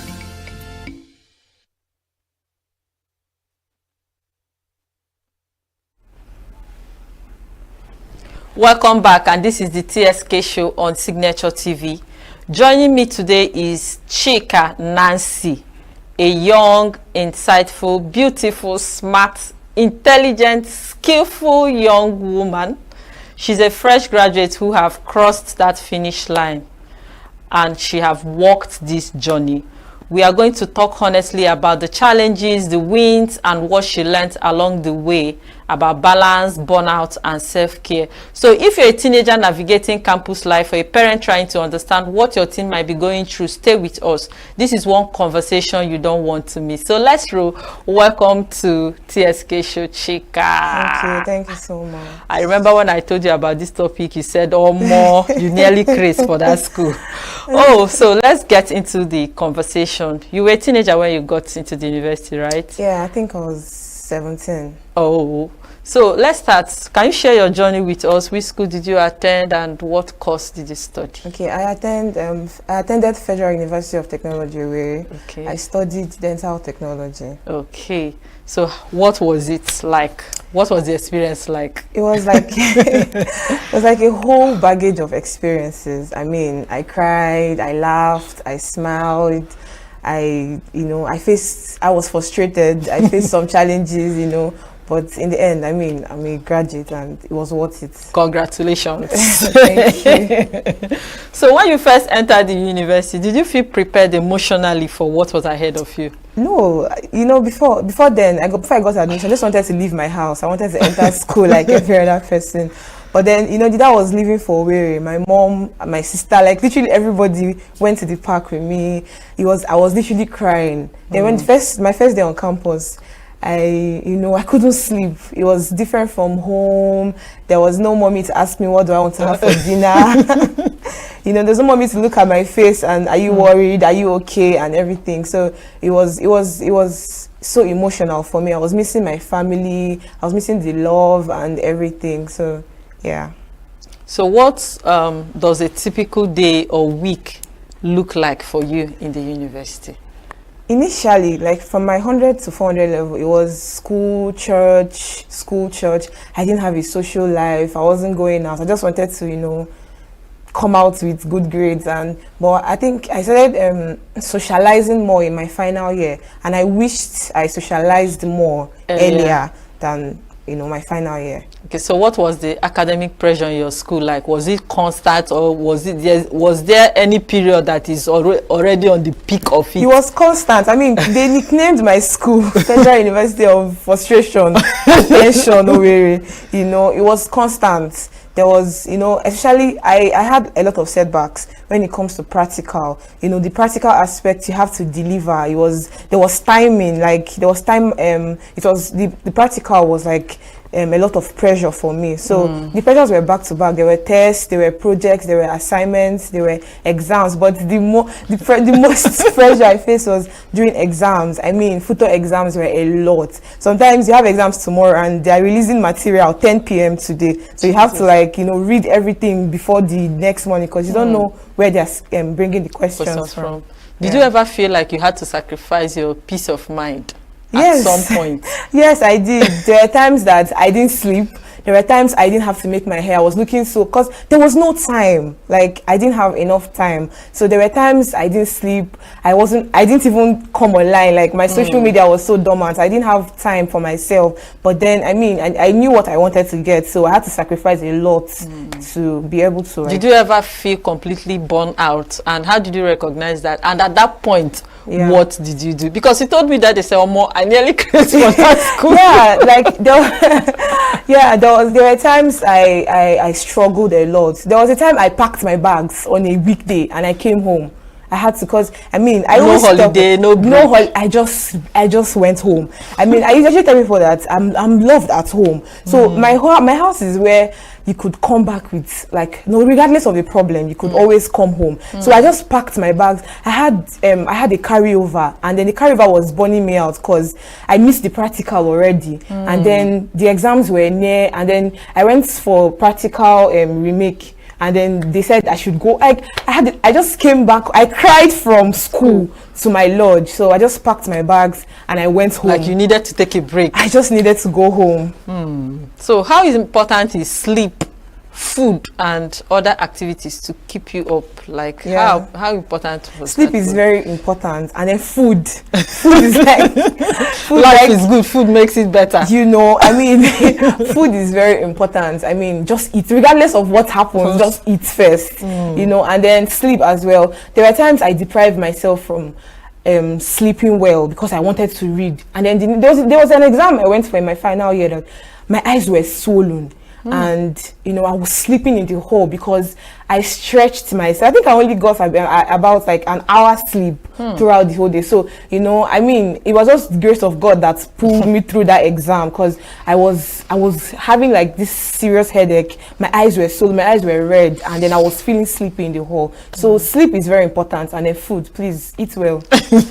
Okay, we know how busy the campus life is, the confusion, the chaos, the pressures, and all of that. Was there a time you needed to say no just to keep your peace of mind, and how did that make you feel?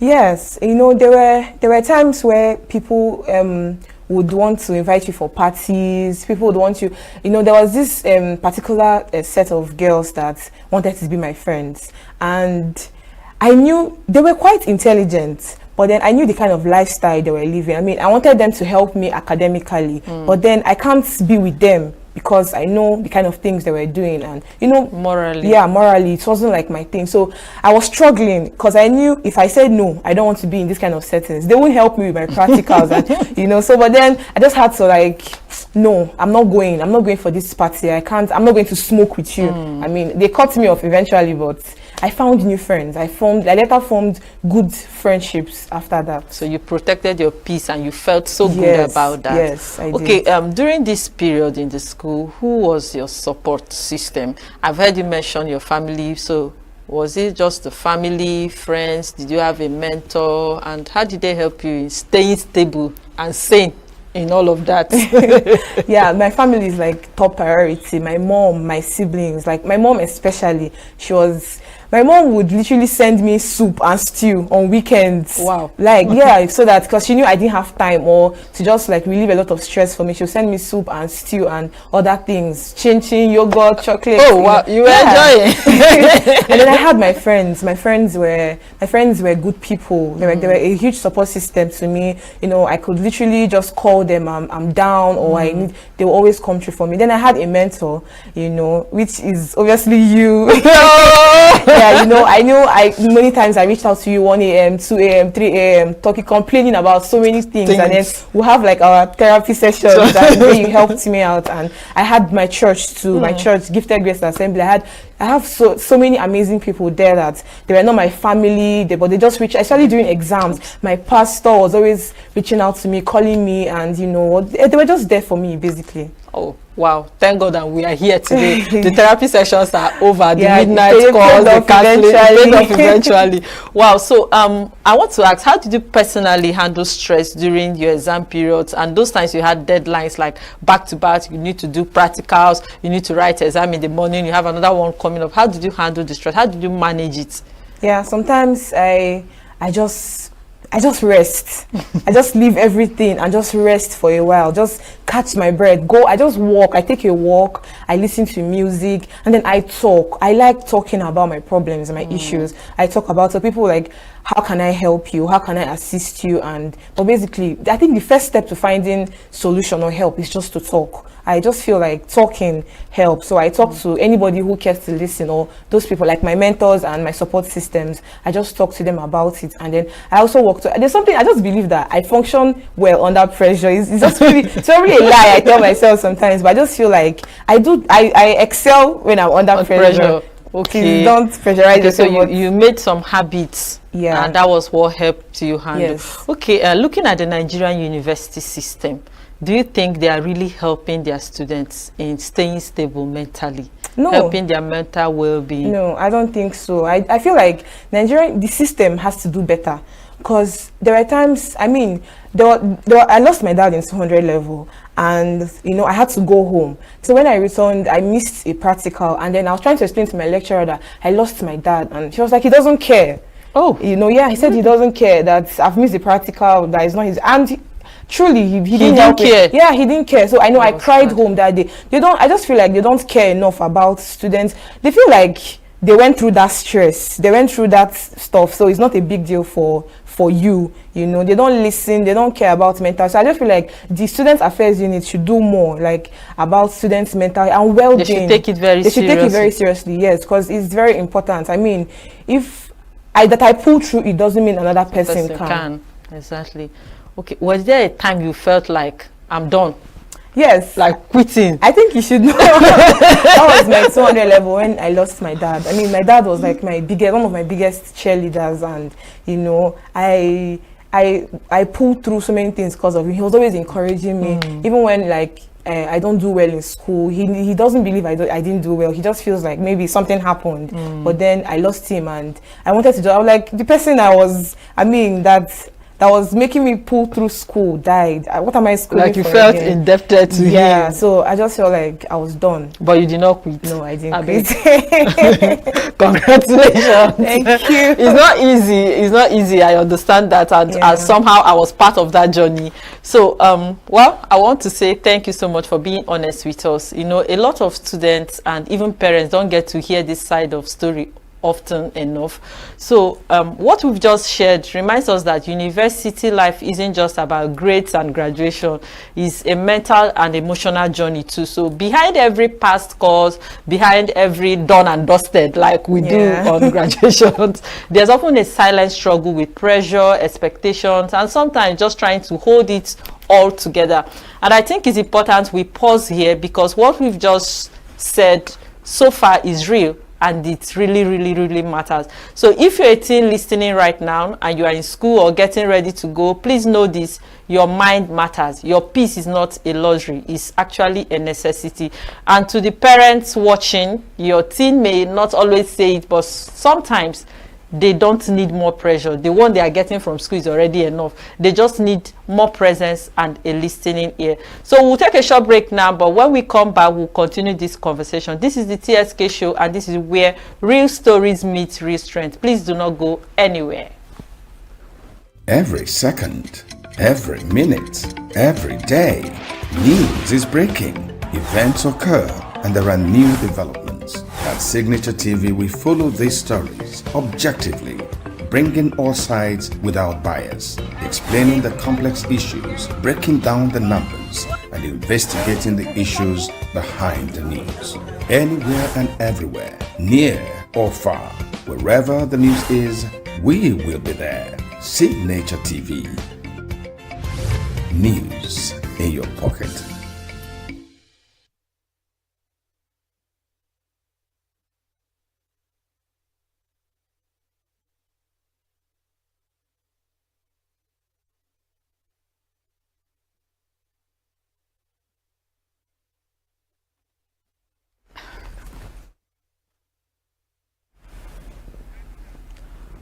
All right, welcome back to the TSK show, and I hope that the short break we had gave you a moment to, you just had a moment to breathe and reflect on what goes on in the typical Nigerian university.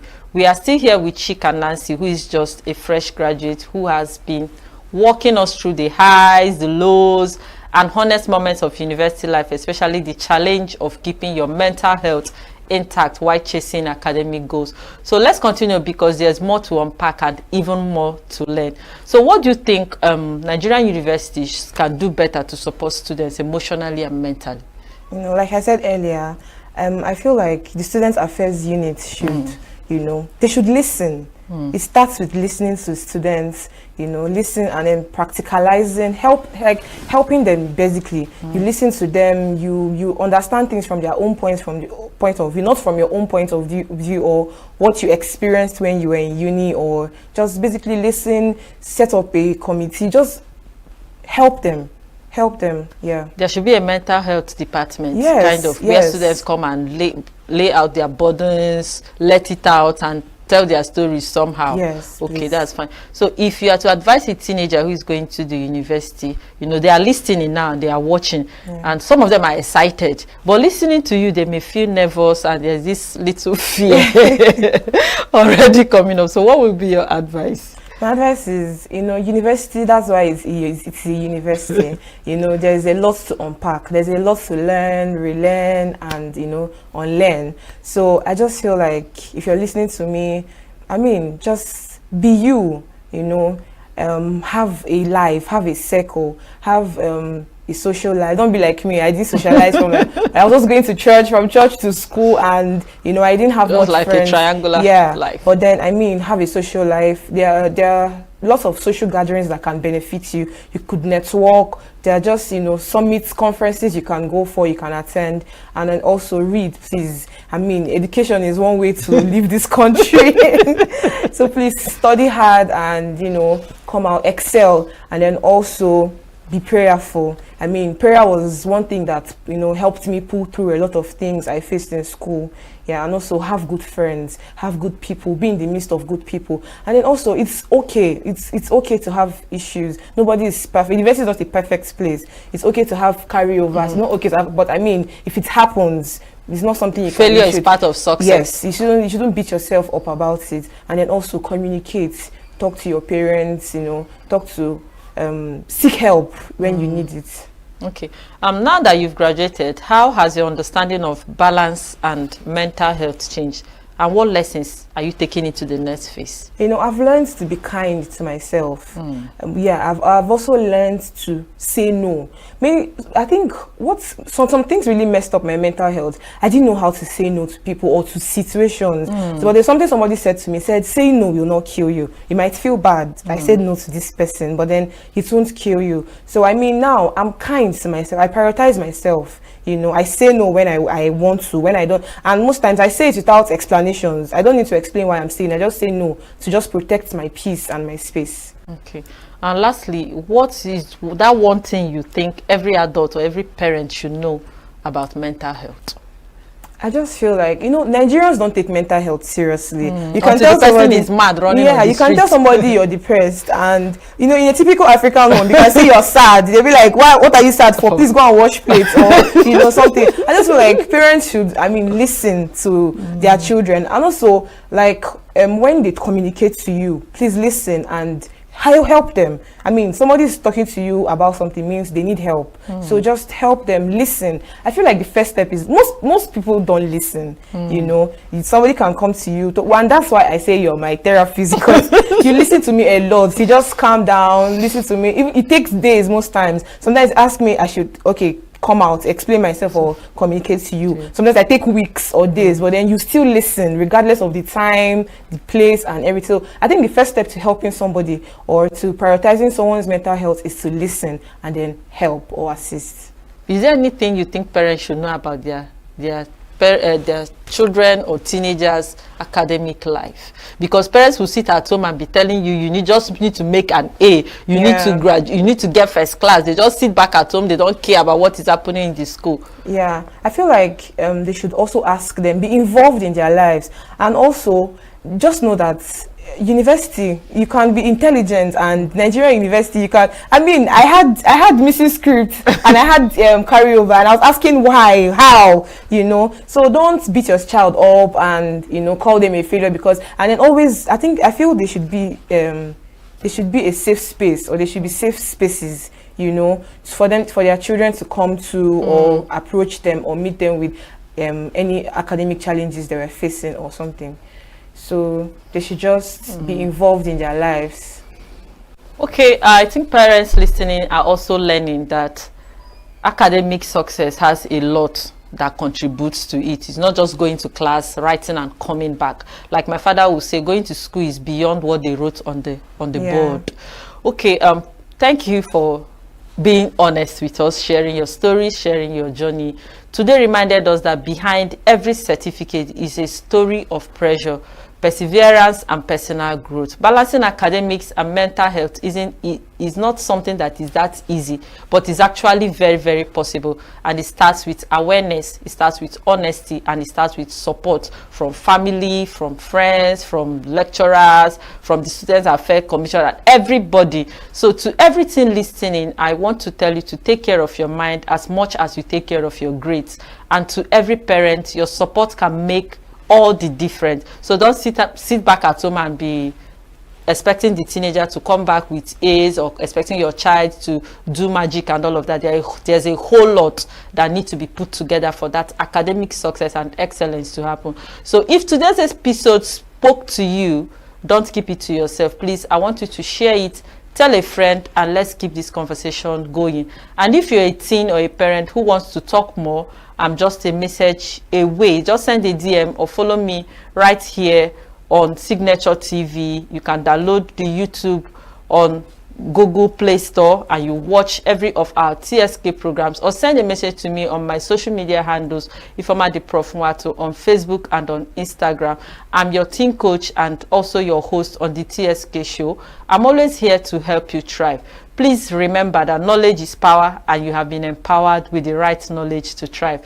Keep learning, keep growing, and keep showing up for yourself. So I'll catch you next week, same time on the TSK show. Keep thriving, and thanks for watching.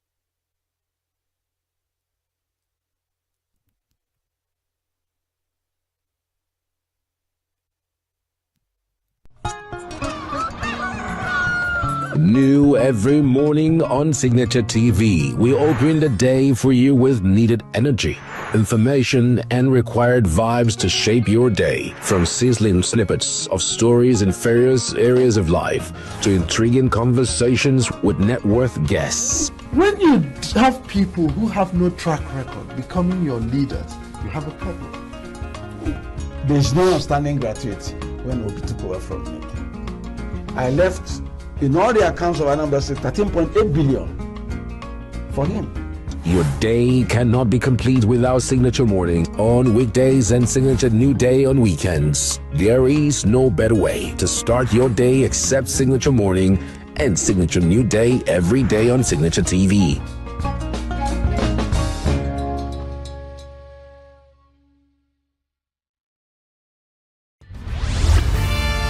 We are local. International communities observing just finished the Why the meat market is in chaos. People We are national. Those in support of this motion as amended, say aye. Aye. We have taken it to by default. We are international. Israeli airstrikes. Donald Trump left us the worst unemployment.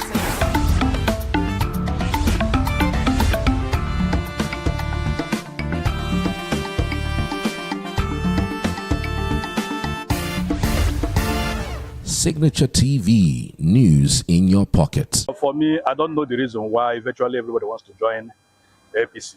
I don't know the reason. Governors who are very comfortable in their states, they are supposed to stay wherever they are. After all, they were elected on the platform of the party. You know, they are now leaving their parties to join the ruling party. I don't know the reason. I don't know whether they're being enticed for one reason or the other. I don't know, but I think that is not good for democracy. Multipartism is one of the bedrocks of democracy. It creates choice for the electorates.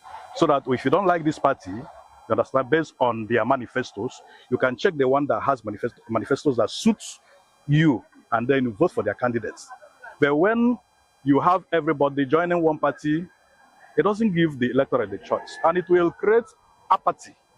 You understand? People become somehow lackadaisical. They are not interested anymore in joining or in even carrying out their normal duties as citizens. You understand? Some people will be disenfranchised. Some people even disenfranchise themselves because they're no more interested. So, bring everybody into one political platform. For me, I don't like it. I don't know the reason, because I know that one party can breed anarchy, it can breed fascism, it can breed dictatorship. You understand? So it can bring all manner of, bad influences or devices, or vices in politics. So when you have one party state, you have almost shut in the electorate. So they don't have any other choice apart from following whatever thing you have presented to them. So for me, it is undemocratic. It does not encourage democracy. Well, generally, whatever policy, whatever thing, whatever step the governance wants to take, or any step they want to take in political matters, they don't look at your opinion. They don't look at you and I's opinion. It's all about their interest. But I see it that when you are trying to defect from one party to another, it's because you are not confident that you can actually stay one place and then make it. Except if your party decides to discharge you because of one misconduct or the other. Well, that one, you have that right to switch over. But you just waking up one morning and you think this is the only party I believe if I should step into, things will go well for me. Not actually for the citizens of the state. You are just going for your own interest, you are going for your own interest. So you already feel that you are not going to progress if you should continue in that particular place. So that means you don't even have all it takes to, go for any opposition party and make it. You are just after your own interest, and you are looking for where, if you are weak, the party's power will now help you excel, help you be in the spotlight, shield that your weakness so that people will not notice. You are trying to run under an umbrella where that your fear will be protected. That's how I see this defection of a thing. If you look at the whole system, generally, APC is topping the list. Look at PDP. How many states can we count now that is PDP states? APGA, how many? APC is taking the lead, because if you don't go there, if you are not in that party, 2027 is not for you. You are just out of the whole thing. So everybody's just going in there to just shield himself, at least be a little bit, 70% confident that I'm going to win. If you go against the ruling party, you are off the hook. You are out of it. Lastly, from the look of things, that's where we are heading to. Because how many governors are left? Just few. And the indication is that they are planning to defect. And it will not be good for us, because this is democracy. We should allow other parties to come in place. We should give them a platform to participate. With the way APC is going, I don't think the future of Nigeria is bright. So moving to one party system. What we have now, we are in this, will I call it what my master is doing? Let me, you understand? What they taught us then, I say follow, just be who you are. For me, that's what I say. I don't see anything going from one party to another. Why wouldn't you stand in that your party and build that your party for that thing you are going there to do? That is all I can say about it. Get Plugged into the heartbeat of entertainment on The Hub, your ultimate show on E-Vibes. From trending stories and social media drama to top charting music, must-watch movies and exciting moments from the world of arts, we've got it all. Join us for unmissable conversations with your favorite entertainment personalities, plus fun segments every week. So I should try harder. So Okay, I don't know that one. outfit of the day. Oh, I don't do that. That's some Gen Z stuff. Oh, now you say it's a Gen Z stuff. It's everything you love about entertainment served fresh every week at 1 p.m. with weekend repeats just in case you missed it. The Hubs on E-Vibes, where the vibes never stop. Only on Signature TV.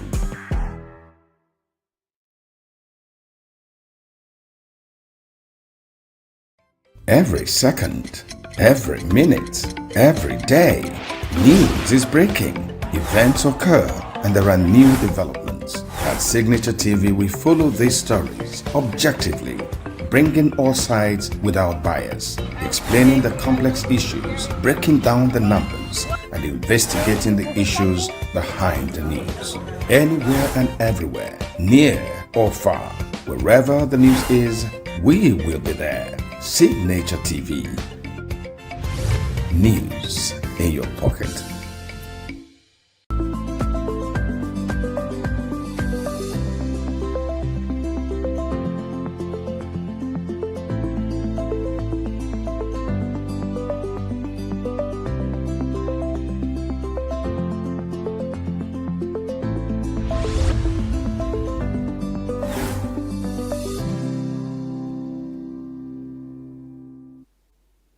Hello and welcome to Signature Television Inside Health, a show where we break down complex health topics into very fun and easy to understand discussions that, of course, is aimed to help you take hold of your health and your well-being. Well, I'm your host, Chigichi Agorom, and today we have a very important topic to discuss in the studio. And of course, we're talking about the process of reducing the aging, process in the human being through, of course, exercise. And then so many people partake in exercises based on several reasons. For some people, it's for weight loss.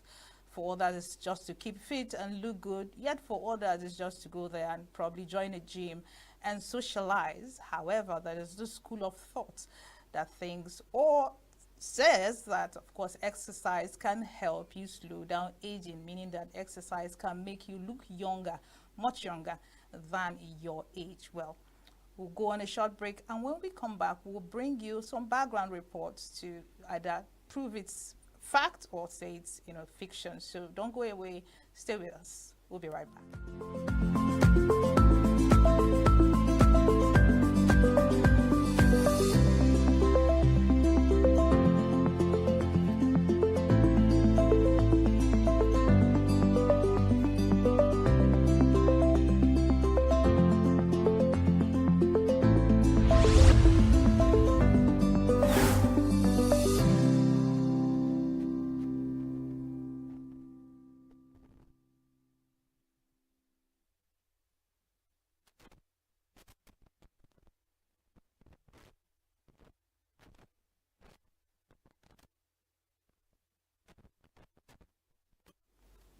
Welcome back. This is still Inside Health on Signature Television. Don't forget to check us out on our social media platforms on TikTok, Facebook, YouTube, Instagram at Signature Television Official. Go like, comment, and share.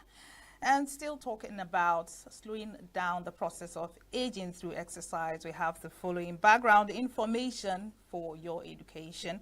Of course, the process of aging is a natural, inevitable journey for everyone to experience. However, in recent years, more attention has been given to ways we can slow down the visible and biological effects of aging.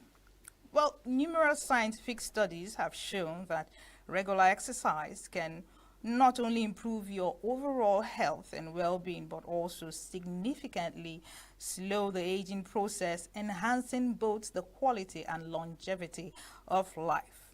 At the heart of aging lies a decline in cellular function because As we grow older, the cells in our body undergo damage and deterioration. We lose muscles, our bones get weaker, our joints get stiffer, slower metabolism, and we may not feel as strong or as energetic.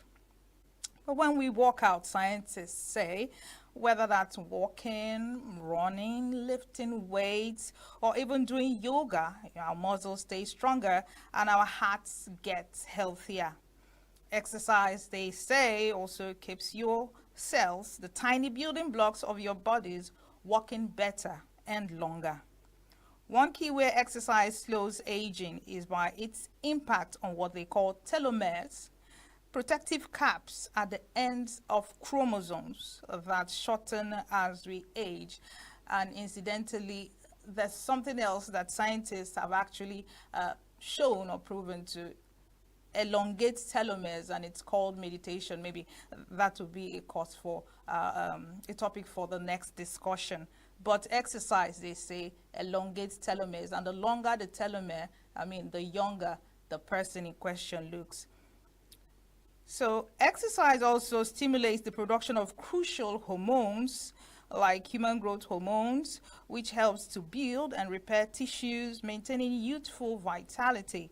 Moreover, engaging in physical activity enhances brain function by boosting blood flow to the brain, improving memory, and even reducing the risk of developing Alzheimer's disease and other forms of dementia. Beyond the physical benefits, exercise promotes mental health and emotional well-being, both of which are key to graceful aging. Regular activity triggers the release of what they call endorphins, commonly known as feel-good hormones, which help manage stress and anxiety while improving sleep quality, another essential factor in slowing down the aging process.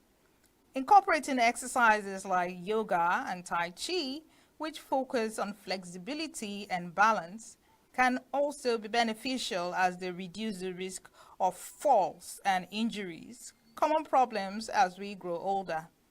These practices promote mindfulness and a connection between mind and body, which contributes to overall wellness. In summary, exercise is one of the most effective natural ways to slow the aging process, whether through strengthening muscles, maintaining brain function, or preventing chronic diseases. Regular physical activity can significantly extend both lifespan and health span, allowing individuals to lead more active, fulfilling lives well into old age. As science continues to unravel the links between exercise and longevity.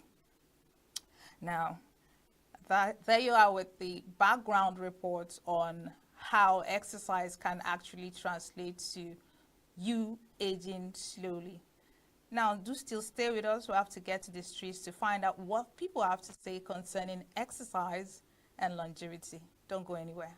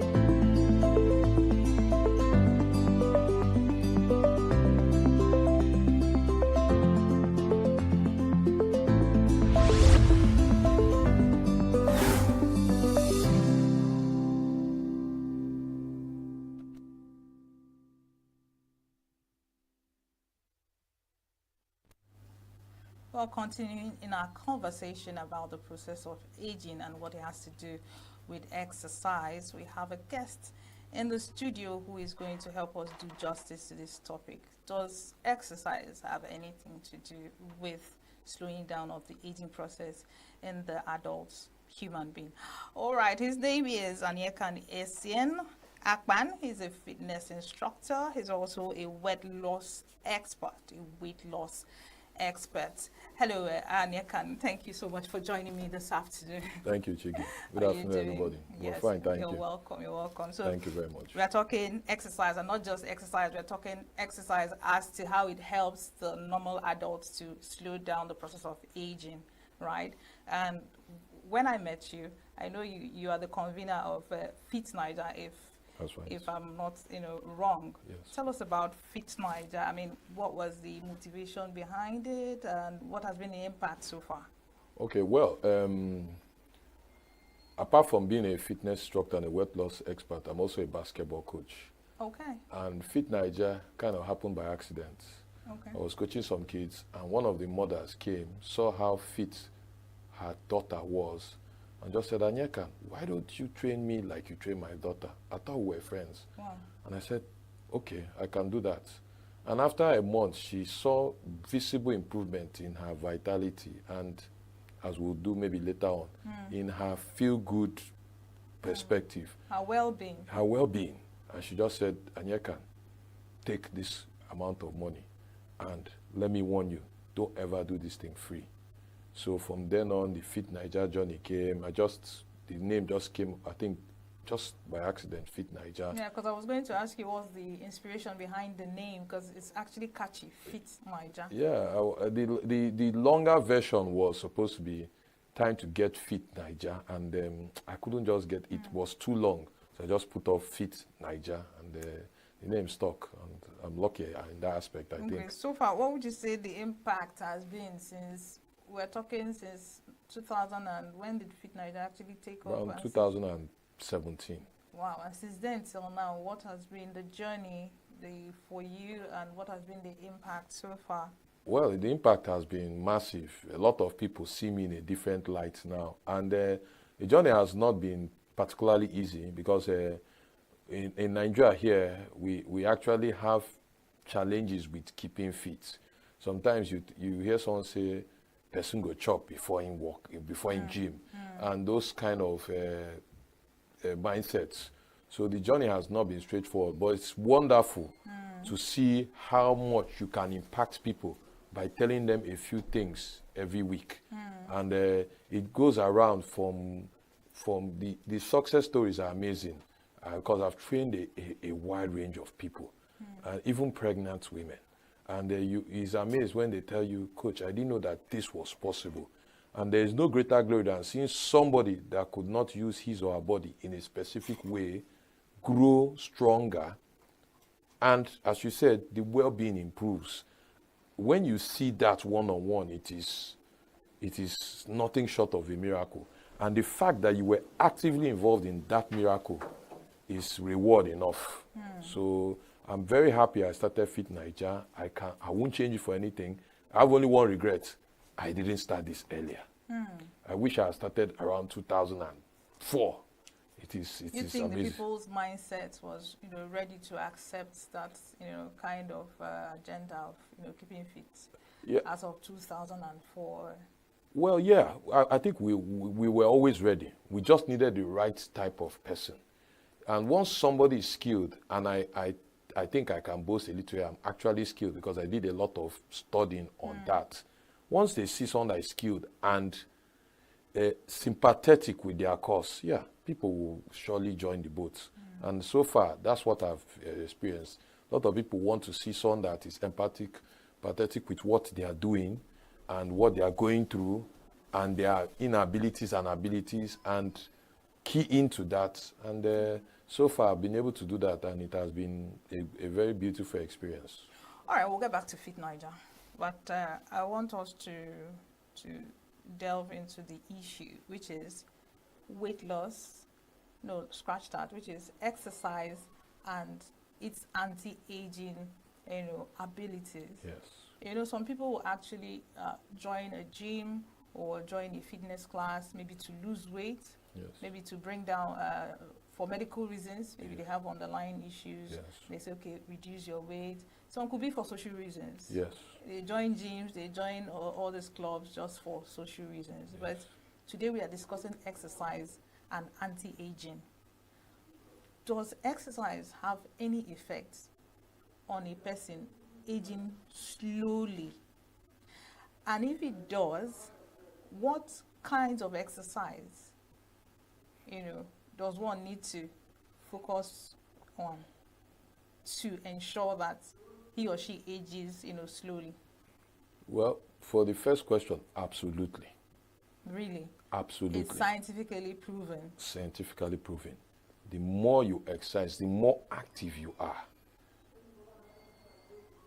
the slower you age. Okay, Anyeka, this is going to be like a discussion. So I want the person listening to you to understand. It's as if you and I are talking without people listening to us. So it's not like I'm asking you a question and you're going to give me one long answer. You're going to be taking it in piecemeal. Of course. Now, there are different types of exercises. And I've heard from some quarters that you could be doing the wrong kind of exercise. Now, for longevity, what is the right kind of exercise, you know, based on maybe the person's physical attributes or health issues? What are the right kinds of exercises? You said it like you were a fitness instructor yourself. Oh my. It depends on the person's physical and maybe health challenges. Can you take us through that? Yeah, well, for instance now, or before I do that, the answer is simple. You must do all forms of exercises, weight stroke resistance training or strength training,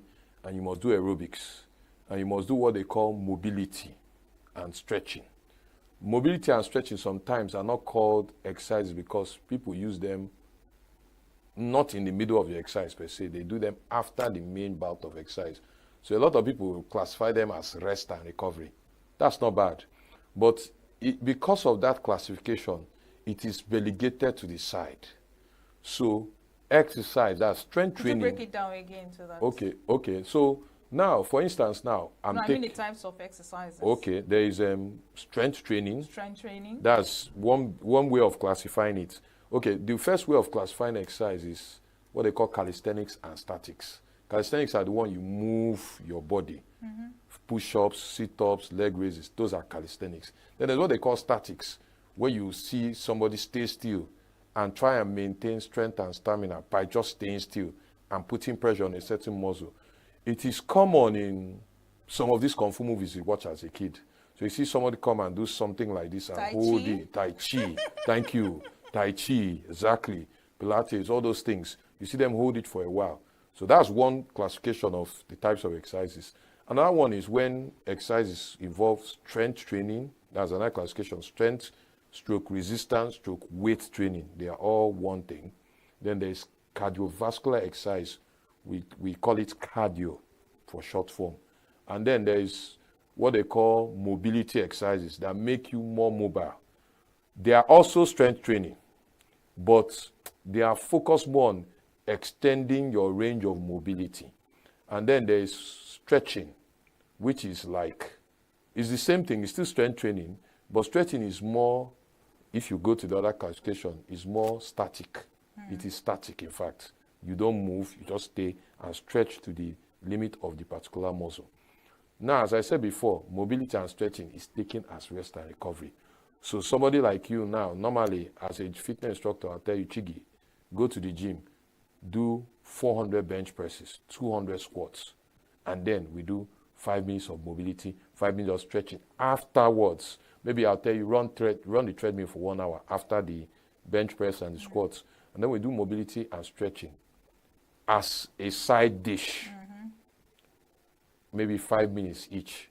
So you see that there is an imbalance when it comes to mobility and stretching, and that is wrong. So for anti-aging, you need to do all of them in the right proportion. All the forms of exercise? In the right proportion. You will not prioritize any one of them? No. But the mistake people make is that they prioritize aerobics over strength training. In fact, some people have not done strength training for the last half a decade. Okay, hold that thought. Can you explain what each and every kind of these exercises, what they do? Good. But when you say some people have not done aerobics, what is the aim of aerobics? Some people have not done strength training. What's the aim of strength training? Yeah. Well, strength training is, as it's called, training strength. It is exercise aimed to build muscle tone, to tone the muscles or to build muscle tone.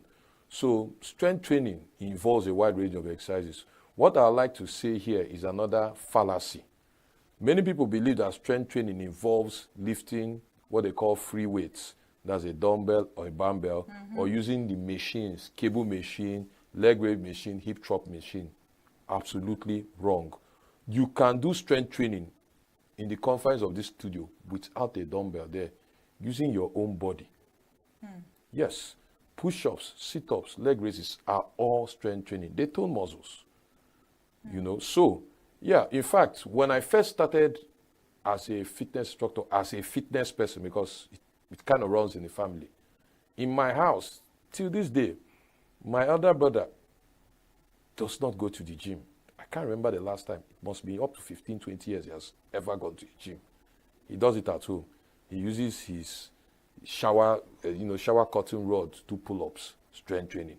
He does push-ups at home, strength training. He does leg raises at home, strength training. He does one-legged squats at home, strength training. He does LC, strength training, using his body as weights. Resistance. As resistance, technical term. Using his body as resistance. So that's strength training. Now, when it comes to aerobics, it is classified as cardiovascular exercise. Exercise that cardiovascular for the heart and lungs. And aerobics, walking, taking your long walks, jogging, skipping, and when it comes to things like HIIT, high intensity interval training, things like burpees, jump squats, all those fall under cardiovascular exercise. So there's strength training, there's cardiovascular exercise. Then, of course, there's mobility. Mobility is also strength training, but of a different form, and it usually involves your body. So an example of mobility is like the dynamic frog pose. That's mobility. In fact, for you to truly understand mobility, you mentioned Tai Chi. That is actually strength training, trying to be mobile over a range. So you see somebody go down with one leg, coming up with two, coming down one leg, and then stretching the leg, or do what you do splits like Jean-Claude Van Damme does. That is mobility. But see, it's not just being mobile. He's actually being strong with his legs. And then there's stretching, Pilates, Tai Chi again, yoga. All these are stretching. So you see, if you see that now, you see you don't need only one. You need to be, not say proficient, expert in 4 of them. Yeah, you need to be mobile, strong. You have to have stamina, of course. That's what cardiovascular exercise is built. And you have to be mobile. You're supposed to be mobile, strong, and with stamina. So that's how you have to be over the rest of your life till you are called to glory. All right. Let's take this to the gender perspective. We know that the male and the female, they are different physiologically and, of course, otherwise. Now, let's say that we have this hypothetical case study of probably a 40-year-old female. She has started packing on some weight. She no longer loses weight the way she used to. She will take shawarma, take whatever she wants to, and then lose it, but she has clocked 40 and she's packing on, weight, and she comes to you. What would be the advice? What would be the, for lack of a better word, recipe, the exercise recipe that you can give her? Not just to keep fit and look good, but to slow down the aging process. First of all, I'll hail her, I'll commend her, and this goes to all women. Women already have a biological disadvantage when it comes to muscle building. A woman is born or created with almost 15% body fat, more than a male. So 2 of us standing here doing the same exercises, already you have a 15% disadvantage, if I may call it that, because you have more fat already. Fat that can never be burnt. Well, not really. But in the case of a woman, it's not necessary. Sometimes it's not advisable. You see it go down for women, sports women and really, really fit women. You see really, really fit women bringing down their body fat percentage to 7%. But as a fitness instructor, I tell a woman, you don't need that. For some women, it could cause some psychological changes like pregnancy and all those things, change in hormonal menstrual cycle. But most women, no problem. But you don't need it. It is how you were biologically created. So since you were like that, normally, it is not too much of a danger or a hindrance. So when a woman comes to me and says, okay, I'm 40, I want to do exercises, for my own personal recommendation, I have 4 levels. Number 1, master your body. Many people that have not done exercise don't even know the strength of their own body. You have to learn your body, not master your body. You have to learn your body, first of all. Then learn the weights. When we can move, do a couple of push-ups, a couple of sit-ups and everything, we now go to using the weights in the gym. Or in your kitchen, or in your restroom. You'll be surprised at how many things you can use in your bathroom to work out. You can... You know, women are not aware of this. Really. Yes. Many people aren't, Chigi. We are tuned into the gym, and that's probably good because there are gyms around us. But you'll be shocked at what you can do with a bucket of water and a long towel. How you can tone your arms or even tone your legs with it. I did a video some other times where I used my aunt's water, and people were horrified. And somebody on Facebook that lived in Brazil was like, guy, he has had a motor for 15 years. He does it because, there are a lot of other technological advances that don't make you pound. He says he hasn't known what to do with this thing till he saw my video. So, so it's like that. So I'll tell her, first of all, we learn your body. Learn how to do push-ups, sit-ups, wall push-ups. Learn your body. Then we'll learn the weights. We'll go to the gym, lift weights, or you buy it in your house, we lift weights. Then you now master the weights. That's when you start lifting heavy, Chigi, doing the 100. Just take it easy. First of all, you master your body. You learn your body. How do you do that? Well, someone that has not been working out for a while now does not know the strength of her own body. So how does she get to master her body now? We start small. Start with the very basic strength training exercises. Things like a wall push-up that seems like no effort. So mastering your body, sorry to cut you short now, means know your strength. Yeah, learn your body, not master your body. Learn your own body. Okay. You learn your own strength. Okay. Then you learn the weights. You learn how to use dumbbells and machines. Okay. Then you master the weights. And what I mean by mastering the weights, you are now doing 140 kg deadlift. And I'm glad you said, you see, that's a master. It's heavy. That's heavy. That's a master doing that. A master doing that without breaking her back, without injuring herself. That's a master. Then finally, it goes back to the body. You master your body. And I mean, those spectacular things you do with your body, when we were smaller, when we were kids, we were actually we were fitness experts. When you see a 3-year-old do a perfect squat and pick up a pen, and you see a 3-year-old fall on the floor and roll and do a push-up and stand up, that is instinctive. They did not learn that. Our problem with fitness is, funny enough, as you are saying now, when we grew older, we forgot how powerful we were. So, in fact, as I tell people, the best kind of fitness is back to when you were a toddler. All those things you can do as a toddler, you should be able to do them as an old person. That is true fitness. Now, we are still on the women. Yes. Let's talk menopausal women. Yes. Or premenopausal women before they get into menopause. Yes. What exercise regimen would you, prescribe for a premenopausal woman?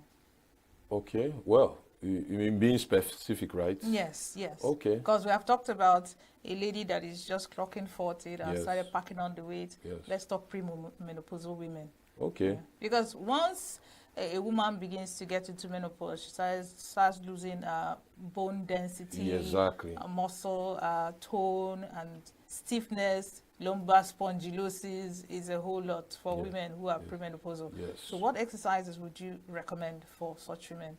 I'm a fan of the deadlift. You know, when I see them do deadlifts, I feel they are hurting themselves because I know they wear this very thick, what do I call it? Cincha or belt. Waist belts. And then they go all down and they lift these very heavy weights. Yes. What is the importance of that? And how do you expect a premenopausal woman to lift that weight, that kind of weight? The same way we learn everything in primary school. Fitness is like a school. You go from nursery 1 to nursery 2, from nursery 2 to the primary 1. You can't expect a primary. So they start with They start small. They start small. Start with maybe 20% of their weight, even 10%. Grow, grow, grow, till they don't need the belt. The belt has a disadvantage. It actually weakens your back. So I don't advise using the belt unless you are going for like sports, like Olympics. You want to go for serious weightlifting. Outside that, the belt is not necessary. If you are building strength over small, over a long period of time, you will see you don't need the belt. Okay. Again, the belt is not functional. What I mean by functional is things you do in the gym should be able to translate into real life. There are some non-functional exercises in the gym, like the bench press. There's no time in this life you're going to ever do a bench press outside the gym. But there are very good functional exercises, like the deadlift I talked about. When you're going to ShopRite to lift your heavy bags or Roban stores, you deadlift, you bend and pick them up. But there's a right way to bend and pick There's them a right way to bend, thank you. So once you teach them all those things, they learn it. As I said before, premenopausal women need a lot of strength, and everybody need a lot of strength in the core, somewhere What is here. the core? The tummy? The tummy, not just the tummy, the lower back, the spinal muscles, that's the lower back, the obliques, down to some parts of the thigh. So you need core strength. That is the real strength that makes you lift and go longer, lift harder and go longer. So I tell women, anytime you go to the gym and you are not deadlifting, that's what I mean. That any strength regime that doesn't involve a deadlift, no. Wow. Yes. Any strength regime that doesn't involve a pull-up, forget it. Or any variation of a pull-up, lat pull-downs, everything. We all need strong backs. And we should emphasize on our back because a lot of people emphasize on their chest. And women emphasize on chests? Well, many people, men and women. But women emphasize more on their legs. I would think women emphasize more on their tummy, which we're going to get there very soon. Yeah. Women have a problem with tummy. Yes, they do. But 80% of the women going to the gym doing what they call leg day every day.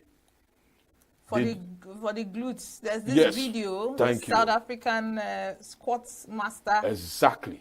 That is a woman's mentality. How many squats can I do every day? 40, 60, 100. Really? Yes. A lot of women don't do deadlifts. They do things that involve their glutes. They do Romanian deadlifts. They do split squats. They aim to, as you say, to build up the glutes, but they don't build up their legs. But I think from what you have been saying, I've noticed two things. Many women go into the gym for aesthetic purposes. Thank you. But you're now saying that deadlift actually works deeper than that, in that it helps you with the anti-aging process. Absolutely. Now, I've noticed with the two case studies with the lady that is 40 and the premenopausal lady, you de-emphasize HIIT, you de-emphasize cardio. Yes. You mentioned the press-up resistance training yes. over cardio. Yes. Tell us about that. Well, I didn't de-emphasize it, but a lot of Nigerians actually have a good cardio culture, be it HIIT or steady state already. If you go to Okpara Square, what they are doing there is cardio. Aerobics, they do a lot of aerobics. Some people do aerobics every day.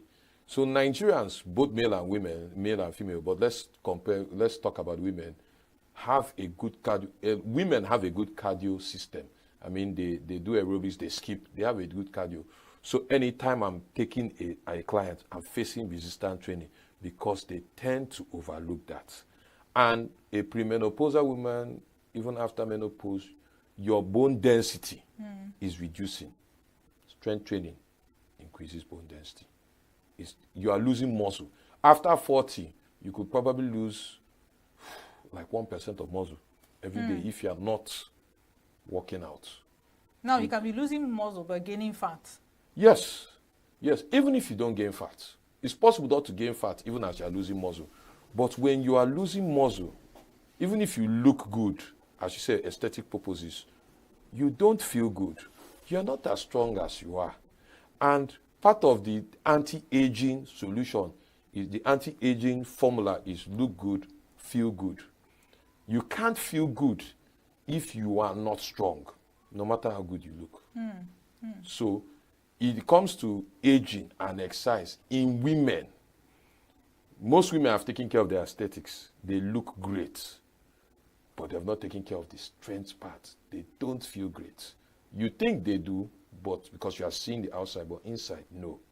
So a premenopausal woman, I always tell her, get stronger. In fact, the main purpose of exercise is to get stronger. Sometimes, Chigi, you don't even need to overthink it. Just get stronger. The aesthetics will come. Yes. Now, let's talk pregnant women. I've seen viral videos where 7-month-old women, 8-month-old women, these ladies will be tearing themselves in the gym, working out on the treadmill.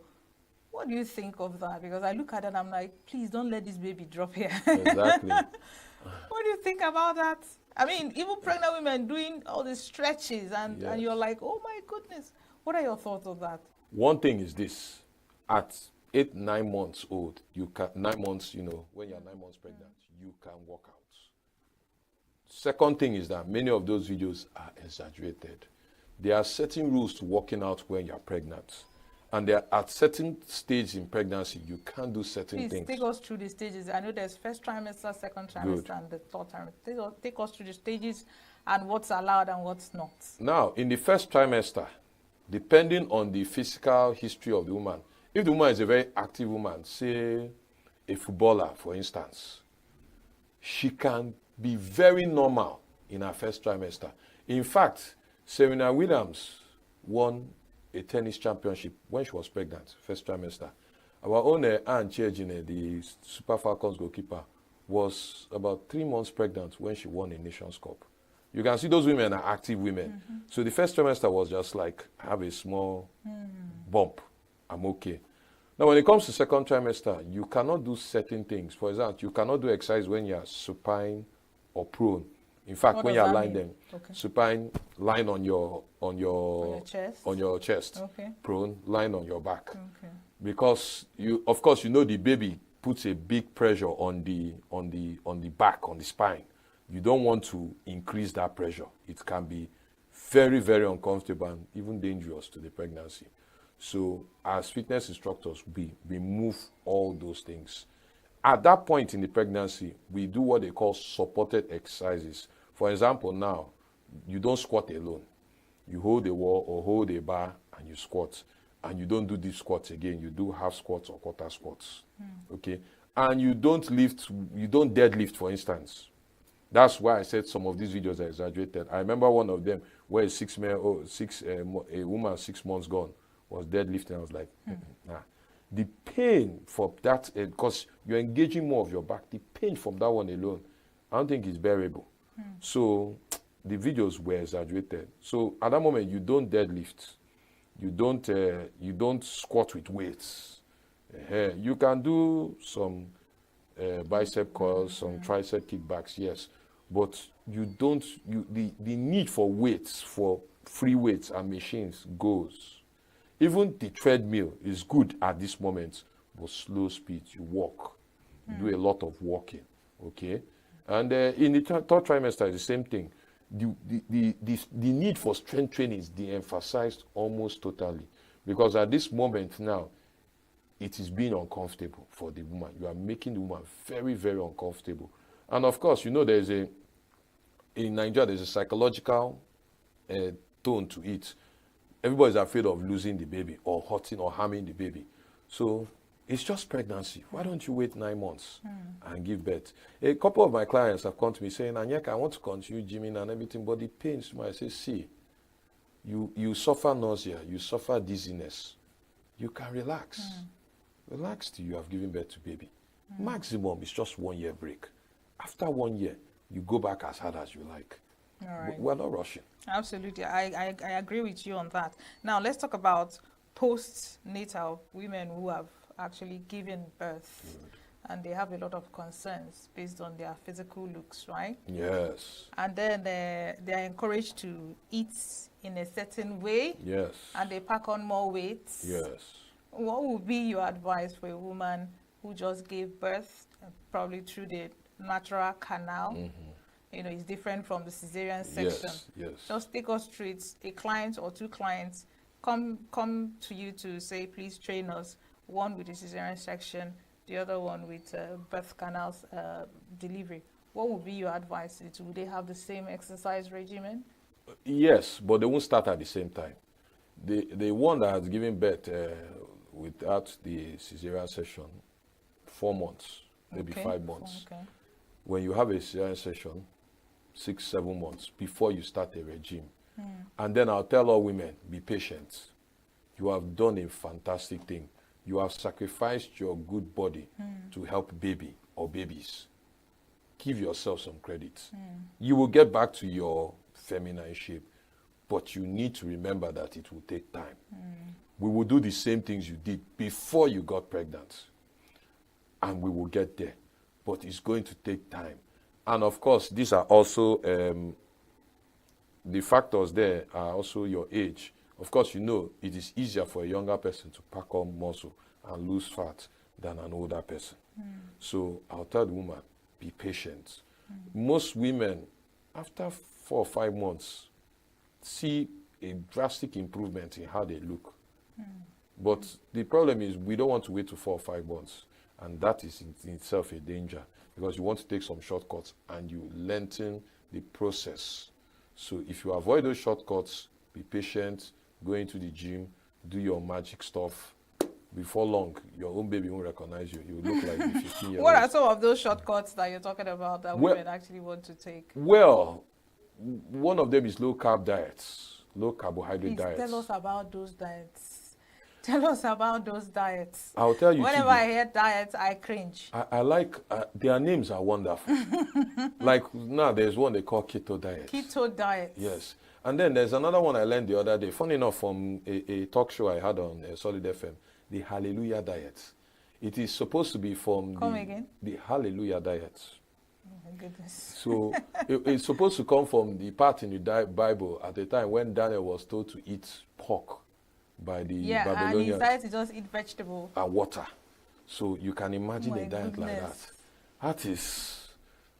That is shocking. And these diets now, because carbohydrate is what they call a macronutrient, it is important. It's a staple. It's a staple. Yeah. So when you remove that, you are putting your body into a state of emergency.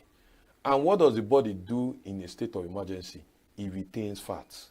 Oh, yes. Oh, yes. So it's counterproductive. It's counterproductive. It holds on to the fat. It holds on to the fat. Fat is not bad. Excess fat is the problem. You are supposed to have a percentage of fat. You are. Fat is like generator as against to power supply from EEDC. When you have fats, things like when you wake up in the morning, blinking, even hitting your, killing mosquitoes or just waving your hands while you are asleep, those things that you do before you eat, is the fat, the reserve energy, the fat that helps you power those activities. And then you eat, and then your food powers the rest. So when you have too low fat, it is bad, as well as when you have excess fat. So when you enter that kind of emergency where the body sees that you're not getting a certain micronutrient properly, in this case carbohydrates, what it does is it shuts down in a manner. It believes that Anyeka is at a stage of emergency. Maybe there's a famine, maybe there's war, and Anyeka may not be able to get the next meal. And that's the brain doing all this thing. That's the brain doing that for the next 3 weeks. So the brain now tells all fat reserves, supply Anyeka and energy, but do it slowly so that this energy will survive. And then what happens is that Anyeka starts losing vigor, starts losing strength, starts losing stamina. He becomes dull. He's always hungry, but he's trying to maintain that discipline. So it affects his daily activities. He becomes dull, he's not strong, He doesn't sleep well because the body is entering the stage of emergency. As time goes on, the body now says, oh, Anyeka still hasn't eaten food over this month. Okay, now supply only the major organs that he needs to survive, his heart and his brain. Yeah. So you start seeing, I literally start shutting down like a laptop.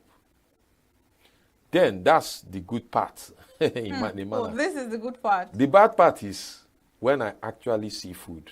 So one day you invite me to your birthday and I see rice and chicken. Kaboom! I've seen food. What do I do? The brain now tells the body, Anyeka has seen food. It's time to pack up for another famine. So I eat 5 plates of that. But I only need 1 plate to survive for that day. So the 5 plates are stored as fat. So I see that I lost 30 kg when doing the keto diet because I controlled calorie intake. Yeah. But now I start taking in calories regularly to prepare myself for another famine. So I gain like twice the weight I lost. My goodness. And of course, you know, when you're gaining the weight, you're not gaining muscle. Weight gain is good if it's muscle, but you are gaining fat. So you're still causing what they call muscle atrophy. You are still reducing your muscle mass because you are not gaining that weight by lifting weights. I'll tell you, if we start the gym, you may be weighing 75 kg and you went to 85 kg. That's good if it's muscle, because you will notice other indicators that you are getting healthier. Your clothes start becoming smaller. You are the scale is saying Chigi is weighing 85 kg, but your clothes are getting smaller. And that's why sometimes the scale alone is not an indicator. Yes, I think I've heard it somewhere when they say taking your weight is not the major indicator of weight loss. Exactly. You could be packing on vessels, blood vessels and muscles, and they actually weigh more than the fat. So the shortcuts, those are one of them. Other kinds of. What about all these slim tea? Yes, that's what another shortcut. It is not necessary. There's a reason those things are there. Slimming tablets, they are for emergencies too. But when you take them like that and you abuse them like any drug, it has its own consequences. Do we even know the contents or the active ingredients? We don't. Even if the active ingredients are there, some of them, they have different active ingredients. But the most important thing is this, because it is a drug, when you abuse it, it has its own consequences. Yes, liver, kidney failure, for instance. And you hear many people having kidney failure from abuse of slimming tablets. So I tell people, you don't need that. Let nature take its course. Let's talk about sit-ups. Yes. How do people perceive sit-ups? I know personally I hate sit-ups. But do sit-ups really work? Does it really train there's this, I don't know the name of the muscle, the six-pack, recti abdominis. Yes, because I know in some pregnant women, because of the overextension of the tummy, there's a break, a breach. Yes. And you find that no matter how much they try to, tighten up the tummy, the guts just pull out and they can't. So what is the way forward in that situation? Yeah, that breach is called diastasis recti. Okay. And when you do sit-ups, the problem is that the muscles of the tummy have been breached. Yes. So traditional tummy exercises, you might call it, or abs exercises, do not work anymore. You have to take it a notch down so that breach is closed. Then you can go back to normal. Your normal. So what do you do to get it closed, and how would you know that it's closed? Well, it's a doctor that can tell you that. They, scanning and everything. But usually, what we suggest is things like plank. There are exercises they call bed dogs. There are dead bugs. These are exercises that work more of the core in a more friendly manner. Because I'm glad you said sit up and how people perceive it. As a fitness instructor, I hardly do sit-ups. I don't take them as a serious exercise. They are good for the abs, but they're not good for the core. So I tell people, why do you work only your abs when you can work your abs and core? So I do things like leg raises, hanging leg raises. I do tummy tucks, knee to chest. Those ones actually involve the whole core, your lower back. In fact, I tell people the best kind of tummy exercises Are those tummy exercises where after you do it, you feel it in your back? Really? Yes. Because it's been said that once you feel a pain behind you, that you're probably doing something wrong. Yeah, well, sometimes. But some tummy exercises like leg raises, the pain there means that your lower back is weak. All right. Let's quickly get to, before we get to the cellular aspect, because I think there's this research that says that they have, tracked the effect of exercise on what they call telomeres. But before we get there, there are some people that, for some reasons, maybe medically or maybe the way they were born, they are just thin.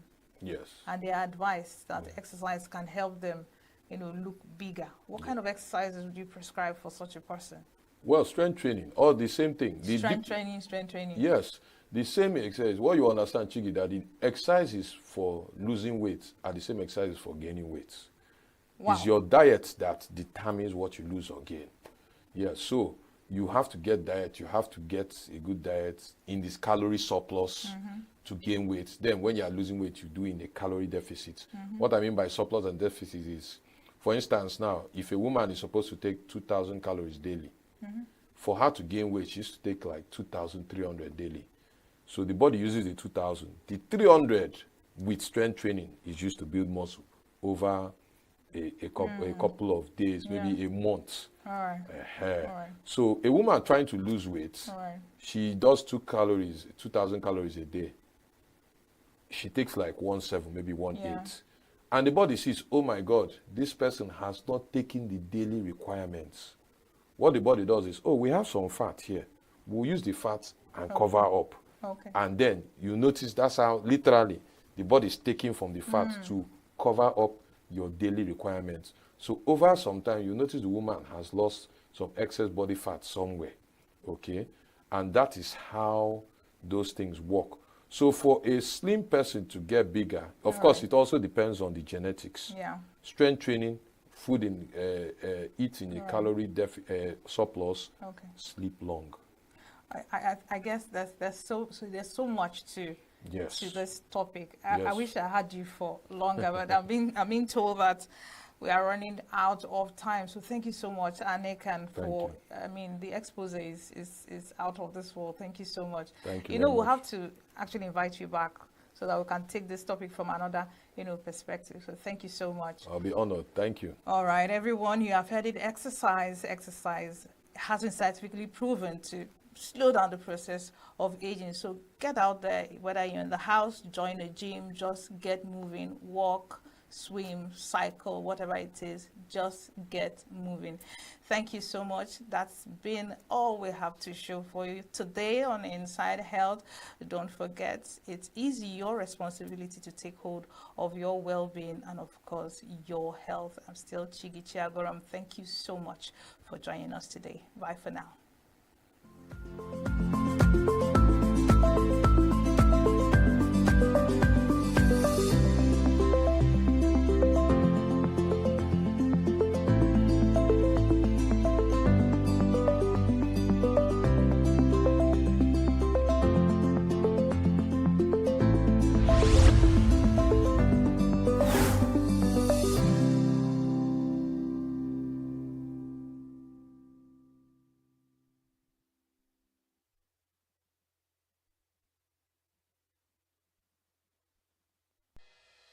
Health is more than a diagnosis. It's your lifestyle, your choices, and your future. Join us on Inside Health, your weekly deep dive into the stories, science, and solutions shaping your well-being. From expert interviews to real-life journeys of healing and hope, we cover it all. One of the complications of cancer management or treatment is they have some of them, at one point in time, you see them having anemia.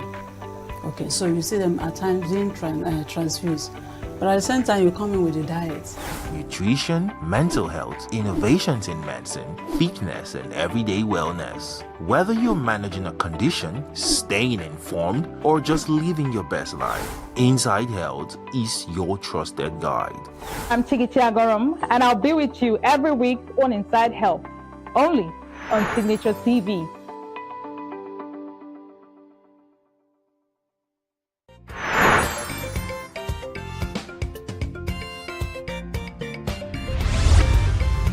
Signature TV. News in your pocket.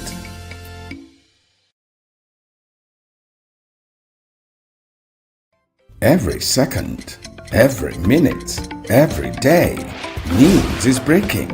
Events occur and there are new developments. At Signature TV, we follow these stories objectively, bringing all sides without bias, explaining the complex issues, breaking down the numbers, and investigating the issues behind the news. Anywhere and everywhere, near or far, wherever the news is, we will be there. Signature TV.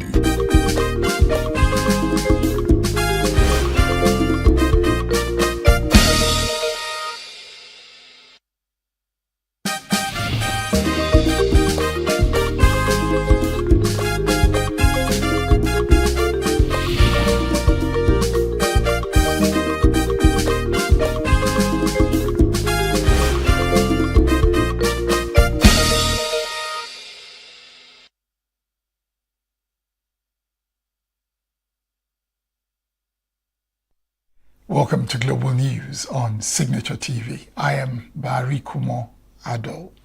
In the headlines, Nigeria Revenue Service sets July 31 deadline for large companies to comply with e-invoicing.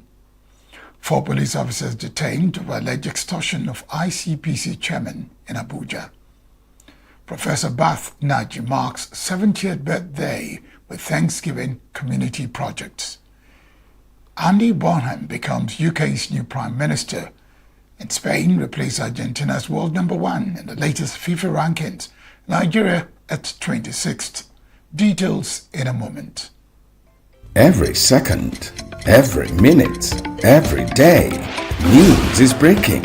Events occur and there are new developments. At Signature TV, we follow these stories objectively, bringing all sides without bias, explaining the complex issues, breaking down the numbers, and investigating the issues behind the news. Anywhere and everywhere, near or far, wherever the news is, we will be there. Signature TV. News in your pocket. The Kano State Police Command has completed a 1-month intensive combat and weapon handling training for 200 police officers as part of efforts to strengthen operational capacity and improve service delivery across the state. The officers passed out on Monday during a ceremony held at the Mobile Force Squadron, Hotoro Kano, where the Commissioner of Police, Ibrahim Bakori, said the training was aimed at equipping personnel with modern policing and tactical skills to tackle emerging security challenges. Bakori was represented by the Deputy Commissioner of Police in charge of the Department of Finance and Administration, Audu Sabo, said the exercise was conducted in line with the directive of the Inspector General of Police, Olatunji Disu, to prioritize continuous capacity building for officers.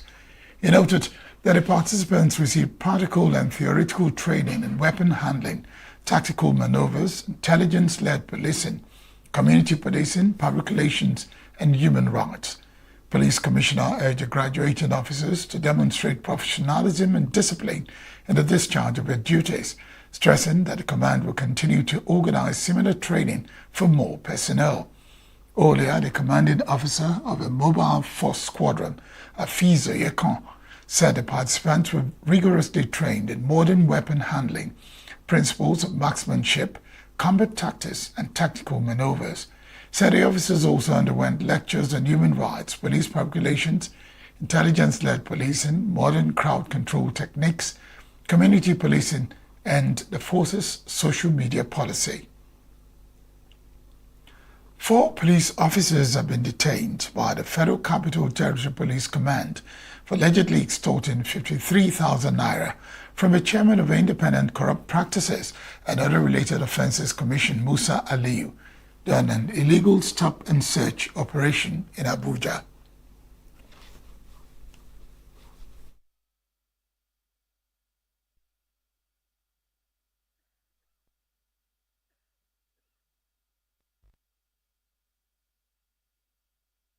The FC Commissioner of Police, Ahmed Sanusi, disclosed this on Monday while briefing journalists in Abuja. The describing the officers as thieves who had no business wearing the police uniform. According to him, the officers mounted an authorized checkpoint around the Banex area of Use after leaving the duty post and extorted the ICPC chairman without knowing his identity. He said the ICPC boss was forced to withdraw 53,000 naira through a point-of-sale operator and even paid the transaction charges before the officers shared the money among themselves.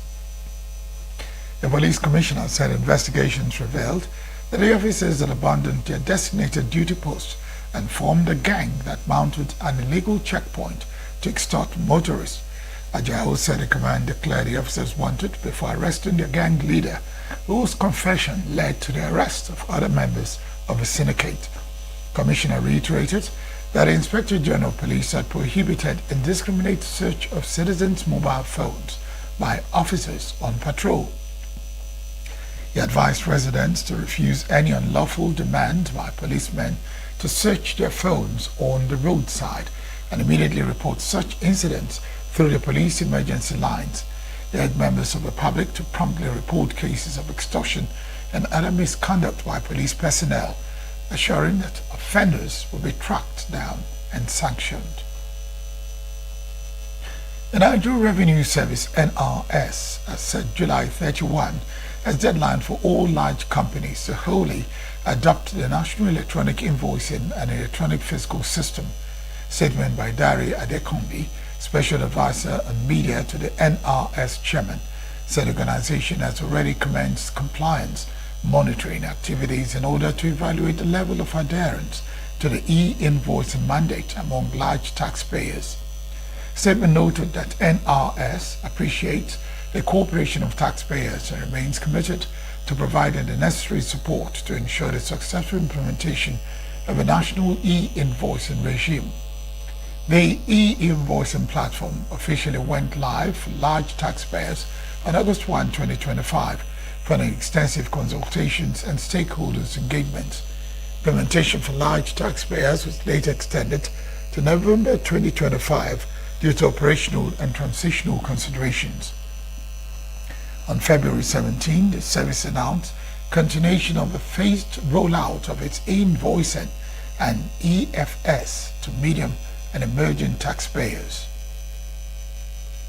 The president-elect of the Nigerian Bar Association, Onyekasola Badejo Ogunsaya, says a victory in the association's national election is a collective triumph for lawyers committed to building a more inclusive and responsible bar. In a statement issued after her election, Badejo Ogunsaya thanked NBA members for entrusting her with the leadership of the association, describing their support as both humbling and a call to service. She said her election reflected members' belief in a shared vision of a bolder bar that works for everyone, saying her victory is not hers alone, but for every member who believes that the association can be stronger, more inclusive, more responsive, and better positioned to serve the interests of all lawyers. The NBA president-elect also called the members of the association to put the contest behind them and work together to advance the legal profession.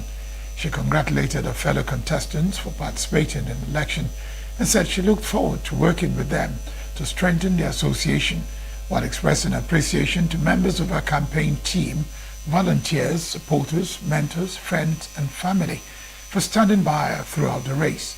Looking ahead to her tenure, the president-elect pledged to lead with integrity, fairness, and accountability.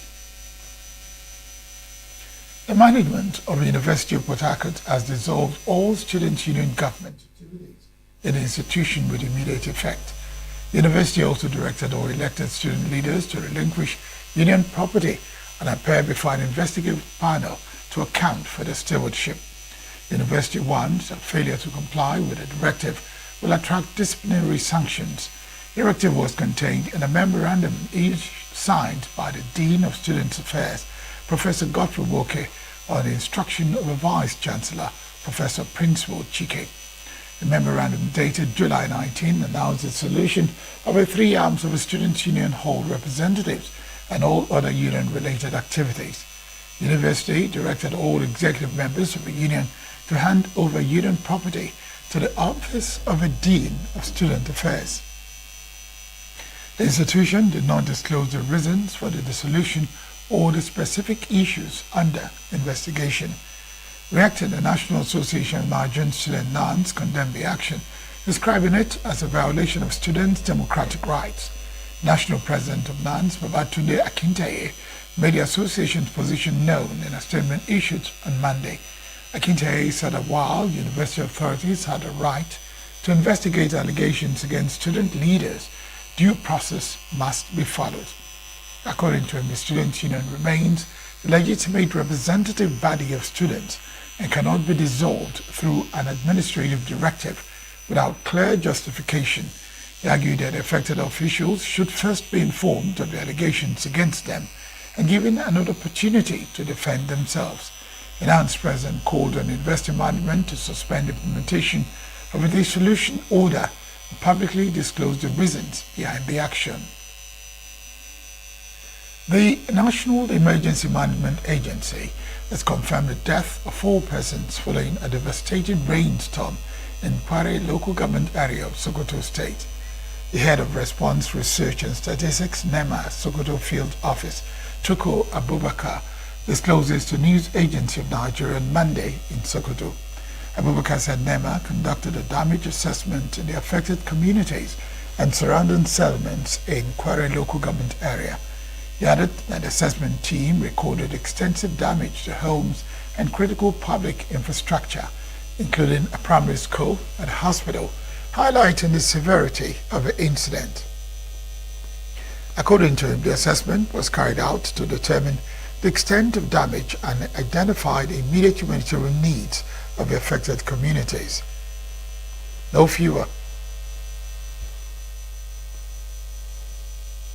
In another development, no fewer than 30 people are feared dead after a canoe capsized at Malamaware Yunduse village in Rigim local government area of Jigawa State on Sunday evening. An eyewitness told newsmen that the incident occurred when a canoe carrying about 40 passengers, mostly women and children, capsized. Rescue operations are still ongoing. Confirming the incident, the Director of Planning at the Jigawa State Emergency Management Agency, Mohammed Bala Sanusi, said the exact number of casualties and survivors are yet to be confirmed. An exact cause of the accident was yet to be established. He also speaking, the chairman of the Emergency Management Committee, Abibu Dauda, appealed to the public to remain calm and refrain from spreading unverified information until relevant authorities release an official statement. The grand finale of activities marking the 70th birthday of the renowned engineer, entrepreneur and former Minister of Power, Professor Bartholomew Okechukwu Naji, has been held in Enugu State. Celebration featured a Thanksgiving Mass at the inauguration of landmark community development project and glowing tributes to a man widely acknowledged for his contributions to engineering, education, innovation, in Nigeria's power sector. Correspondent Christopher Lele was at the event. It was a day of gratitude, celebration, and reflection as family members, friends, associates, and dignitaries gathered to honor one of Nigeria's foremost engineers and industrialists, Professor Bartholomew Naji, on the occasion of his 70th birthday. The celebration commenced with a solemn Thanksgiving Mass at St. Mary's Catholic Church, Umuode, in Nkanu East local government area of Enugu State. The Eucharistic celebration was presided over by the Catholic Bishop of Enugu Diocese, Most Reverend Callistus Onaga, preaching the sermon at the service. Every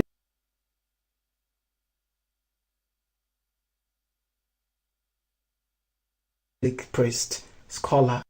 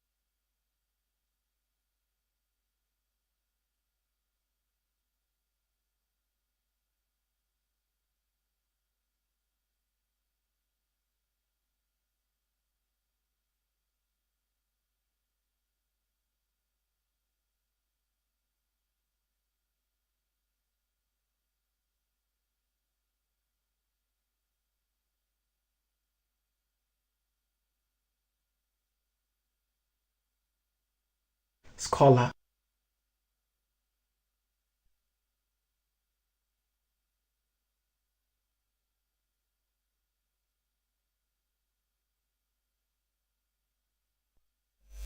We sincerely apologize for that report. Nigeria's petrol imports surged by 207% in June 2026, reversing earlier gains recorded in domestic refining as local supply declined sharply. If the data from the Nigerian Midstream and Downstream Petroleum Regulatory Authority is anything to go by, and analysis of the authority's monthly petrol supply data for the first 6 months of 2026 showed that while domestic refineries remained the major source of supply for most of the period, imports increased significantly in June, following a drop in local output.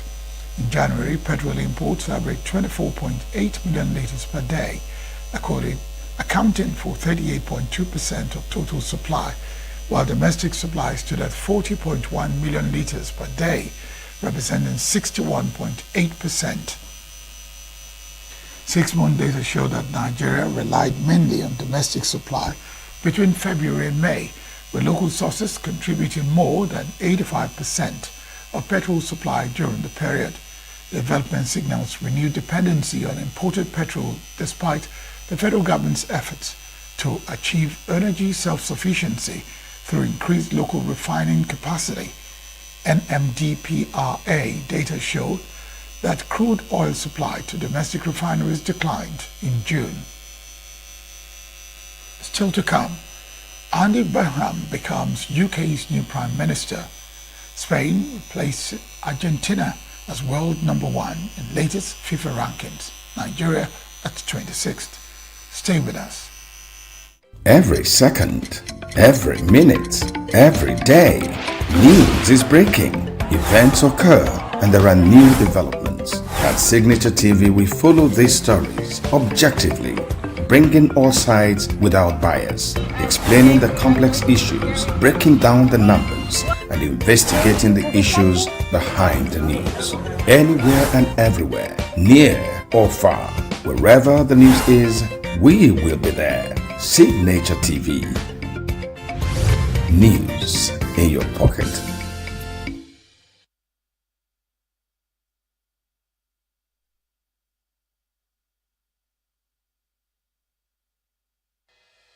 Health is more than a diagnosis. It's your lifestyle, your choices, and your future. Join us on Inside Health, your weekly deep dive into the stories, science, and solutions shaping your well-being. From expert interviews to real-life journeys of healing and hope, we cover it all. One of the complications of cancer management or treatment is they have some of them at one point in time, you see them having anemia.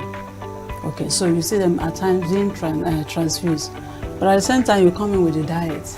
Nutrition, mental health, innovations in medicine, fitness, and everyday wellness. Whether you're managing a condition, staying informed, or just living your best life, Inside Health is your trusted guide. I'm Chigiti Agorom, and I'll be with you every week on Inside Health, only on Signature TV. Andy Burnham became British Prime Minister Monday after meeting King Charles III at Buckingham Palace and was set to set out his vision for the country after taking over from Keir Starmer. Starmer departed Downing Street on Monday morning, insisting in a farewell speech his 2 years in office had made Britain a better place. The monarch met Starmer to accept his resignation, and Burnham arrived next for the formal procedure in which the King asked him to form the next government, and he accepted. The 56-year-old is the 6th Prime Minister to enter Downing Street in the last 10 years. Former Mayor of Greater Manchester, nicknamed the King of the North, has been parachuted by the Labour Party after Starmer resigned last month, with MPs viewing him as the party's best chance of reigning in Nigel Farage's anti-immigration reform UK party. Burnham was an MP between 2001 and 2017, serving as minister in governments of Tony Blair and Gordon Brown. He has since reinvented himself as a man of the people, merely a relaxed, folky style with slick social media videos. But he has only 3 years to turn things around, with reform leading in polls ahead of the next general election expected in 2029. The United States and Iran traded strikes on Monday as U.S. depth aimed a renewed fighting climbed to 3 and more ships came under attack in the strategic Strait of Hormuz. Oil prices surged to a 1-month high as the United States and Iran tussled for control of the vital strait, with Brent crude rising above $91 a barrel, the highest price since June 11. Since the start of the war in February 28, Iran has struck back by targeting U.S. allies and military assets in its own neighborhood and by virtually blocking the waterway through which a fifth of world oil supplies transited prior to the war. A preliminary deal aimed at ending the war has collapsed as the foes fight to break a deadlock over the Straits of Hormuz. Iran's Revolutionary Guard said on Monday that 2 oil tankers trying to transit the strait exploded and were brought to a halt, while the UK Maritime Trade Operations Agency said that a vessel was on fire in the strait, citing information from military authorities. On Sunday, U.S. Secretary of State Marco Rubio called on countries around the world to share the burden of protecting the global shipping, since some people in Iran want to control the strait and hold that as a leverage against the war. A fragile truce between Iran and the United States was shattered following reports of Iran attacks on ships in the strait, though Rubio said it will continue to try to reach a diplomatic solution. Let's take a quick break.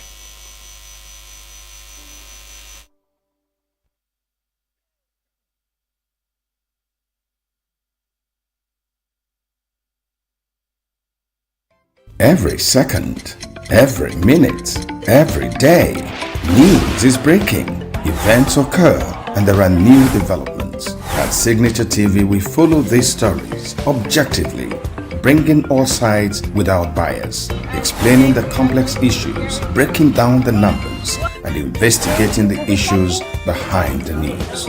Anywhere and everywhere, near or far, wherever the news is, we will be there. Signature TV. News in your pocket.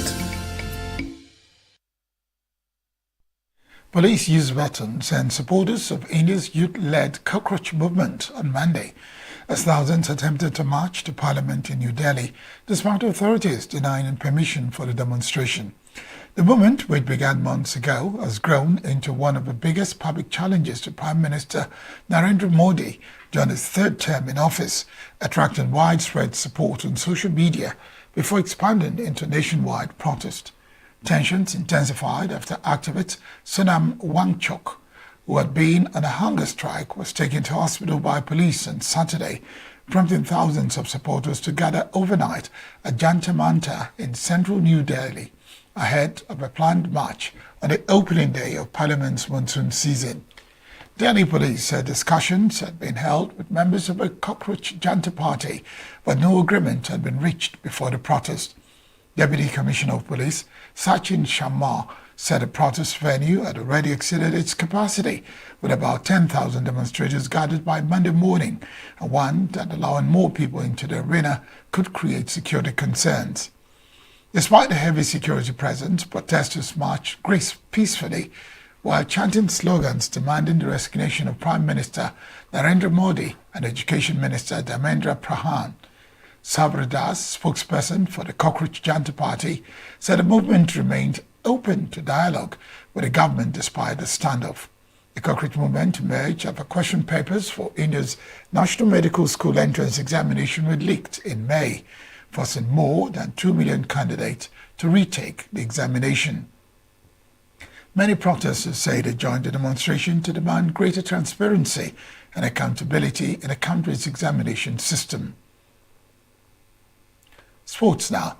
The landscape of international football has been completely rewritten following the dramatic conclusion of the 2026 FIFA World Cup in North America.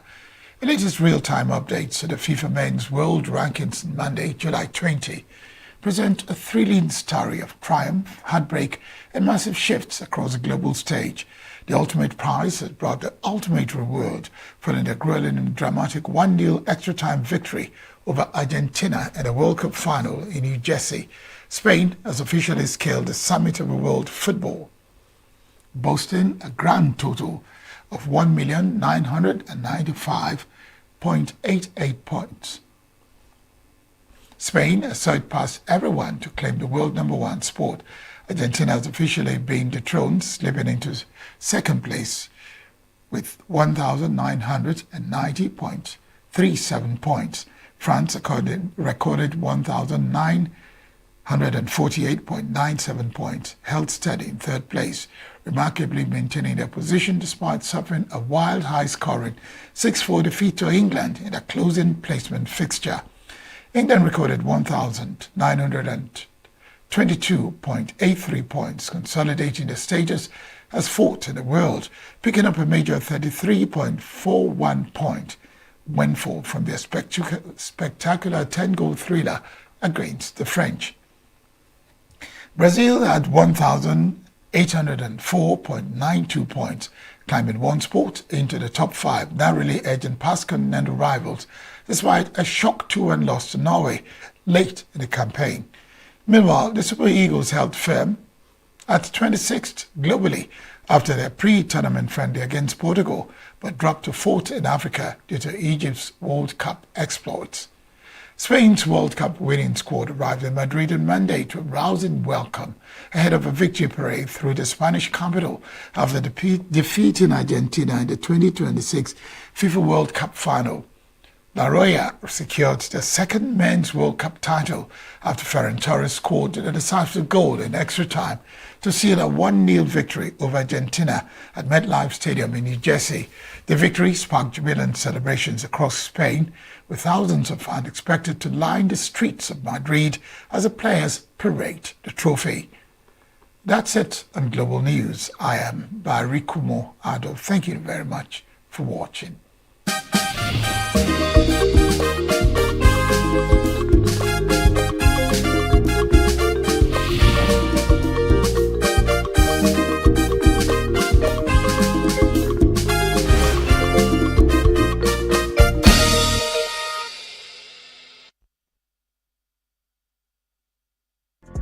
Get plugged into the heartbeat of entertainment on The Hub, your ultimate show on eVibes.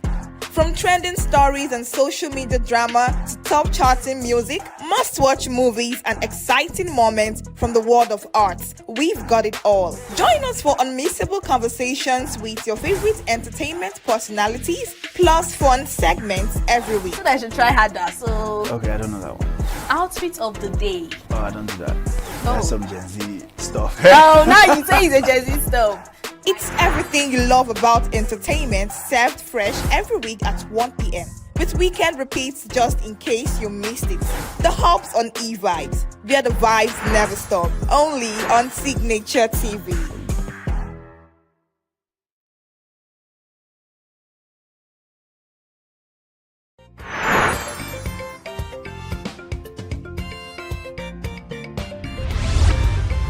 Signature TV. News in your pocket.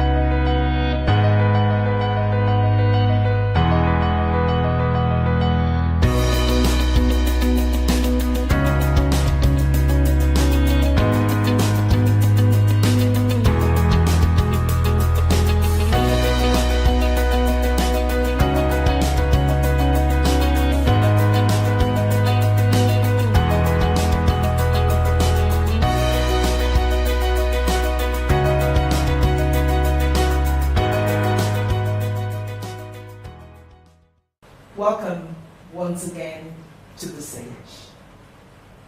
Thank you for being with us today, but thank you for having been with us in all the many other shows we have held. I'm Dr. Kechi Ebuagu, the usual guide, the sage, that works on this journey with you. Today I'm going to do something out of the ordinary. The particular guest I have with me today is one that has taught me as a human being a great deal of lessons. But it has also she has also made me realize, and indeed, in preparing for this show, I've come to really understand the blessings that a human being can have in seeing the good in others, in actually discovering that it is true that every human being is a treasure. That if we but have the heart and the eyes to see, that in everybody in whom we are privileged to meet and to interact with, there's a hidden treasure waiting to be discovered, to be encouraged, to be supported and allowed to blossom. Equally important is the fact that we as human beings need to know that each of us is precious. Every single human being is gifted. We just need to find what our nature is. We just need to find what our passion is. We just need the support and encouragement, but fundamentally and most importantly, the belief in ourselves that would help us to be the best we can be, to fulfill the God-given mandate for which we exist in this world. And so today, in featuring my guests, I have reflected and realized that my months and years of interaction with her has shown me that no matter the apparent external circumstances, that each person is a gift, is a treasure. And my guest today is a jewel. She's a piece of diamond. She's such an inspiration. She's such a courageous young woman. Stay with us. When we come back in the next segment, we will unveil our treasure to you.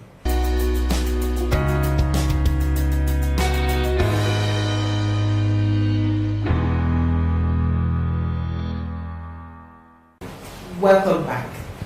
Thank you for staying with us on the stage. And I promise you, this is a ride you will never forget. Because as I said before we took a break, our guest today is special. She is simple. She represents every young person out there. But her very simplicity and her ability to take on all the what could have been apparent disadvantages and turn them into strengths are what makes her special. Please join me in welcoming Theresa Marcus to the stage. Theresa, you're welcome. Thank you. Theresa and I are going to try skillfully to tell her story. Theresa is shy, and yet in her passion, there are times she throws that shyness out of the window.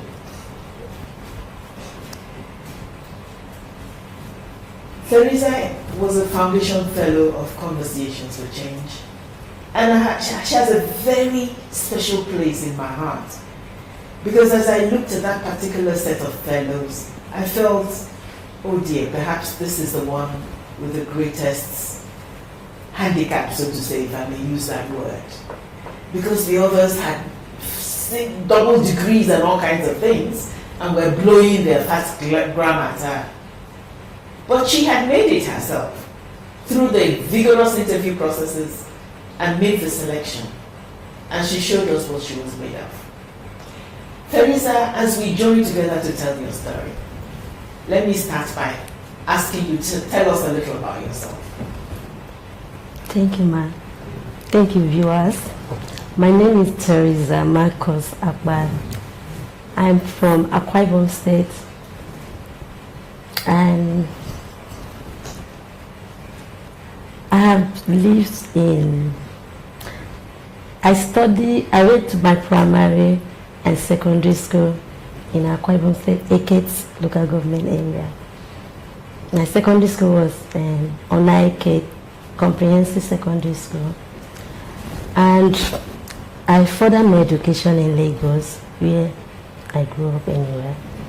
So my parents were not able to finish my education, so I have to drop out. So my mom now said I can go and learn sewing. But as a child, as I was growing up, I loved hair. So when I went for Kadosa for a 2-year course. So when I got there, I filled the form. Instead of my sewing, I filled a hairdressing form. without letting my mom know about it. And that was not funny, because when I came back home, she was like, what? That is not going to happen in my house. I have warned you. But I was just like, okay, mommy, I'll add the sewing and the hairdressing together. But I didn't just do it. When I got back, I just followed my mind, because that is actually what I wanted. What makes me wanted to be a hairdresser is my mom, because she keep afro, and afro was very beautiful. So I had this dream that if I grow up, I would love to bring back the African hair back to us instead of a penny hair. So that dream has always been in my mind. So that was how I now followed the line and become a hairdresser. I went through a 2-year course and I get my degree as a hairdresser in Kadosa. So people say that I am kind, gentle, love, but I just know that I have something in me that speaks more about me, that nobody can resist when you come in contact with me. That's my voice, especially my attitude towards people. I care about people. I can go extra mile to make sure that you are happy, even if it means to hurt my own self. So that also have taken me a long way as I was growing up. So that's all about me. That's a beautiful story. Let me emphasize a few things about that Teresa said. Teresa is a hairdresser, and that is what she works with us in C4C to perfect. She's an accomplished hairdresser. I'm very proud to say that my hair today was indeed made by Teresa, and I think this is probably the best hairstyle I have had during all this series of production. She's accomplished. She's a young lady who followed her heart, her dream. And sometimes that means going against what your parents say. And therefore, Teresa, in all her gentleness, her shyness, followed her heart. She followed her passion. Before we go on any further, we're going to take a break. And when we come back, Teresa will tell us how has her business progressed. But stay with us. We'll be back.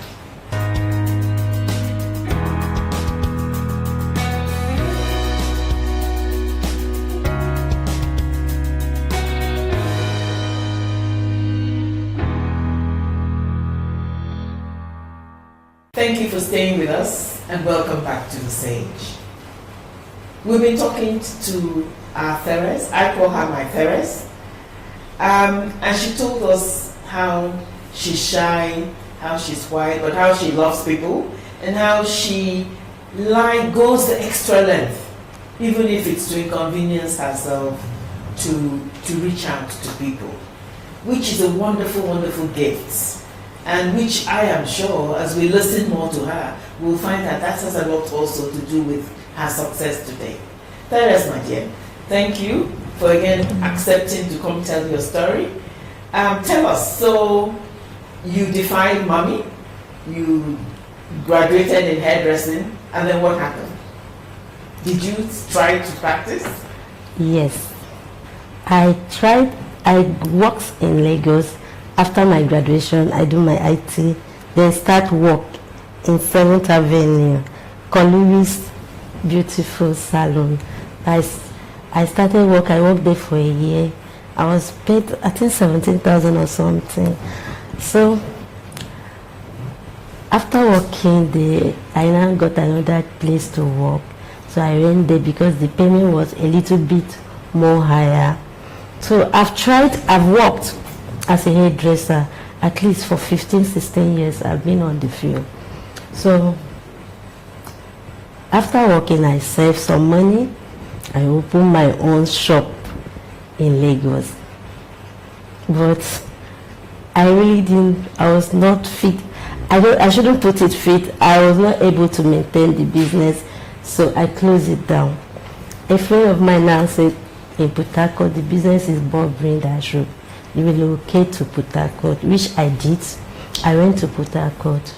I work in few salons, and I gather money to open my own salon.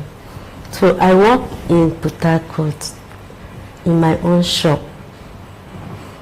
for 2-3 years, and I was not able to pay my rent again.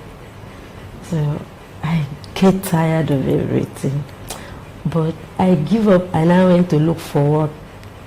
I was working in one company. So one day I was coming back from work and I saw a stylist needed in Umuokuta.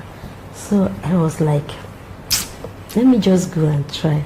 At least I know this work. So I got there and I asked the woman that I wanted to work for her. She now said, with this your jacket, or you want somebody to make your hair? And I said, no, I'm a hairdresser that I can work. So there was a lady that was sitting there. She now said, fix this lady hair. But she was doubting me that maybe I was lying. So I now made the lady hair. After making the lady hair, the lady stand up and dash me 500 naira. Oh. So the woman was like, okay, start work immediately. Oh. And I said, no, let me get home. I'll start work tomorrow. She said, no, start it now. So it was as maybe the hand of God was just on me, because when I start work, a salon turnover, and she was very happy. So, but that was not my dream. I just wanted to own my own business, train people the way I was dreaming of, then do what I know how to do best, not working under anybody at that stage. So I told her that I really need to stop the work. She said no. And I said no. She said, why? Am I wicked? And I said, no. I stopped the work without her knowing. So she came to the house and begged, and I said, no. So I was like, I'm tired of everything. I don't know what to do again. So my sister now called me that she would come to Lagos for a visit. When I got there, I now found out that she has a shop that she was selling with on. And I said, okay, let me turn the shop to a hairdresser salon. I can be selling your weave-on and also do my hair. So I started. It was going well. The money was coming, but I didn't have this ability to like save my money, keep the money, or do anything that come by. I just have to use the money. Sometimes they will call you, I need money. I will just, so it was really affecting my business. At the end of it, I was not able to continue. So I had to get a job at etc.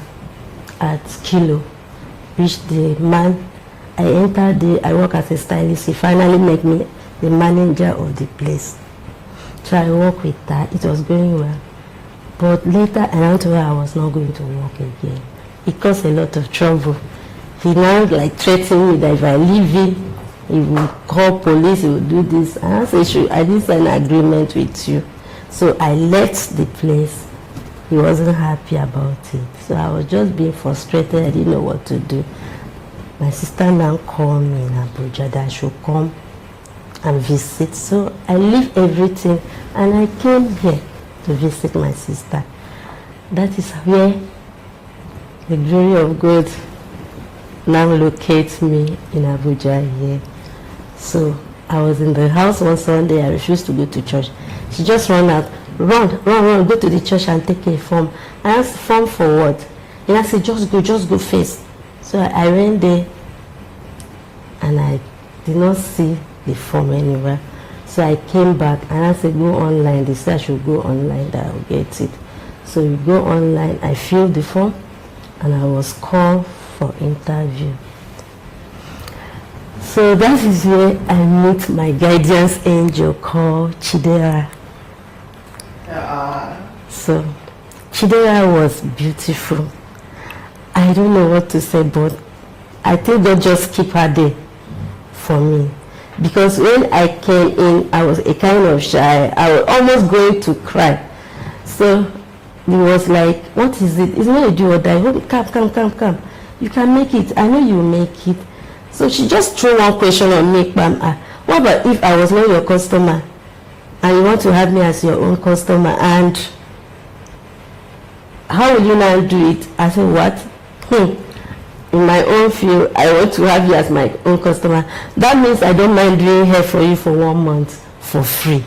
And I said, how? I said, because I will do the hair because I want to have you as my own customer. So I will do your hair 1 month for free and I will not take 10 naira from you. But when I have you as my own customer, I will make sure you pay for all the 1 month hairdo that I did for you. Indirectly, you will not know, because when I say, okay, for example, if you go to a salon and they will give you a cup of water to drink, most of the time they give you tea to drink and they charge you 500 naira. The main hairdo is 200 naira. The tea you drink, you have paid for the money. The water you drink, you have paid for it. So it's not for free. Nothing is for free. Eh? Yes. So for that, that is how it ended, and I was happy that I was among the people they called for payment. Thank you. That's an absorbing story, Terence. Thank you. What Terence is again explaining to us was how she got to be part of the fellows in Conversations for Change. So it's an amazing story, and we thank God, as you have said, for Chidera, who was there to encourage you, to give you an opportunity to rise to the questions. So now that you became a C4C fellow, how has that affected your business? So much. Thank you very much, ma'am. Thank you, viewers. It affected my business in the sense that I went through workshop training, and they really helped me in the sense that they taught me about how I can manage my business, how I can save my money, how I should not, like, I have a receipt of everything I do. I write everything, all the back, what I bought, the market I bought, I go, and everything I do is recorded down. That is what C4C taught me how to do it. So at the end of the day, I come out and I sit up and I will now cross-check all that I did.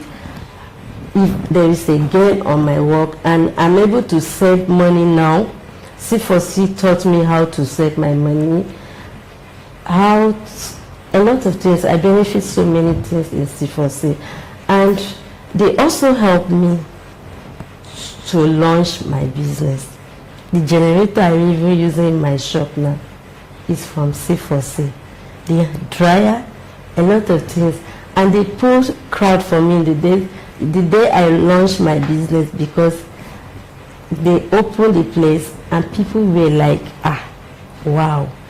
So even though the shop is very small, I can tell you that I make money more than those who have a very big shop, because it is from the help of C4C that I was able to get the shop and start my business. Thank you for that beautiful story, Therese. For me, as I listen to Therese, I am awed, I'm overwhelmed that when despite challenges, when you see the potential in a young person and support them, that amazing things can happen. Stay with us. We'll take a short break, and when we come to the last part of the segment, Therese will also give us some words of wisdom.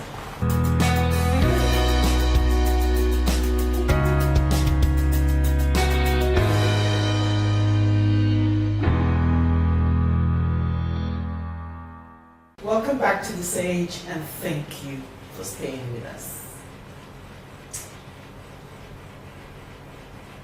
You will remember we have Therese Marcus on the set, and together, working with her, we'll be telling her beautiful story.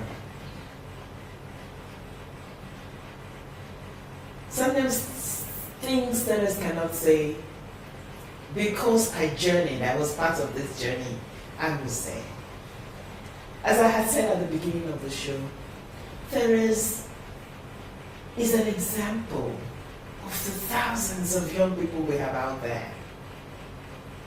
Sometimes the circumstances of your life do not allow a college degree, a university degree, or a post-university degree, and yet you have a God-given right to still make a way in this country, in this life, to economically and otherwise empower yourself. And Therese has been an inspiration in that regard. Let me tell a little story. Let me tell about, with the other fellows in the set, like I said, perhaps Therese was the only one who didn't have even a second degree or something. Part of the requirement of the program was that you would do a pitch, present your business plan to an audience in a PowerPoint presentation and all that. Therese was determined. She was determined to achieve her life's passion. This was an opportunity, she realized, to finally do that thing she wanted to do, to own a salon that would be hers, in which she could express her creativity. And so she never gave up. She now tells me in confidence that her personal angel, Chidera, was there also helping her. Sometimes she will call her, Chidera will tell her, you can do it, go ahead, you know? And so what the particular incident we remember, that it's a standing joke, is that she was asked to do, like all the others, a presentation of her business plan at the end of the fellowship. She got help, she put together the presentation, she did everything, started the PowerPoint presentation. Halfway through the presentation, the English was too much, eh, Therese? They're wasting my time. and she said, and she did like this and removed the PowerPoint presentation and said, I have not come to Abuja here to waste my time. I intend to make a success of this business. She won that day. The day was hers. Our outside guests who had come to listen were on their feet clapping. They were so excited. It said it all. I haven't come here to waste my time. I have come here to make my business work. And today she did that, and we're so proud of her. Her business is working. Her salon is so busy. She's bought over the place where her salon is. It is now hers. She's redecorated. She now has savings. She has moved into her own place where she lives now. Therese is an economically empowered young woman and a living testimony to the fact that no obstacle is too great if you have faith, if you have talent, if you have passion, if you have determination. That is, my dear, thank you for the many life lessons. Thank you, ma'am. Before we close, let me just ask you to turn to the audience there yourself and tell them in your own words your advice for many other young people out there. Thank you, viewers. My advice for young people out there is that focus on your dream. Don't be shy to learn. Ask questions. Whatever you are dreamed to do it with passion. You will always come out. The world will be your limit, because by the time you found yourself where you not dream of, you will now know that it is good to believe in yourself and do the best. What a beautiful, beautiful words to end on. Follow your passion, follow your dream, believe in yourself, and whatever you hope to achieve, you will achieve it. As Teres has so clearly demonstrated to one of us. Thank you for being with us on this segment of The Sage. But I hope, I am convinced that you understand what this particular episode has focused on.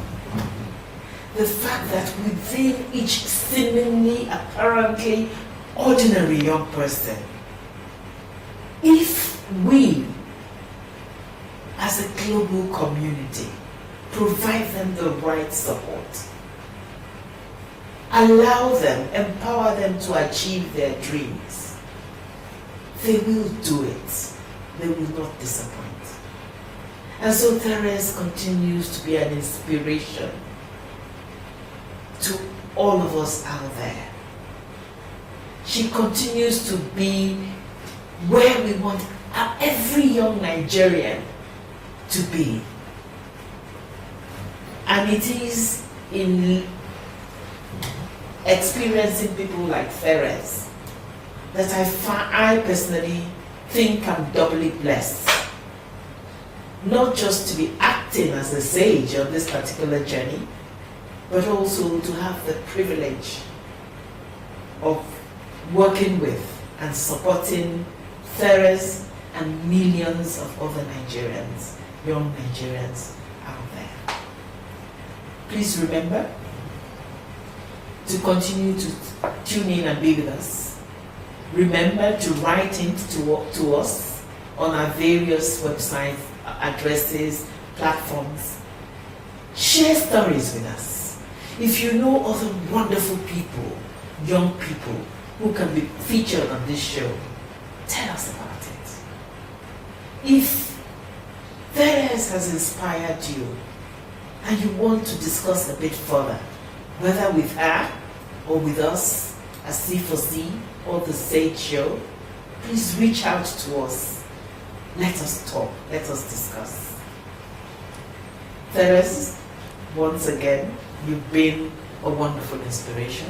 Thank you. Thank you for coming to this show. Thank you. May the good Lord bless you. And to all our viewers out there, thank you for being with us. Stay tuned for the next week's episode.